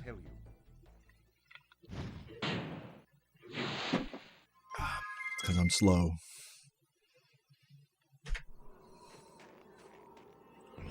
Thank you for the good lucks, Duriel, Vivi, and Candina, pardon me.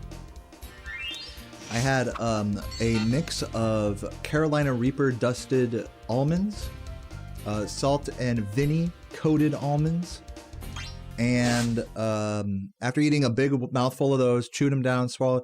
Then I filled up my water and pumpkin spice coffee, which, by the way, cheers. Okay, rolling. Oh, And I did another big mouthful of wasabi peas. And I just had 2 big mouthfuls of those, and now I'm back to it. We now have Delicious. 12,000 treasure, or is it? Yeah, there's some hot. They're fucking hot almonds, dude. They definitely leave a few knives in your tongue for sure.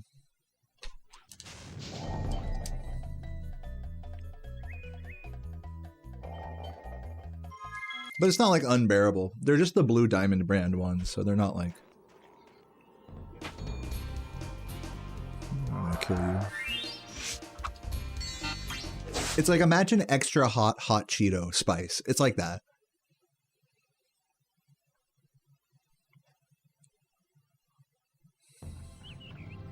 Okay, rolling. Oh, it's been peaceful. Yeah, all the Blue Diamond flavors are amazing. I only buy Blue Diamond almonds, even if they cost a little more. They're really good.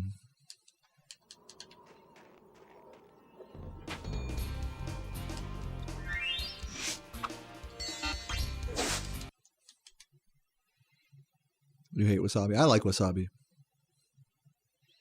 Obviously, I hate the feeling of eating too much wasabi. I think we all can agree with that. Okay, Where it rolling. burns your sinus for like a few seconds. That feeling is terrible. But riding the line of that feeling, just having a little bit, just getting a touch of that heat, it's nice.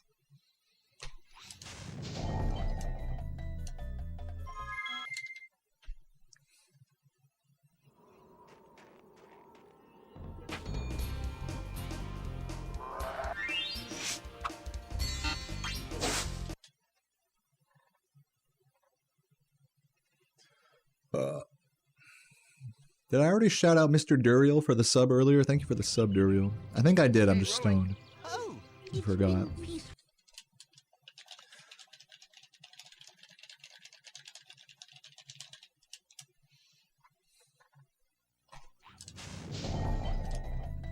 Oh, that one felt like it was going to be close.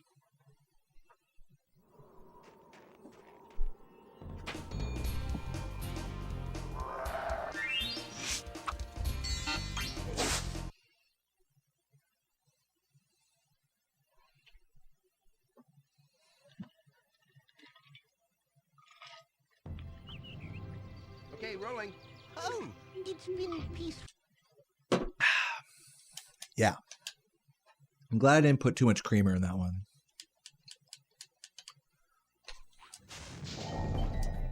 Oop. Dude, wasabi peas are amazing. I fucking love wasabi peas. You thought wasabi was guacamole? Yeah, classic Californian mistake there. I've done that, actually, I think my first couple times. Or maybe if you get like takeout, you might just think it's just like a dipping sauce of some sort. You might not realize that it's like the hottest fucking shit. Like if you put like a whole, like if you dip like a whole spring roll into it or something, oh my god, you're fucked.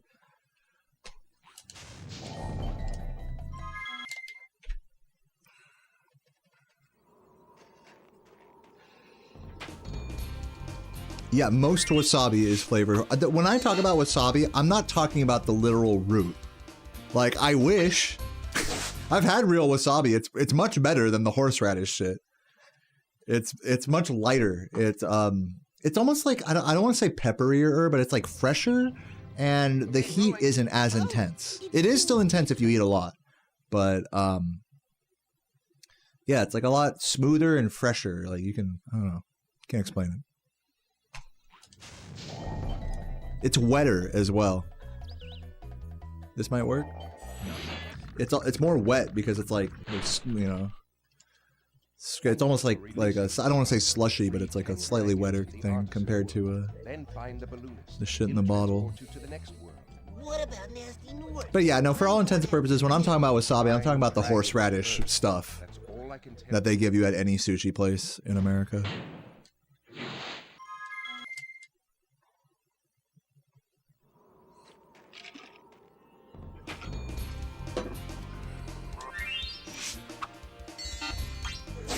But yeah, if you can find a sushi place that has real wasabi, that's always a big upgrade. That's how you know it's a good spot, is when they have real wasabi. Okay, rolling. Oh, it's been Yeah, I mean, I don't mind the horseradish stuff. Like, it doesn't bother me. It's just like, it's just its own thing. Still goes good on sushi and stuff. This might work. I like it. Oh yeah.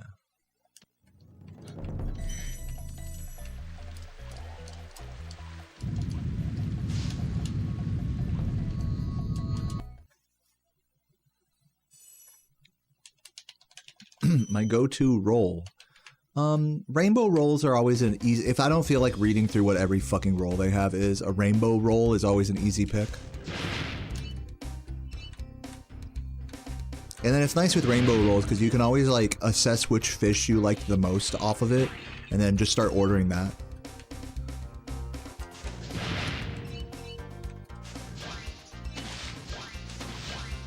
But I tend to like rolls that incorporate shrimp, tuna, avocado, and you know, maybe something else. Some tempura flakes, maybe.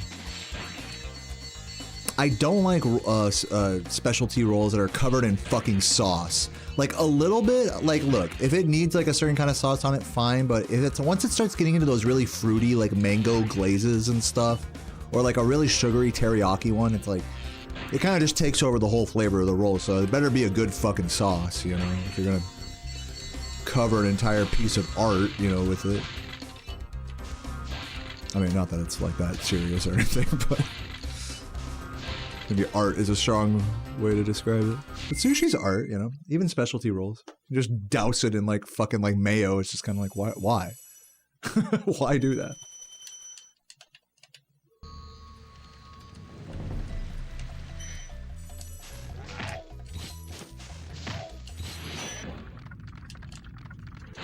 I don't like deep fried rolls, but I like rolls that have tempura shrimp and tempura flakes in them. I don't mind that. Those are good. Crunch rolls. Those are good.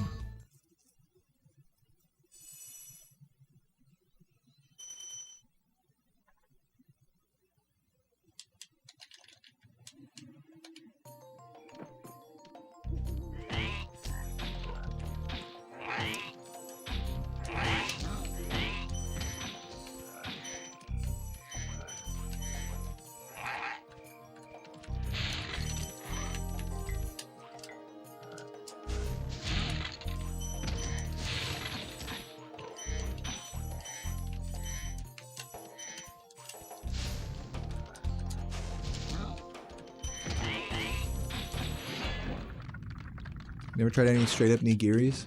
That's usually what I order when I go to an all-you-can-eat place, is I just get the nigiris, or just sushis, they're called, as well in America. Just rice on top of a little piece of fish.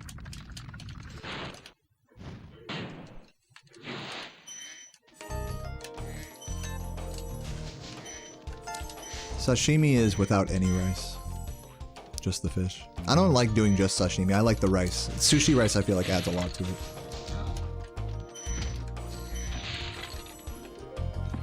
Sashimi is too much, is too visceral for me, because it's like, you're just eating the fish and that's it. You're not really trying to like build like a flavor profile with like the rice and the wasabi and the soy sauce. It's just fish. And maybe a little soy sauce on it, which is fine. I mean, it's like, it's still like mostly fish anyways, but I don't know, I just feel like you're missing out without just a tiny bit of rice. That's why nigiris are great. They're not like a whole roll of rice around the fish, but it's also just enough to like get the taste of it, to soak in the flavors of stuff.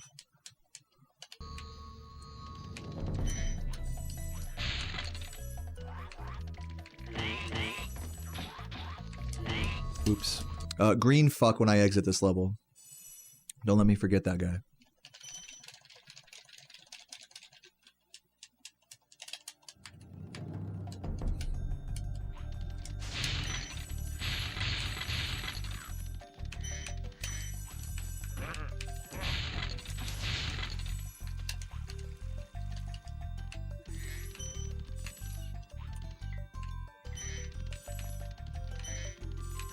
You need to roll your own shit. It's the hardest part about making sushi at home is the rice. If you get good at making sushi rice, then all the other stuff you can pretty much slap together. Go to Costco, get a fucking fish. Go to a. That's the other funny thing is you don't necessarily have to buy a sushi grade fish in order to have sushi or sashimi at home. You just have to do all the other steps right, like making the right rice and I mean having a good soy sauce or whatever the fuck, you know. Eating wasabi. But yeah, getting a fish is the easy part with how, you know, if you live in any like major city or something, I mean most grocery stores are gonna have pretty clean, you know, salmon and stuff like that. As long as you buy it as fresh as possible. And not straight out of the freezer aisle. Yeah, pretty much all fish that we consume is flash frozen anyways, so...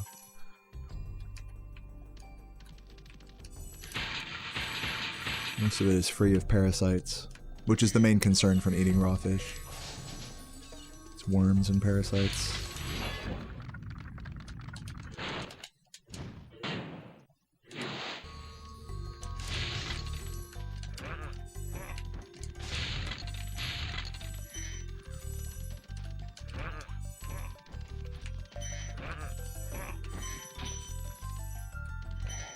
No, I mean, I'm not an expert on it, Head Sprouter, but I just saw a video once that was like, sushi grade is kind of just a scam made up by like the fucking grocery stores. That they just charge more for like what they perceive as like higher quality, but at the end of the day, it's like, if you're buying a nice fresh piece of fish anyways, like, the difference between that and sushi grade is like, at times minimal. Yeah, in America, sushi grade is a lie. Yeah, green fuck. Thank you.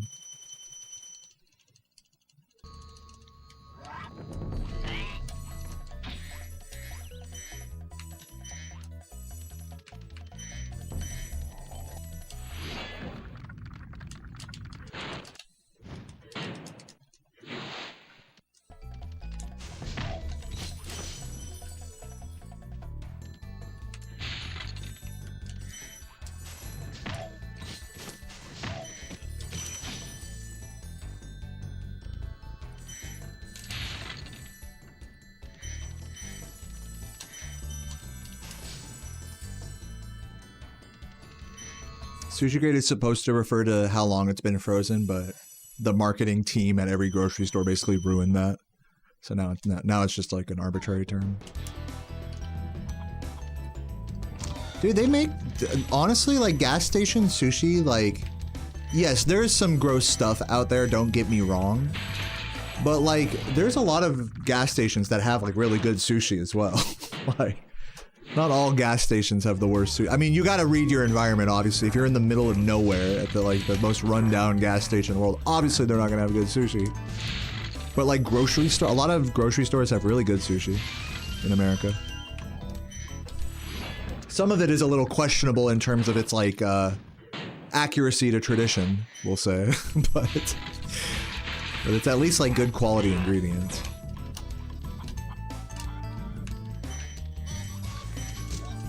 But yeah, in Japan, I would get a sushi at the 7-Eleven. But I've had sushi from 7-Eleven in America as well. That's not bad. Not every 7-Eleven has it though.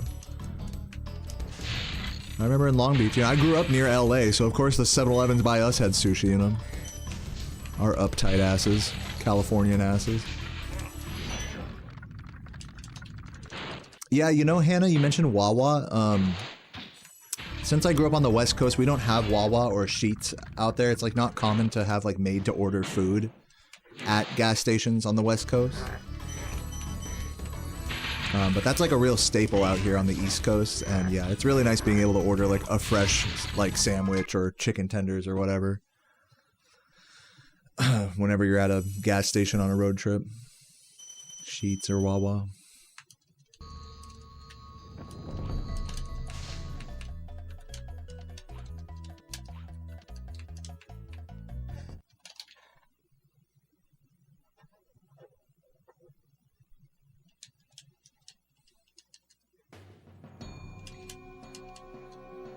Wawa's food is mid. I mean, I'm just saying it's nice that there is made-to-order food that doesn't cost like an arm and a leg.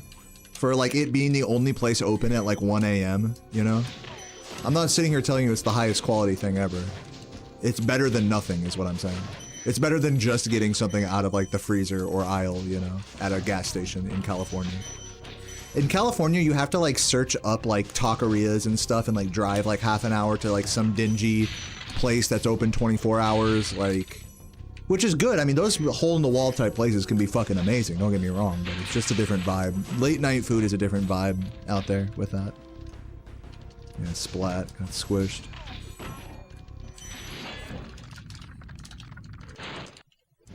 And I prefer to be like the convenience factor out here where you can just trust that there's like a gas station nearby that you can have a nice like 2 a.m. drunken like sandwich or fried chicken or whatever and you'll be fine. That's nice to have.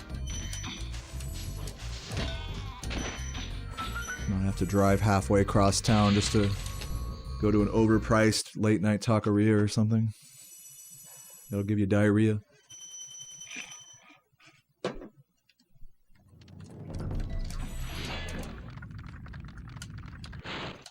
Sorry for the distraction, dude. You're good. I'm just chatting. Yeah, don't ever feel like just because I'm talking about something you mentioned that you like are causing the mistakes in game here. Don't feel like that because it's on me whether I want to like talk. It's on me, you know. It's not you. Just so you know, don't worry about it. Gas stations are not like this in Germany, so Wawa was a nice thing to get to know. Yeah. Watching this directly, if you can't tell, just so we're all on the same page here, if you guys can't tell, I'm like obviously not like having the best runs ever today or anything, so I'm just chatting and gaming, and even if I make a few mistakes or whatever, it's I'm just playing like shit, like it's cool. Not like shit, but like I'm not playing like at the top of my game or anything, so it's a chill stream today, and I hope you guys have been enjoying it, honestly. The vibes have been on point. None of you guys, I want to reiterate one more time, you guys are never the reason why I make a mistake. I may distract myself talking about something that you guys mentioned, but that doesn't mean it's your fault. You understand? There's a big difference. It's always my fault. That's why I hate myself. It's never the game's fault. No, straight up, like the best speedrunners know that it's not the game's fault. Even if something looks like you could blame the game, you'll find a way to blame yourself. And people who aren't fucking humble, they'll do the opposite. They'll find a way to blame the game, blame other people. You know what I'm saying? But once you just start blaming yourself for everything, sure, you die from crippling insecurity, but at least you can take accountability and become better.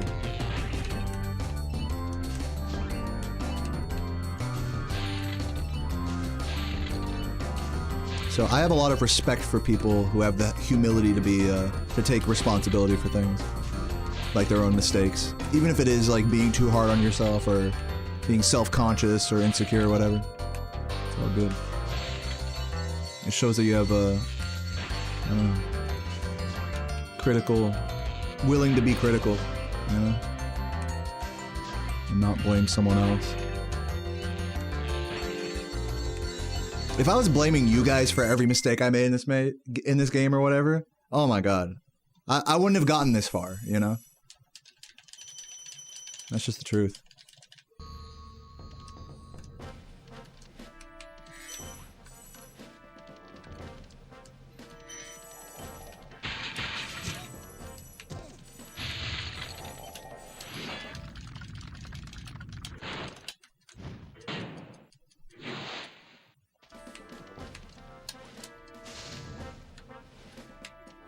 Have a good night, Ink.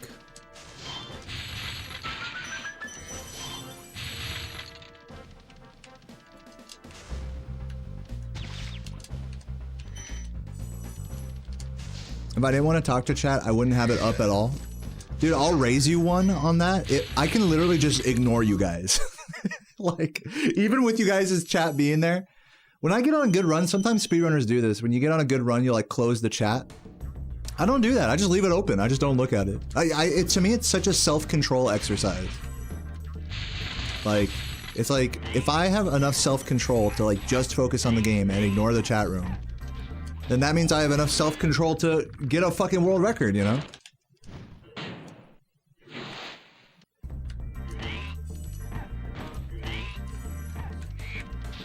And that goes for talking while playing and everything.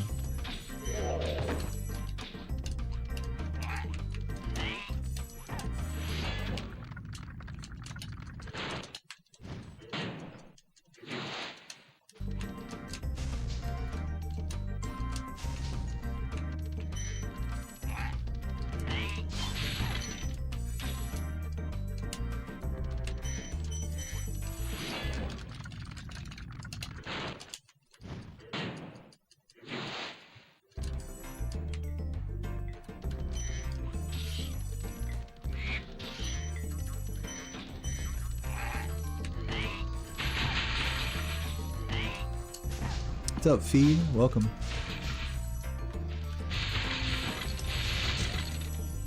Gotta look at the ZL strat here.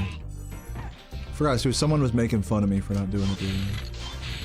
Piggy or someone. JX.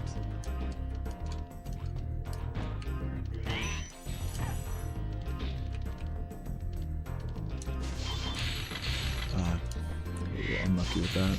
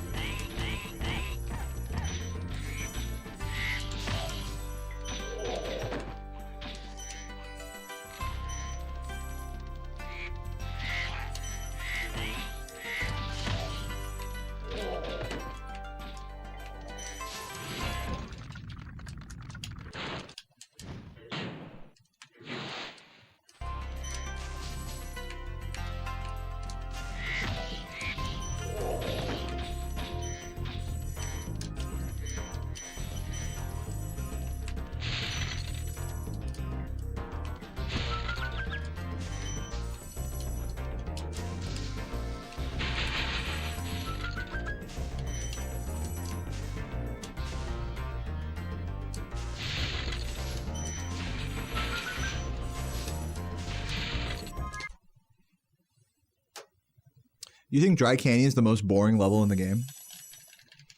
I'll say it has a pretty boring skybox and a boring color palette. But as for the actual level's gameplay, I find it to be a pretty interesting level. With like the tricks and skips and stuff. In all categories. It's an interesting level gameplay-wise. Just maybe not aesthetically. What's up, Mikael?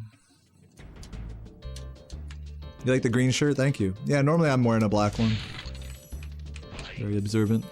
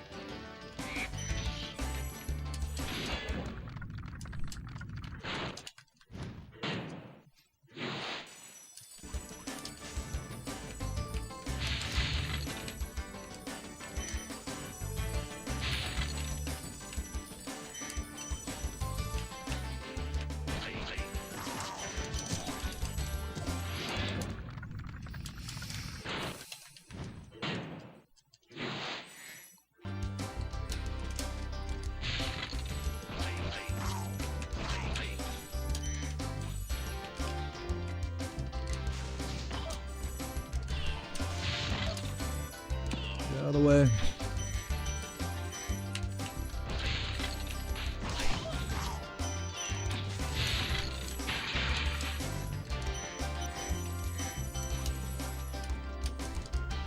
Ugh, sloppy.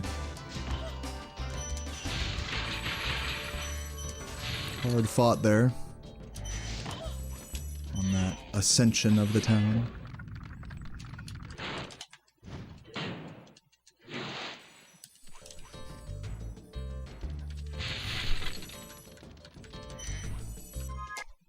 Yeah, I'd agree with that, KGP. I think Stonehill is probably the most boring level to actually like play and like complete in any given category. Gameplay wise, it's probably the most boring.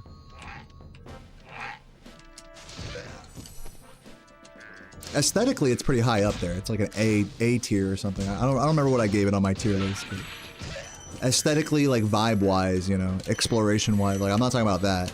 I just mean like in speedrunning, just to play through like all the time. Stonehill's probably one of the more boring levels. But luckily this game doesn't have a lot of boring levels. To that end, I would say the most boring levels in my runs are probably the flight levels, if we're going to talk about what like the most exciting ones, stimulating ones to watch and play are.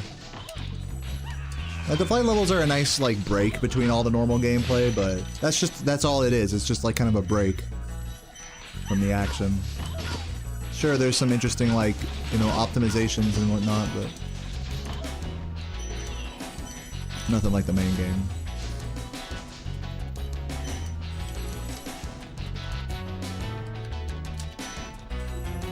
I was thinking about tattoos this morning, and I think I've been talking about getting the PlayStation 2 BIOS circular lights in the home screen on the PS2. I was thinking about getting those. I think I'm gonna get those on my shoulder, and I'm not gonna do any text like FDS or anything. I'm just gonna have just those lights there. And then I was thinking about also getting like the Shemp skybox on my back. Not like giant, but like, you know, taking up like a shoulder blade, like above a shoulder blade. The Shemp, not the whole skybox, by the way, but just like the Eclipse part. Maybe like a stylized version of it. And then I had one more tattoo idea. I want to get it as like a trifecta, you know, over like some period of time. So the PlayStation 2 lights here, Shemp skybox like back here. And then on my arm right here, I want to get the Speedrun.com pixel art trophy with a red gem next to it, facing outwards. So that way, if someone asks me, "Hey, what is that?" It's like, "Oh yeah, that means world record in Spyro." It's like easy to explain. I'm not gonna get the Sunseed or Sprobag. Sprobag maybe. Sprobag's a good choice if I want a cute tattoo. Get that one on like my leg or something. Oh, I went the wrong way. Oh my god, survive. Dumbass. I went the any % way there.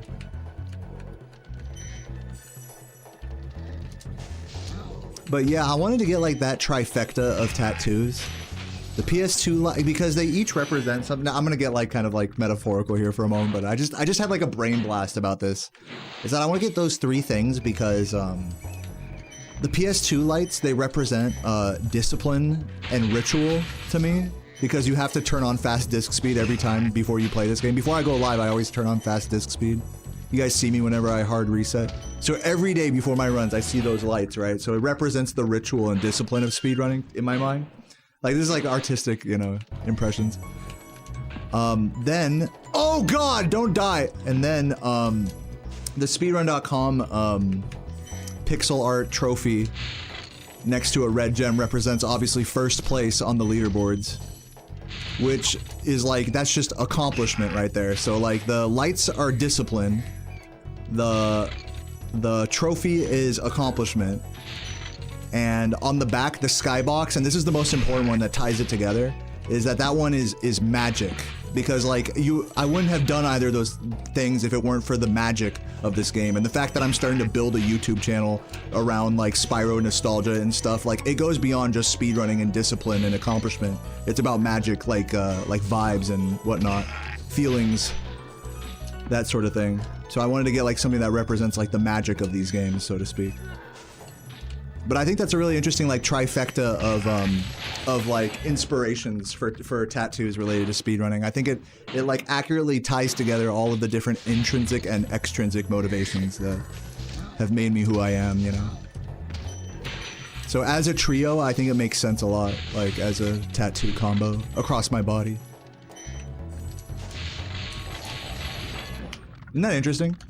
I was just thinking about that. I was like, man, like, I can't, like, you know what I'm saying? I want it to be like, I don't want it to just represent one aspect of speedrunning if I got a tattoo. I would want different tattoos that represent the different parts of it to me, like that.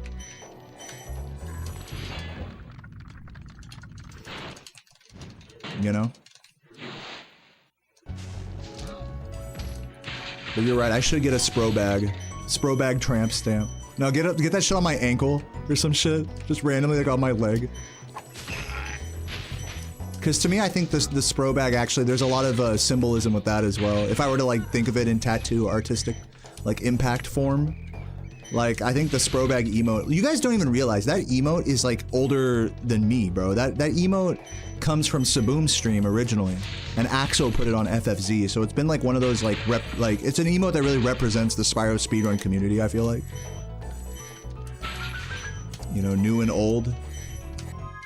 That's why I'm glad I brought it back on my channel. I even asked Axo, I was like, hey, can I, you know, use this emote? So it's like definitely has more impact than the average emote, I feel like. And it's really cute as well, so. I feel like it'd be cool to have that tattoo hidden somewhere on my body to like represent the community. You know, that would be like the final pillar of like all those different like motivators in speedrunning, is to get one that reflects community. And so a funny tiny emote hidden on your body as like a little meme would be like perfect for that. So yeah. And by the way, let me just say, that's like a ton of symbolism to put on just like drawings on your body, you know, like, but I like that sort of symbolism, or at least like having it like there for my sake, but then like other people can make of it what they will. Like, I'm not going to explain it in those terms to everyone who asks me about my tattoos. I'll just explain like, oh, this represents this represents that.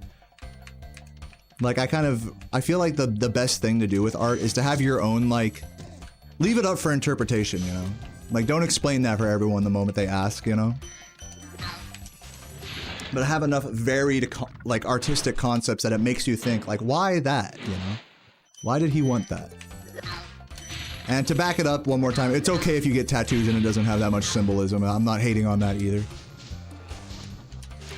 It's not like a competition or anything. In fact, if anything, there's too much symbolism in what I'm saying. Like, it doesn't have to be that deep. It's just ink on your body, you know, at a certain point. So just draw something cute, you know, draw something funny or whatever. Sarah was showing me these really cool tattoos that have like a glitter effect on them from like dotting the needle or whatever. It's really interesting.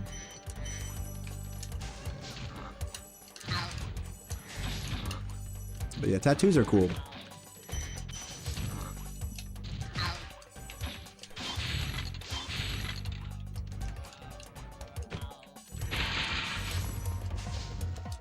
Oops.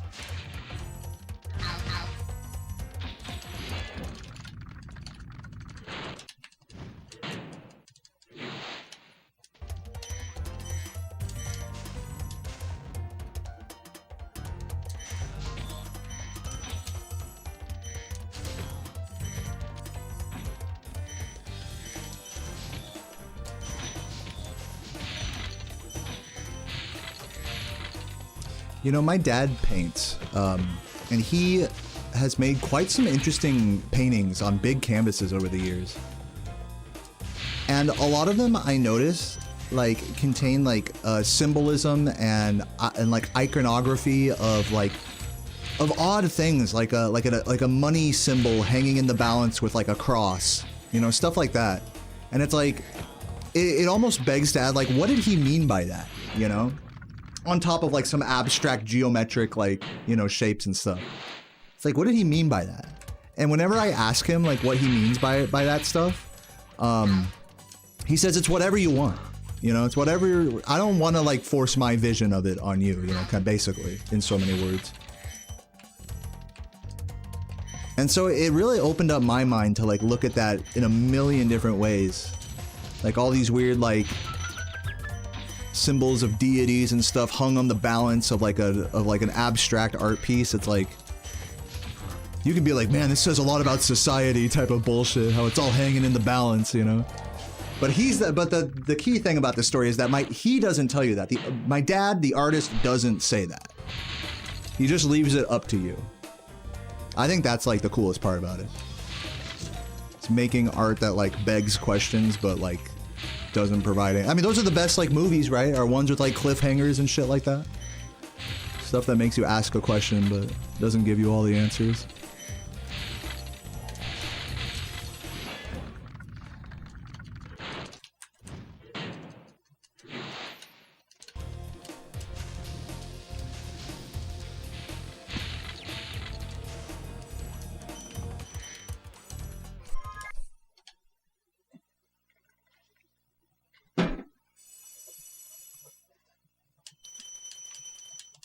Yeah, I feel like that would be me, Mikael. I'm talking about all these symbolic tattoos. I feel like a lot of people probably start like that as well. They start with something that's really special and symbolic, but then after a while it's like, okay, it doesn't matter.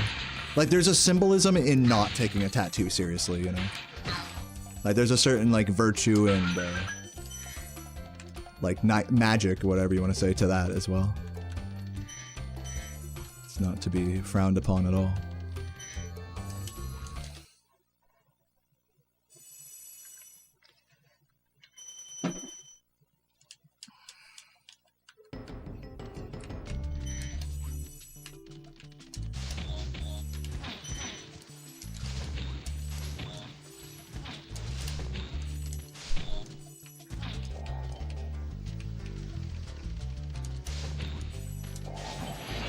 Have a good one, Duriel. Hey, good luck with getting home safe. Catch you on RuneScape later, you already know.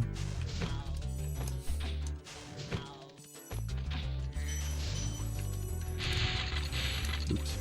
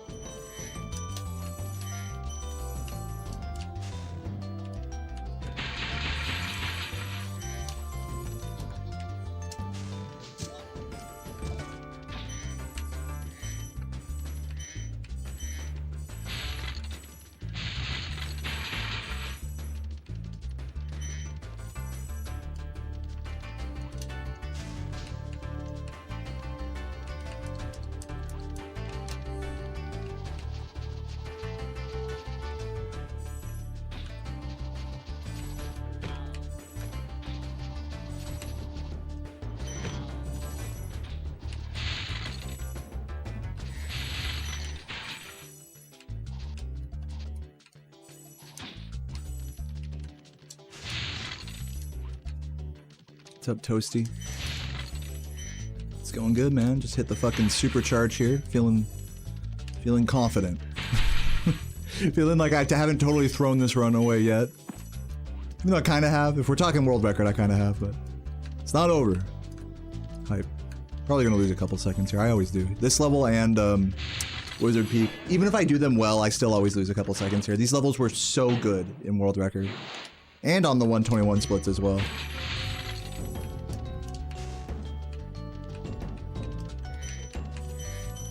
People always ask, like, hey, what levels do you have to save time in? Like, what levels went particularly badly on these splits? But they're never thinking about which levels went particularly well on these splits and are going to be the hardest ones for you to play against.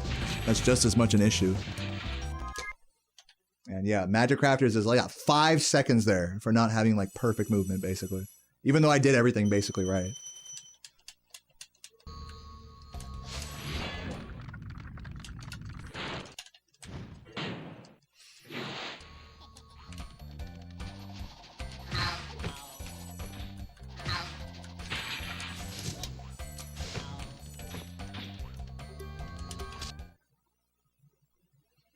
People expect perfection. No, and then the other thing is people don't really know what perfection looks like in this game, especially as an average viewer.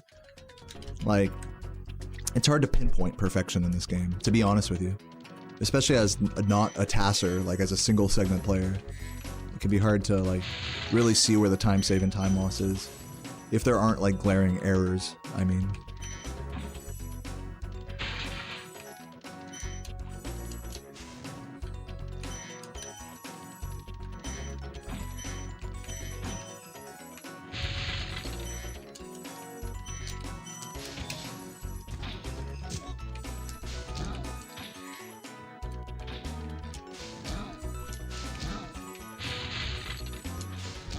Vote Kamala so you can leave your South American country.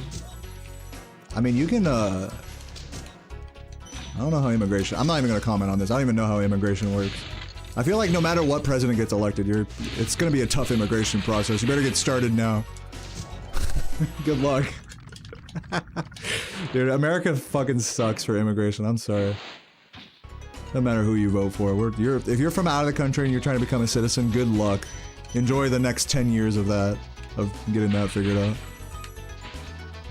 Sorry, it's just the truth. I didn't make the rules. I wish it was more open to immigrants, honestly.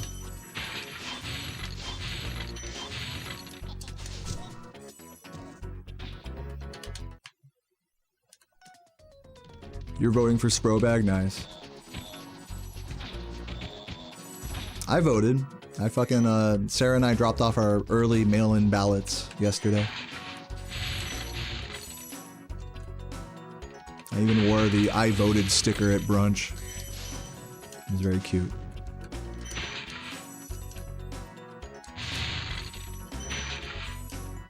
There's actually a really, I noticed on the ballot, at least on my California ballot, there was a really interesting prison reform. I don't know if there's like a bill or like law that they're trying to pass, but it would like limit the privatization of prisons in America. So I definitely voted for that, because that's like that's one of the major, that's like a big issue that doesn't affect me personally, but I just find like to be a really interesting like problem for people, interesting thing to learn about.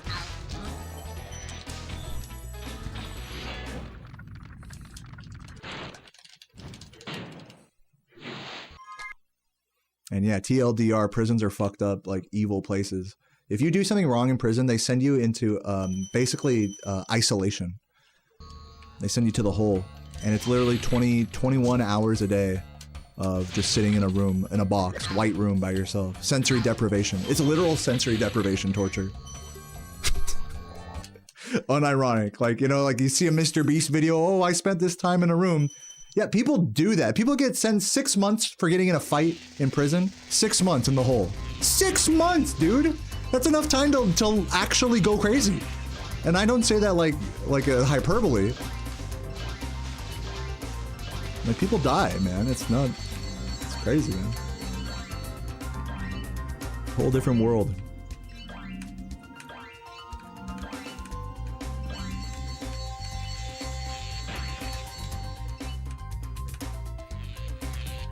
Yeah, not to mention all the indentured servitude problems where they license out like work to these prisons so that they can like pay prisoners like a couple cents an hour, 20 cents an hour, but they're like working at the Wendy's down the street or whatever, you know.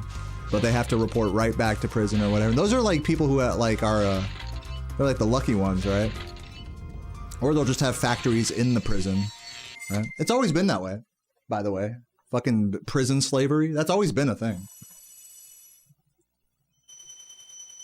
Yeah, I agree, it's awful. It is literal indentured servitude.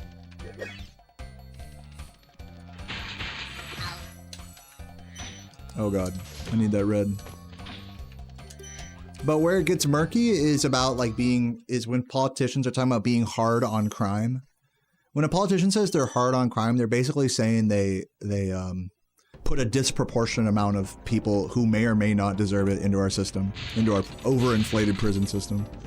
That's what being tough on crime, like, really means, basically. But people get so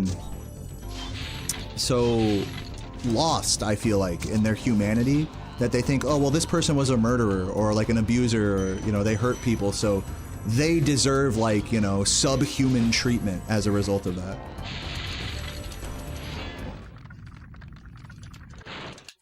And that's, I just personally think that's evil, just straight up. But, you know, there are people in this world that just cannot be functioning members of society that probably do deserve, like, the worst, you know?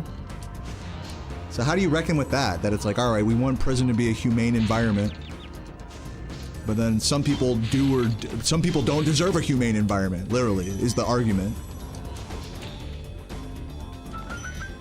So how the fuck do you reckon with that?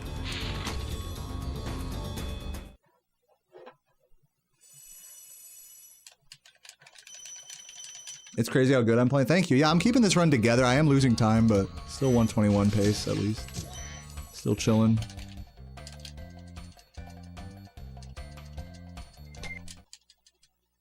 Yeah, I noticed that sentiment a lot, like with judges. I watch a lot of like judge courtroom Zoom videos, And like what Lopitra said, like judges say a lot is like, look, I'm just like, I'm not here to like make a comment on like your morals, like speaking to a criminal.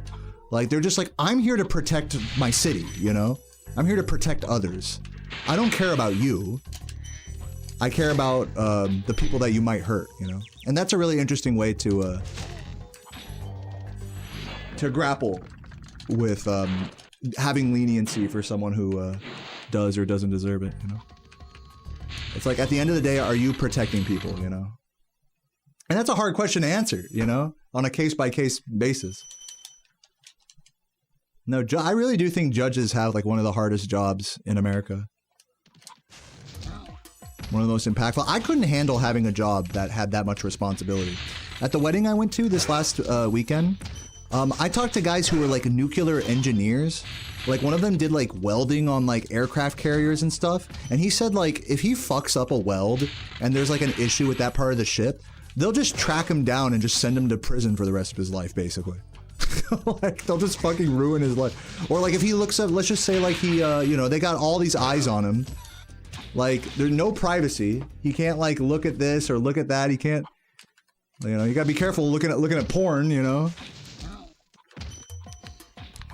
Like, your whole life is, like, under a microscope, classified.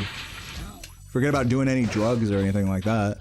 So it's pretty crazy, like... Yeah, it's too much pressure, you know, to know that, like, your lives are in your hands.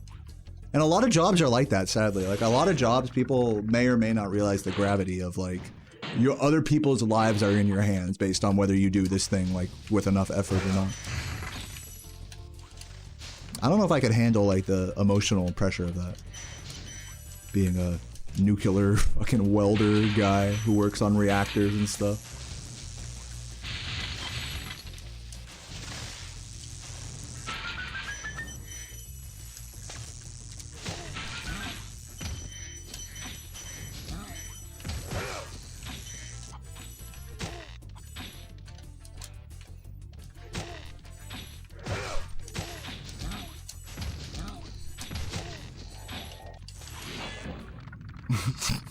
If I don't get the 121, you'll die. Alright, now the stakes have raised. Now it's time to get serious.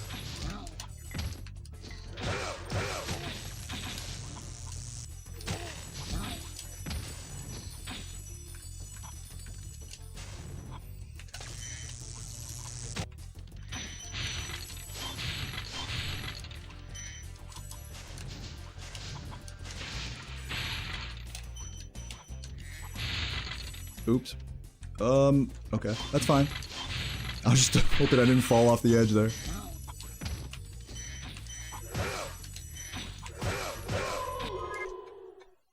Yo, Gone, thank you for the 33 months. Nice emotes. Love you, Gone. It's a lot of months. What the fuck? I suck. Literally just pressing the wrong buttons. Get out of my way.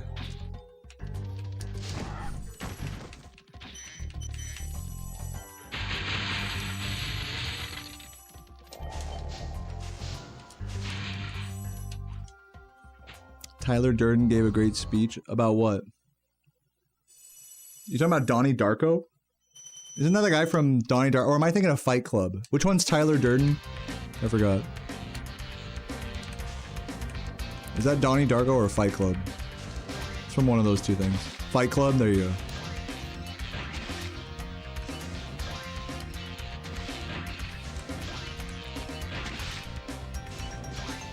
I could be your best friend, or I could be a twisted fucking psychopath.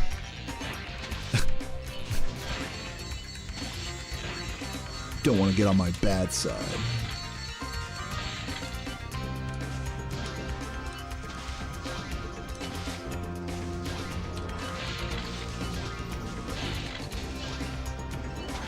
Yeah, edgy.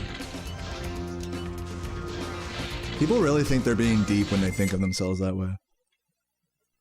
Yeah, I can be nice, you know, on, you know, at a glance. But if you piss me off, You better watch it, bub. Like, people really fucking think like that. Are you kidding? That's so goofy. Like, bro, get over yourself. Ooh, I oughta energy, you know? Don't make me go emo.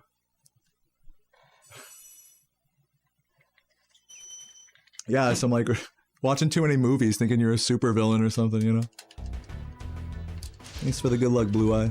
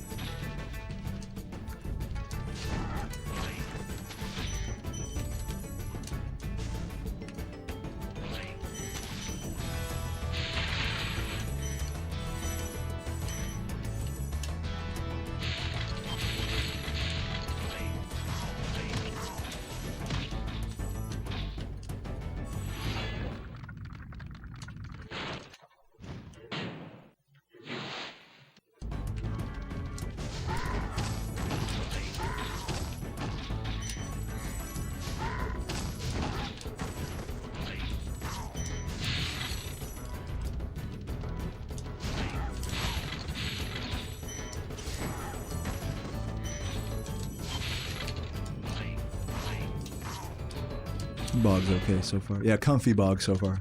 I couldn't have said it any better myself, God.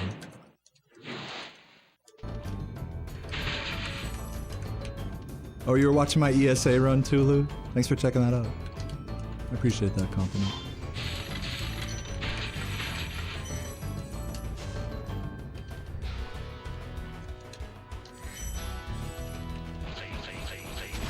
Yeah, as a commentator, I get really energetic.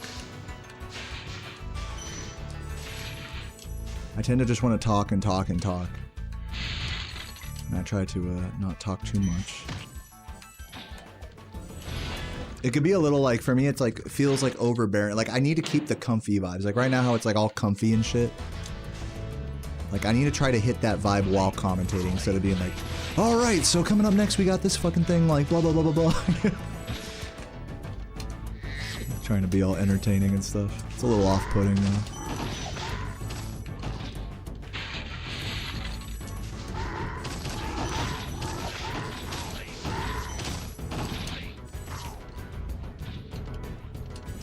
You have a giant mug. It contains 1-2 liters. Today you put tea in it.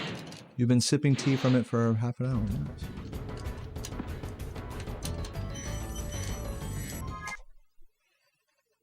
Tea is delicious. I got my pumpkin spice coffee right here. Cheers.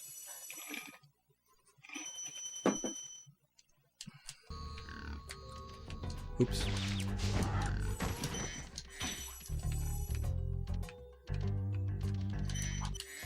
Yeah, people want that at events. People do want, I don't know, I think I'm subconsciously conditioned to think that people want like a really energetic commentary. So it's better than being like too boring with commentary, which tends to be more the issue with people.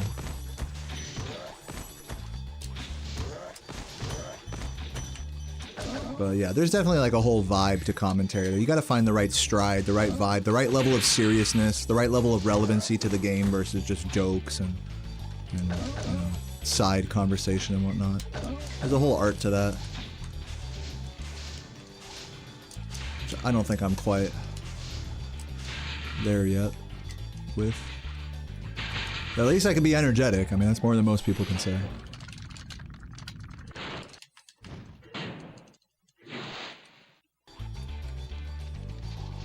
Dale Man Sunseed mug. Good mug. Hello. I think I got the blue over there.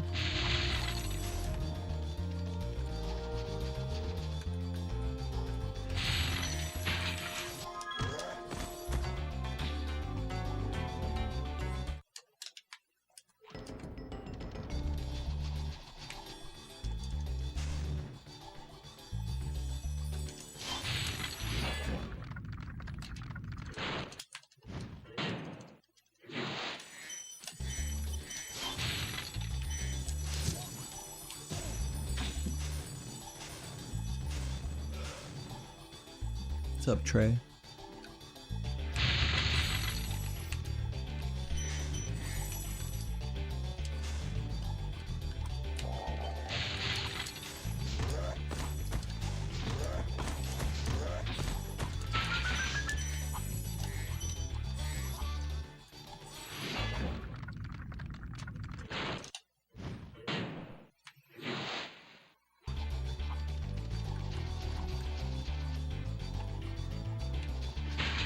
Dude, I keep forgetting to go for the fucking composer strat there.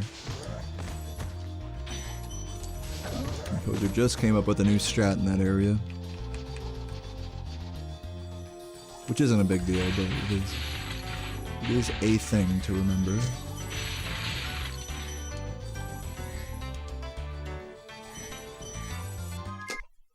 little sloppy on the end. Am I still saving time? Basically even. Your truck tire blew up today. Dude, that sounds annoying. Was getting a new one a whole pain in the ass, or was it relatively chill? Or are you still in the process of that? Thank you, Tulu. Thanks, Blue Nose. Yeah, I'm a bit of a hypnotist, you could say. Spyro hypnotist. I'm a dragon whisperer. Thanks for the 304. I'll get that in a sec, one moment.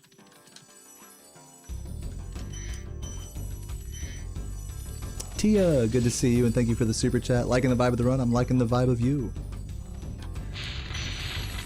Was that too flirty? I didn't mean it to come out like that, I'm sorry. But either way, thank you.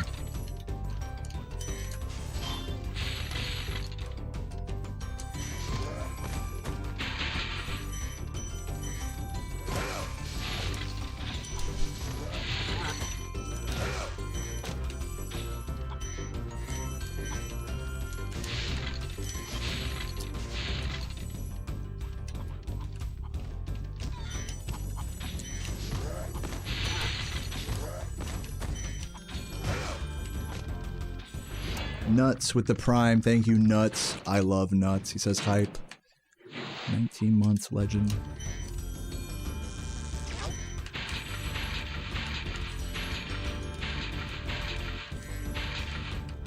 What's up, Troy? How are runs looking? This is looking like my best pace so far of the day. So feeling good about that. Got the early gold, I think.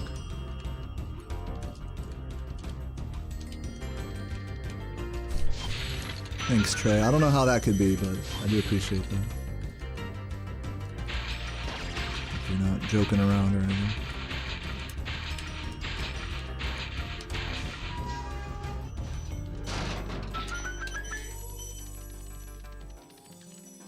$20 ounces too much coffee. Dude, 20 ounces is a lot.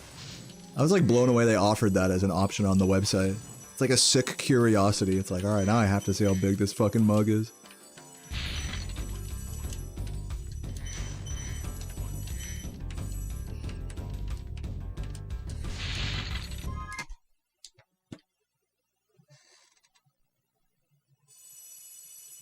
Please flirt with you? No. I will not satisfy your fantasies, kin. Oh god, no, fuck. Just missed the flame. I thought I hit that flame, but I guess game said no.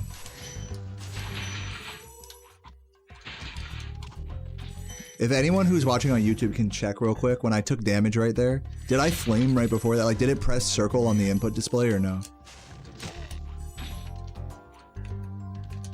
Because if it didn't, then that's a controller sensitivity issue. But if it did, then it was just a timing issue.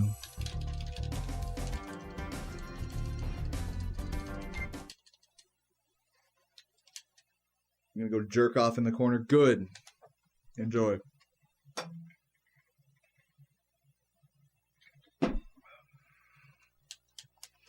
Couldn't sleep for 3 days. Oh my god, that sounds like a medical emergency.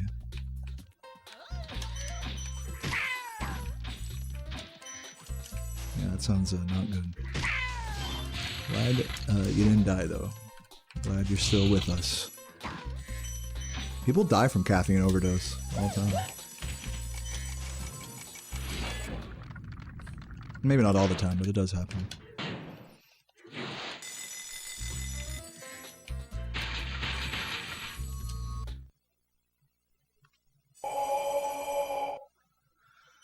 You flame with circle, yeah.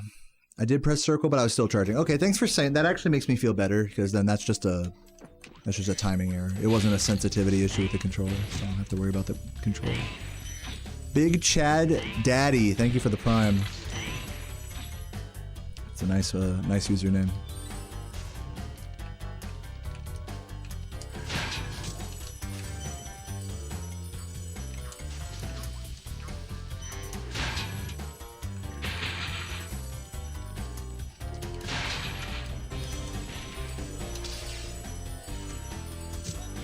Nice bounce. Bounce. I mixed the word bounce and flop.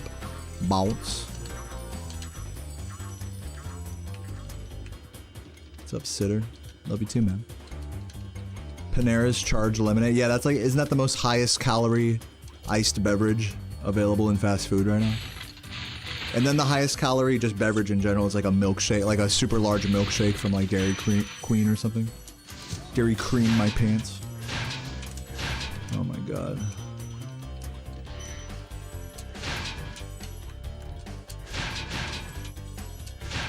Fuck.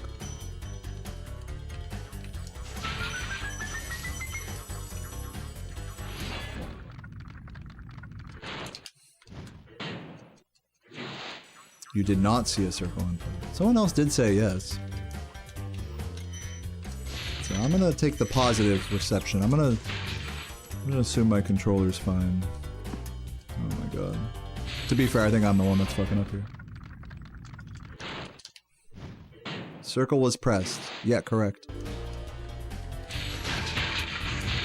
Alright, I'm done deliberating about this.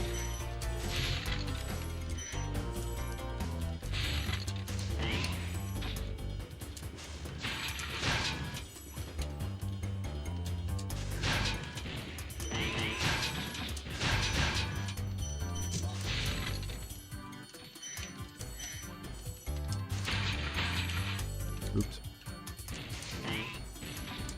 Super sloppy flame charges here.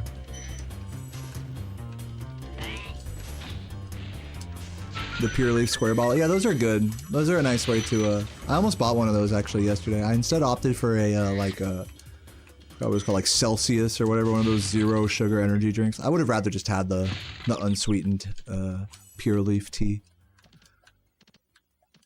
I like sweet tea as well. They had sweet tea at the wedding. It was delicious. Sweet tea and beer. Calorie King. But yeah, I'm on a road trip. I don't like drinking sugar. It just tastes gross in my mouth when I'm driving.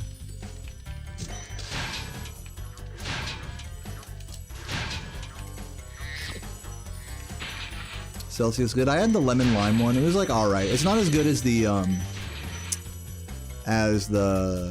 what's it called? Ice. They're like the tall bottles that you can get from the grocery store. They're called Ice. The lemon lime flavor of that is really good. Tastes just like Sprite. No, it's got the least weird aftertaste. Oops. You've never been a fan of sweet tea? Most sweet tea is like way too fucking sweet. Like, that's usually the #1 problem. This is more sweet than tea. Yeah, the lemon tea ice, that one's good too. That one's weird because it's like carbonated, but it's tea. You know what I mean? So it's like it can't decide whether it wants to be tea or a soda, you know? But it does taste good.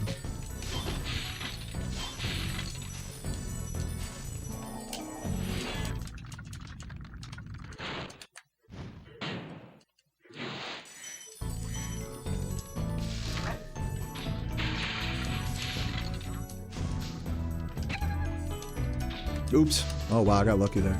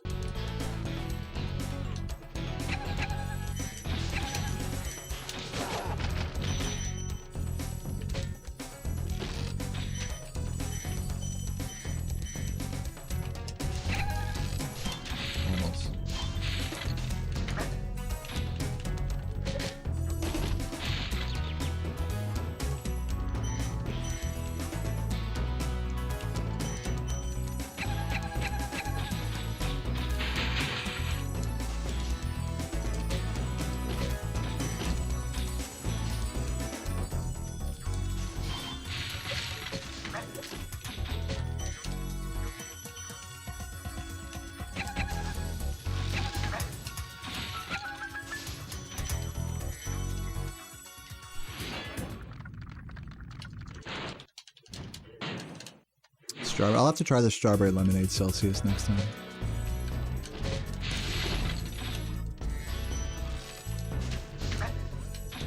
Next time I'm in a gas station.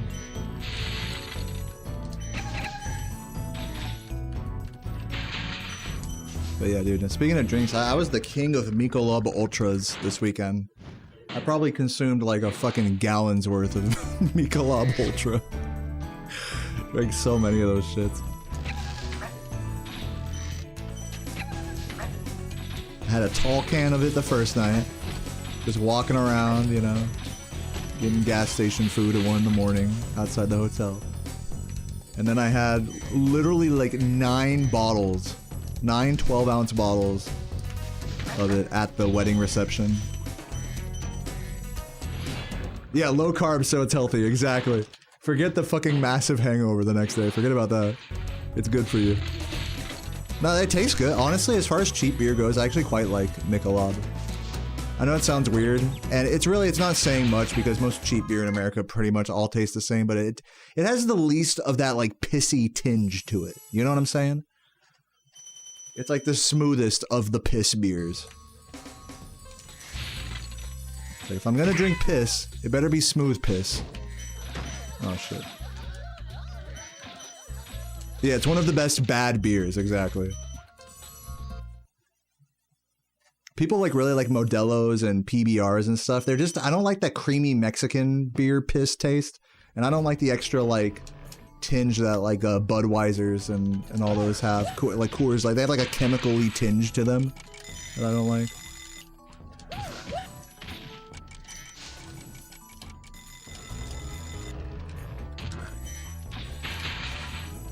Is Rolling Rock good? That's another pissy one. If you can get Rolling Rock for cheaper than the other beers, then it's a good call. Sometimes they'll have it for cheaper, but if it's the same price, you should get something else.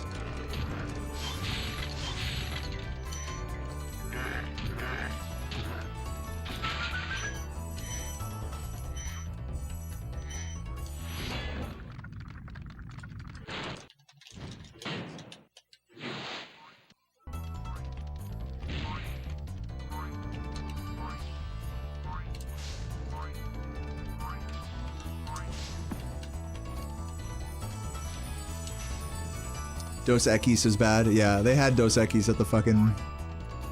at the reception. Dude, you know what? I actually tried it. They had Yinglings. You guys like Yinglings, right? You guys are fucking little fucking fraternity bros with your Yinglings. Don't fucking lie to me. I know you guys love Yinglings. Who loves Yinglings here? Yingling is phenomenal. Fucking terrible experience. Dude, that Yingling tasted awful, bro. I just was waiting for someone to say something positive about it, so I could just shit on you for enjoying that. I'm just kidding. No, I tried a Yingling. I was surprised how bad it was. I was like, Mick Ultra, please. I had 1 Yingling and 9 Mick Ultras on the wedding night.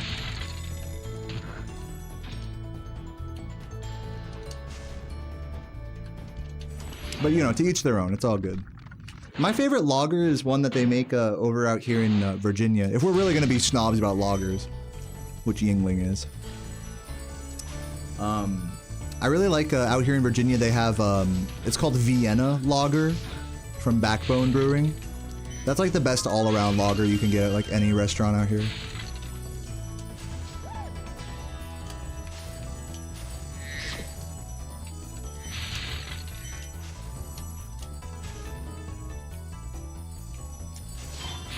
Yinglings are fine. I mean, as far as bad beer goes, it's fine, you know.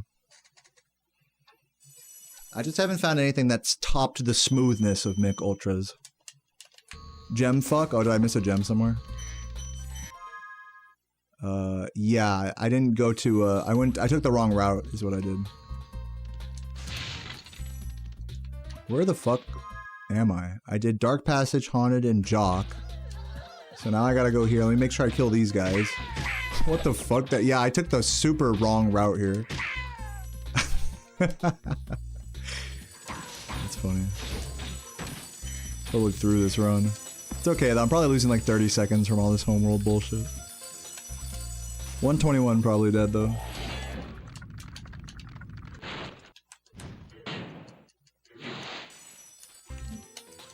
viewer didn't get banned. Dude, I'm a nice streamer. You guys always try to tell me I'm mean in my YouTube comments. But look at me, I'm a sweetheart. What's up, Thorntrap? Yeah, route fuck.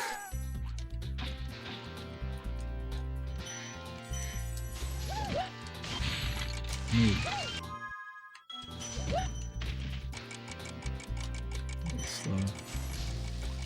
Yeah, basically yellow jello. Good fuck.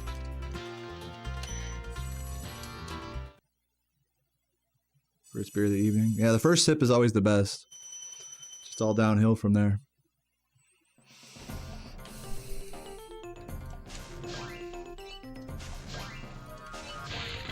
Yingling's good if you like dark beer. Does it count as a dark beer? I thought lagers inherently were not considered dark beers.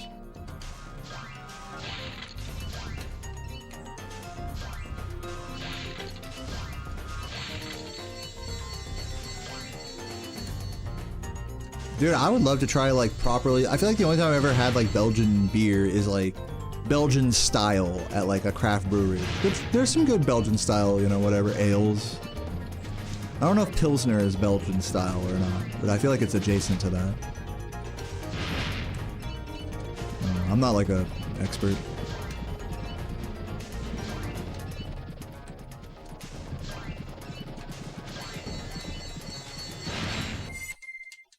Pilsner's Czech? Really? Left. Okay, I need to grab an extra one of these guys. Let's just miss everything as well. That sounds good. And now let's have the best lofty of our lives.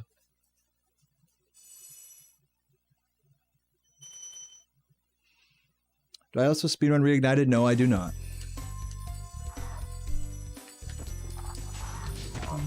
And enjoy. Welcome. Let's see if we can actually bring back some of this time loss here.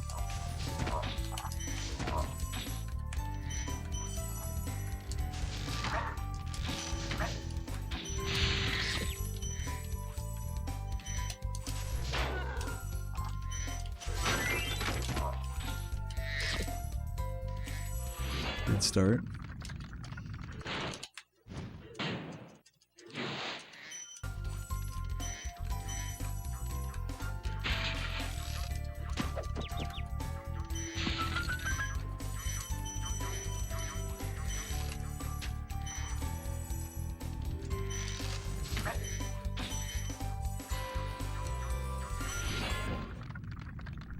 You made it for the end? It's not quite the end yet. You're here for the start of the end, we'll say. The beginning of the end. Hopefully it's not like that emotionally.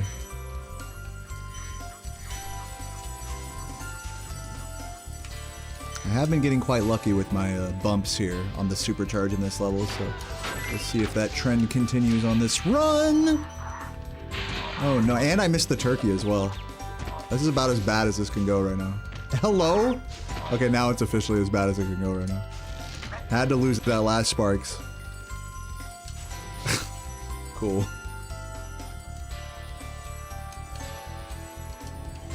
And I missed that. Nope. Fuck. Literally jumped at the worst time there.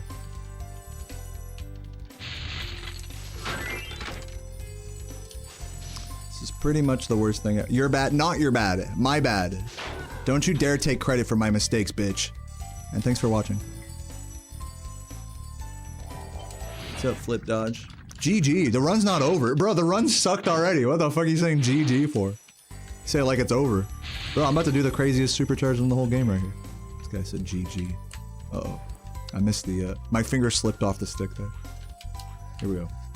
Come on, guys. Give me some credit here. I'm trying my best.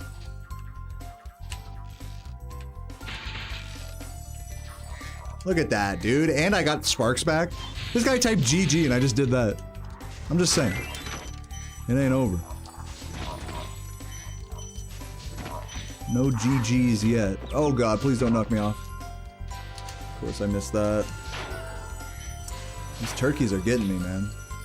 Turkeys are actually destroying me.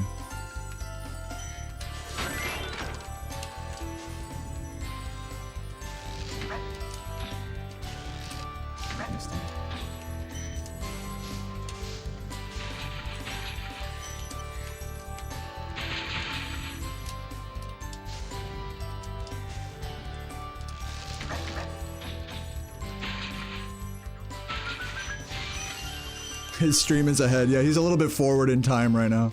The GG guy. He was congratulating me on a nice recovery at the end, surely.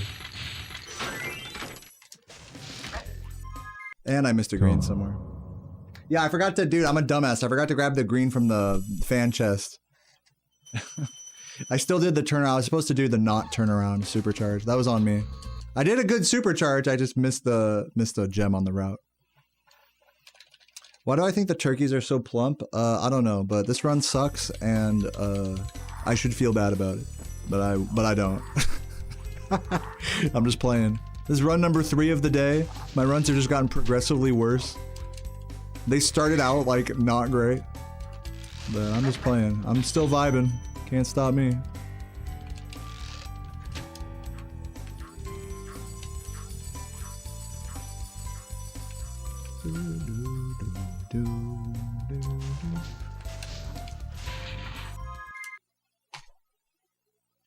Reset? No.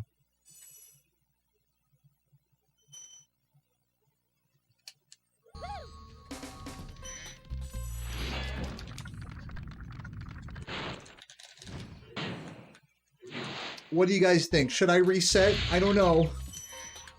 Ooh.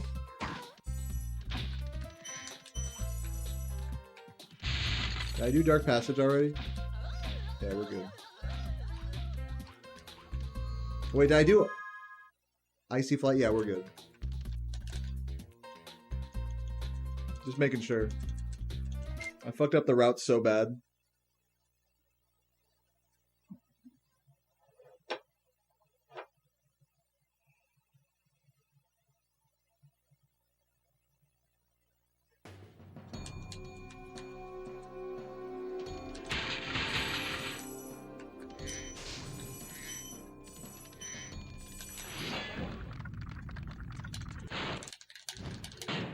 By the way, thank you, Ooks Madman, for the 37 months. Love you, Ooks.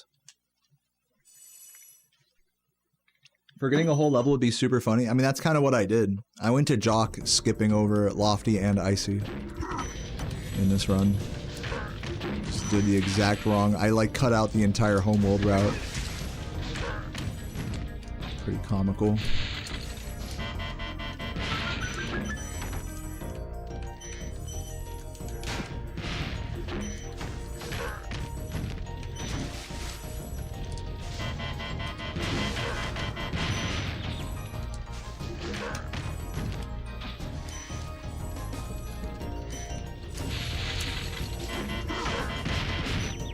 Is not good.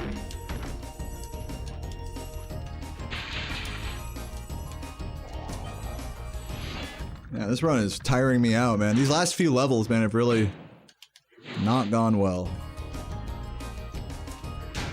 I'm like overheated at this point. I need like to turn on my fan or something. At this point, I'm like struggling to get through it. Like it just randomly turned, the tiredness like meter just turned up like to max right now. I'm like officially over it.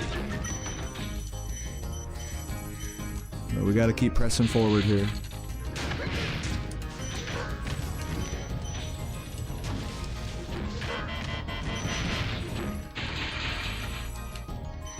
What's for dinner? Dude, you know what's for dinner is going to the grocery store and figuring out what's for dinner.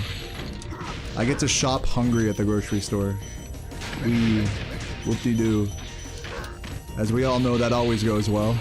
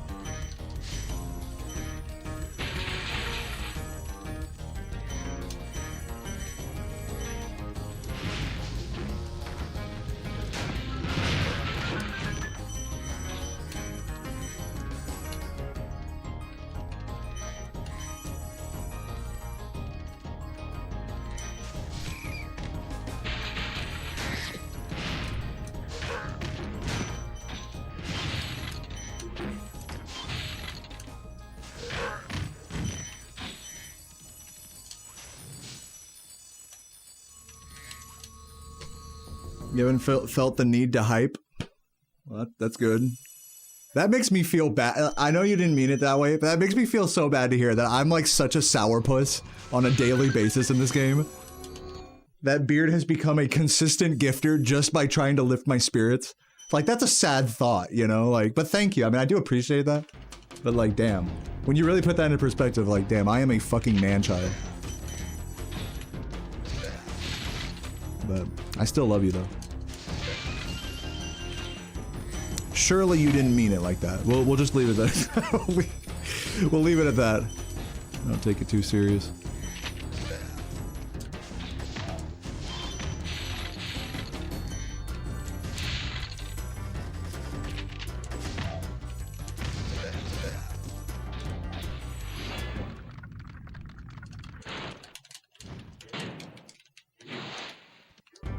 Yeah, it's all good. It's all good.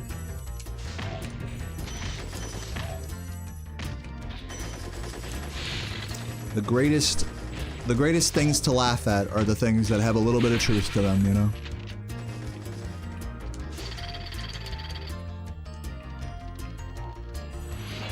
You gotta laugh at yourself for being such a goofball, if you're me.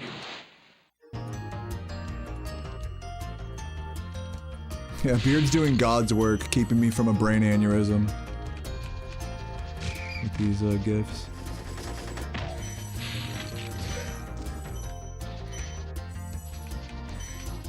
No, but real talk, if it weren't for Beard, I wouldn't have 1,000 subs or be remotely close to that right now.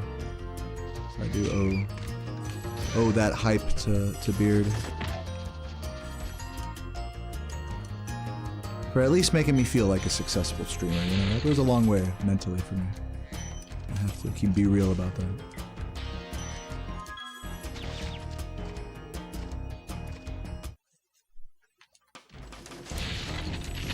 I hope Beard does it for you too. Dude, Beard is a fucking legend, man. I'm sorry. I don't mean to embarrass you, Beard, or anything. And I'm not afraid to say it because you know what, Beard? Like, you're not the first person to be like that, you know, in my stream. And so it's just nice when someone is that force that's like always there to gift when you're feeling down or whatever. That's a huge, I don't want to say like burden to bear. That's a big cross to bear, you know? But sometimes you're all we got. Sometimes, like mentally speaking. So that's big. You know, I don't think small. Like I think quite highly of it. Of you. What's up, Jason?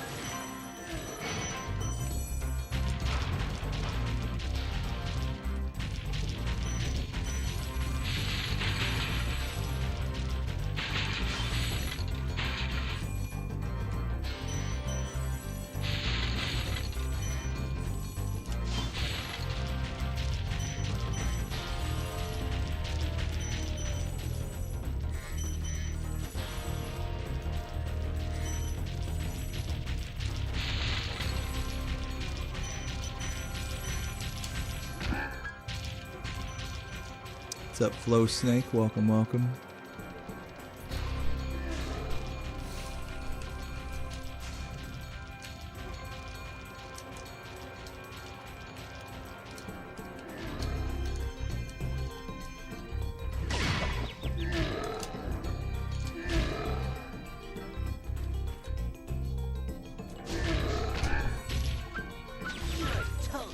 Did I go to the wedding? Yeah, I did. I was offline for the past 3 days. Which is going to be my excuse for why this run is so bad. It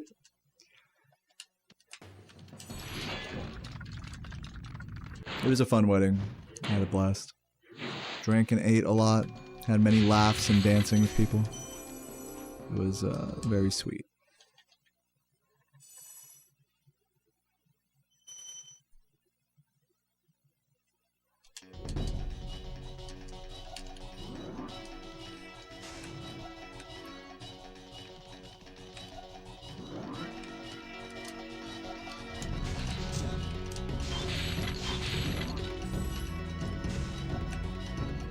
Oops. Oh my god, bro. Come on. Cool strat. Was Spyro at the wedding? No, but plenty of people asked and congratulated me for being a streamer or whatever. For having record. Of course, there was a lot of, you know, hey, so what do you do? Questions. I'm gonna give them the whole spiel. Oh god. I think I hit the firework.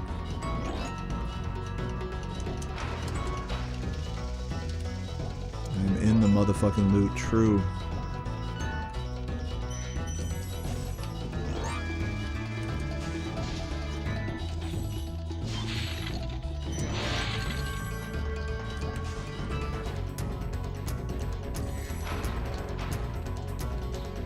How did I go up to the third one? That was not necessary.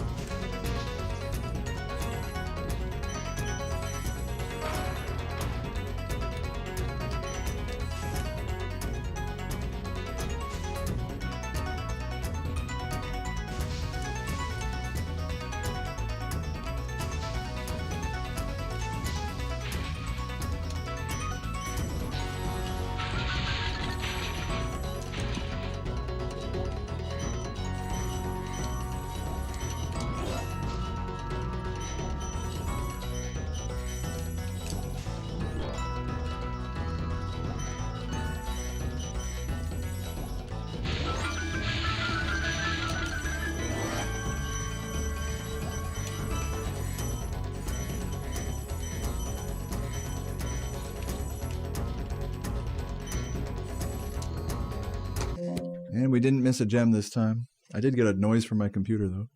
1, 2, 3, 4. Redeeming myself for last run.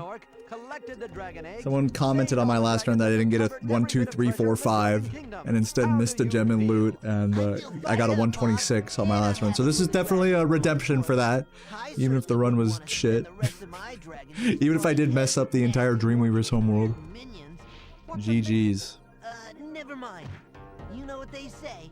For every good battle, you need a good. So yeah, that's guys. That's gonna do it for me today. That was a really chill grind. That was actually super chill grind, guys. Thank you everyone who's been lurking and hanging out for it. I feel like the vibes were immaculate. I didn't get too like what I mean is that I didn't get too heartbroken from anything in the game today. Maybe a little bit of salt here or there, but nothing like nothing. I wasn't brooding with anger and beaming with pain and suffering like I have in previous days. So yeah, good vibes overall. Didn't do that. Didn't want to die on a stream. Wow, that's called good vibes right there in speedrunning.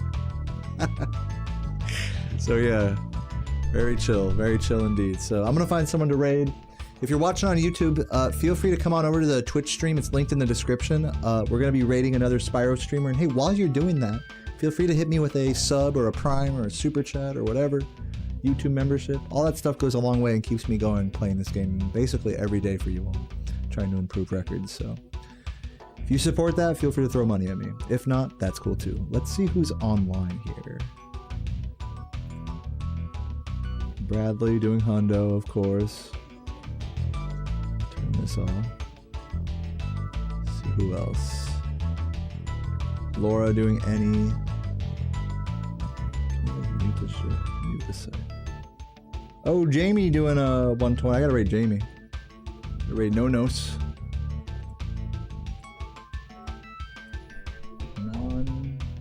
Non-son OJ.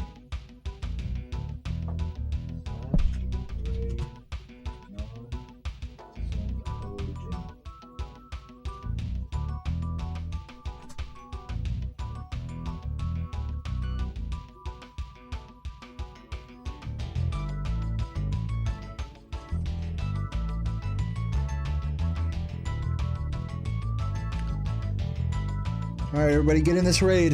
We're about to hype up Jamie for his 120 grind, which he's been going quite hard at lately. Spam some emotes and I'll catch you guys tomorrow. Yeah, it's groceries time for me. Time to do a grocery speed run. Spend a quick $200 at Kroger. We all love doing it. I will see you guys when I see you tomorrow. Gonna be streaming at the normal time, probably around noon to 1. Around there, I'm gonna be starting. Who's Jamie? Click on the link to the Twitch stream down in the description and you'll see. We're about to raid him right now. As I bid you all adieu. And say, have a good night. I love you all very much. Have a good one. Peace.